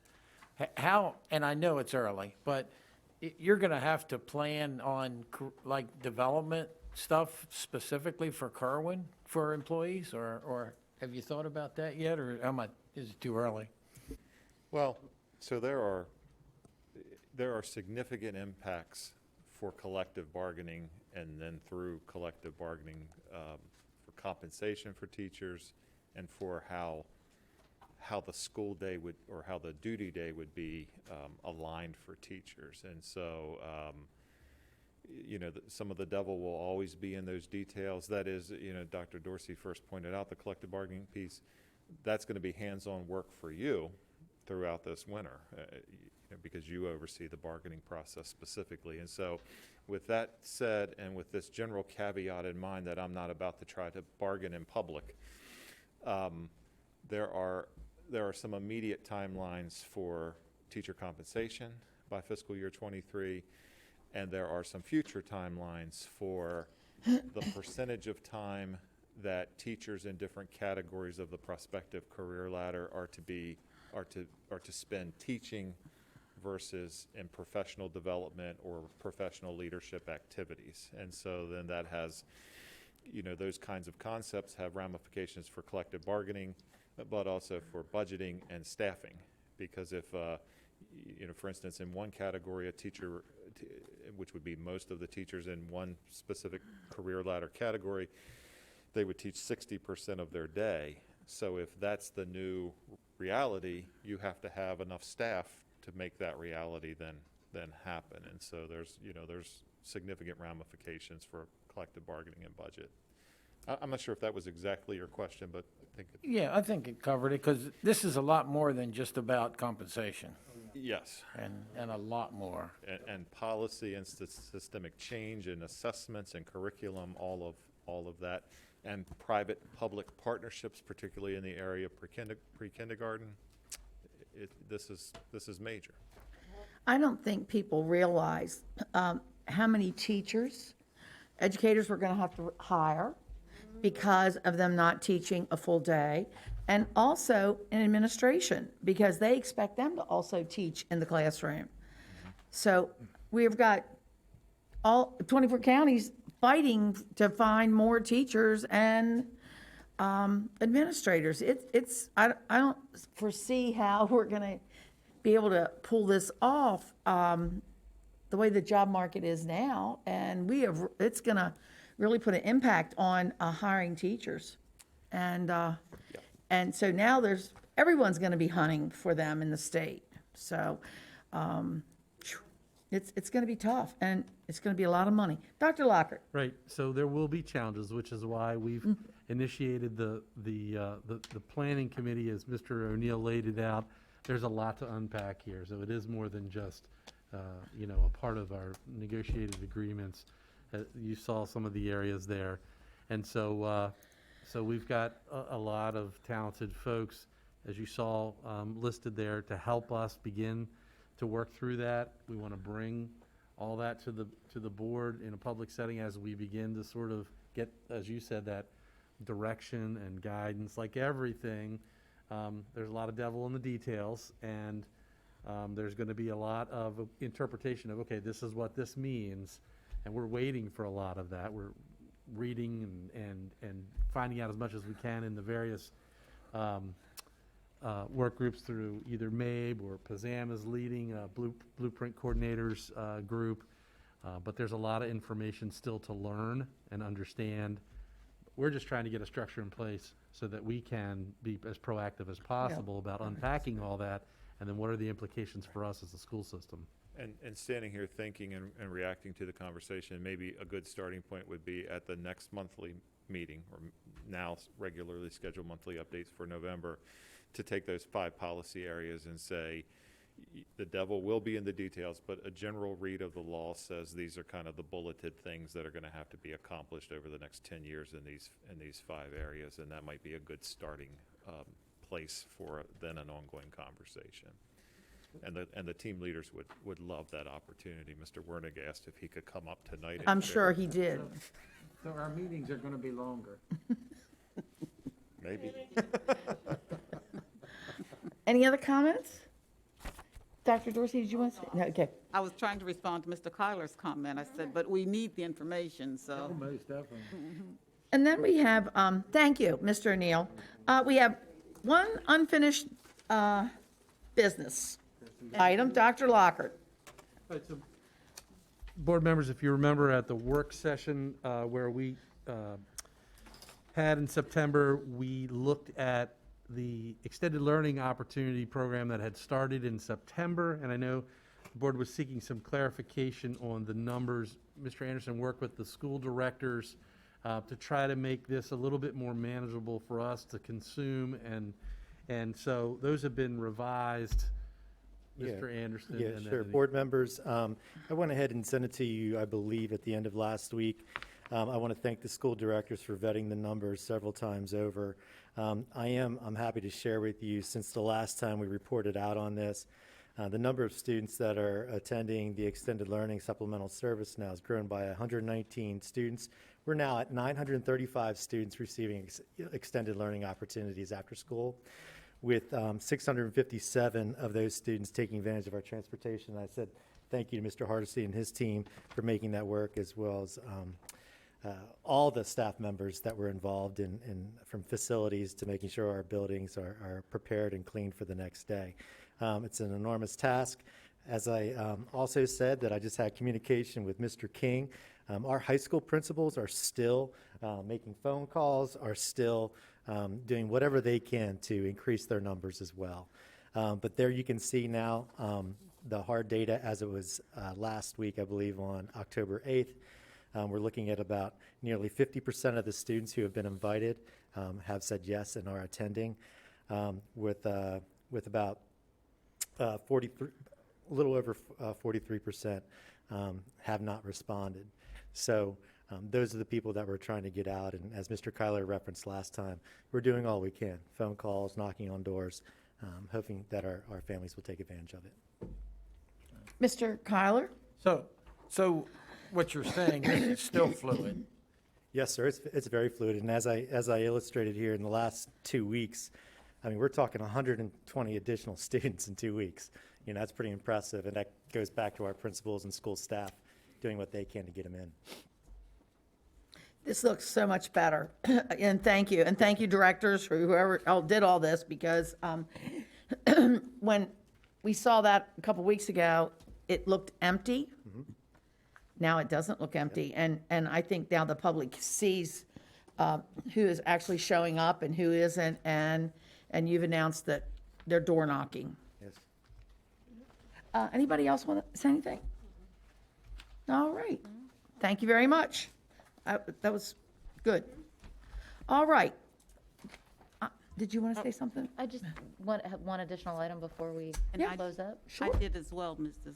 Okay, Herbert. all right. I did not know any of this. Okay. Dr. Lockhart, I just wanted to ask real quickly, I know we've passed over September 30th. I know that we don't have a certified enrollment number, but do we have a gauge, like a preliminary number, and how close was that to our estimates? So I'm looking at Mr. Streaker. I don't believe we do. Yeah. Okay.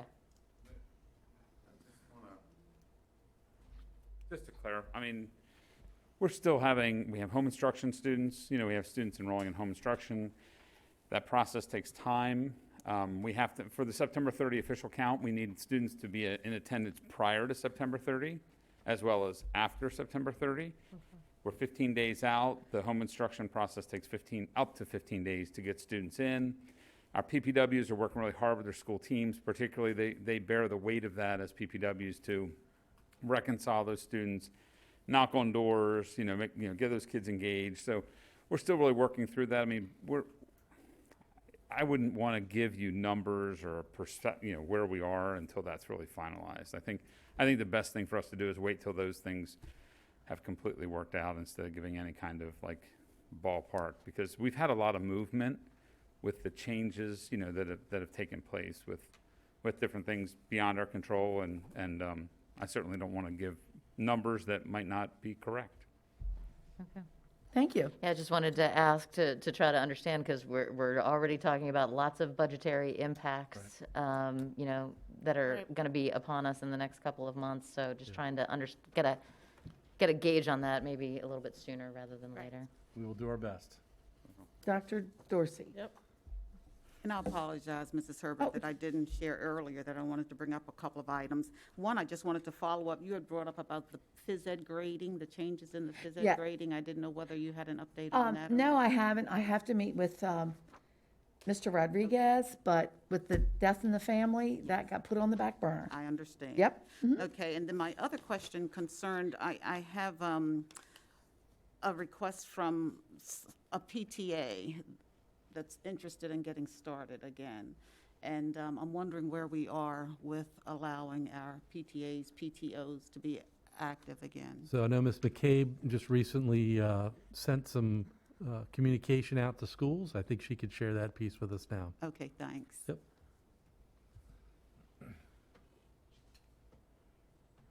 Yes, we've sent out information that says that PTOs and PTAs can resume meeting.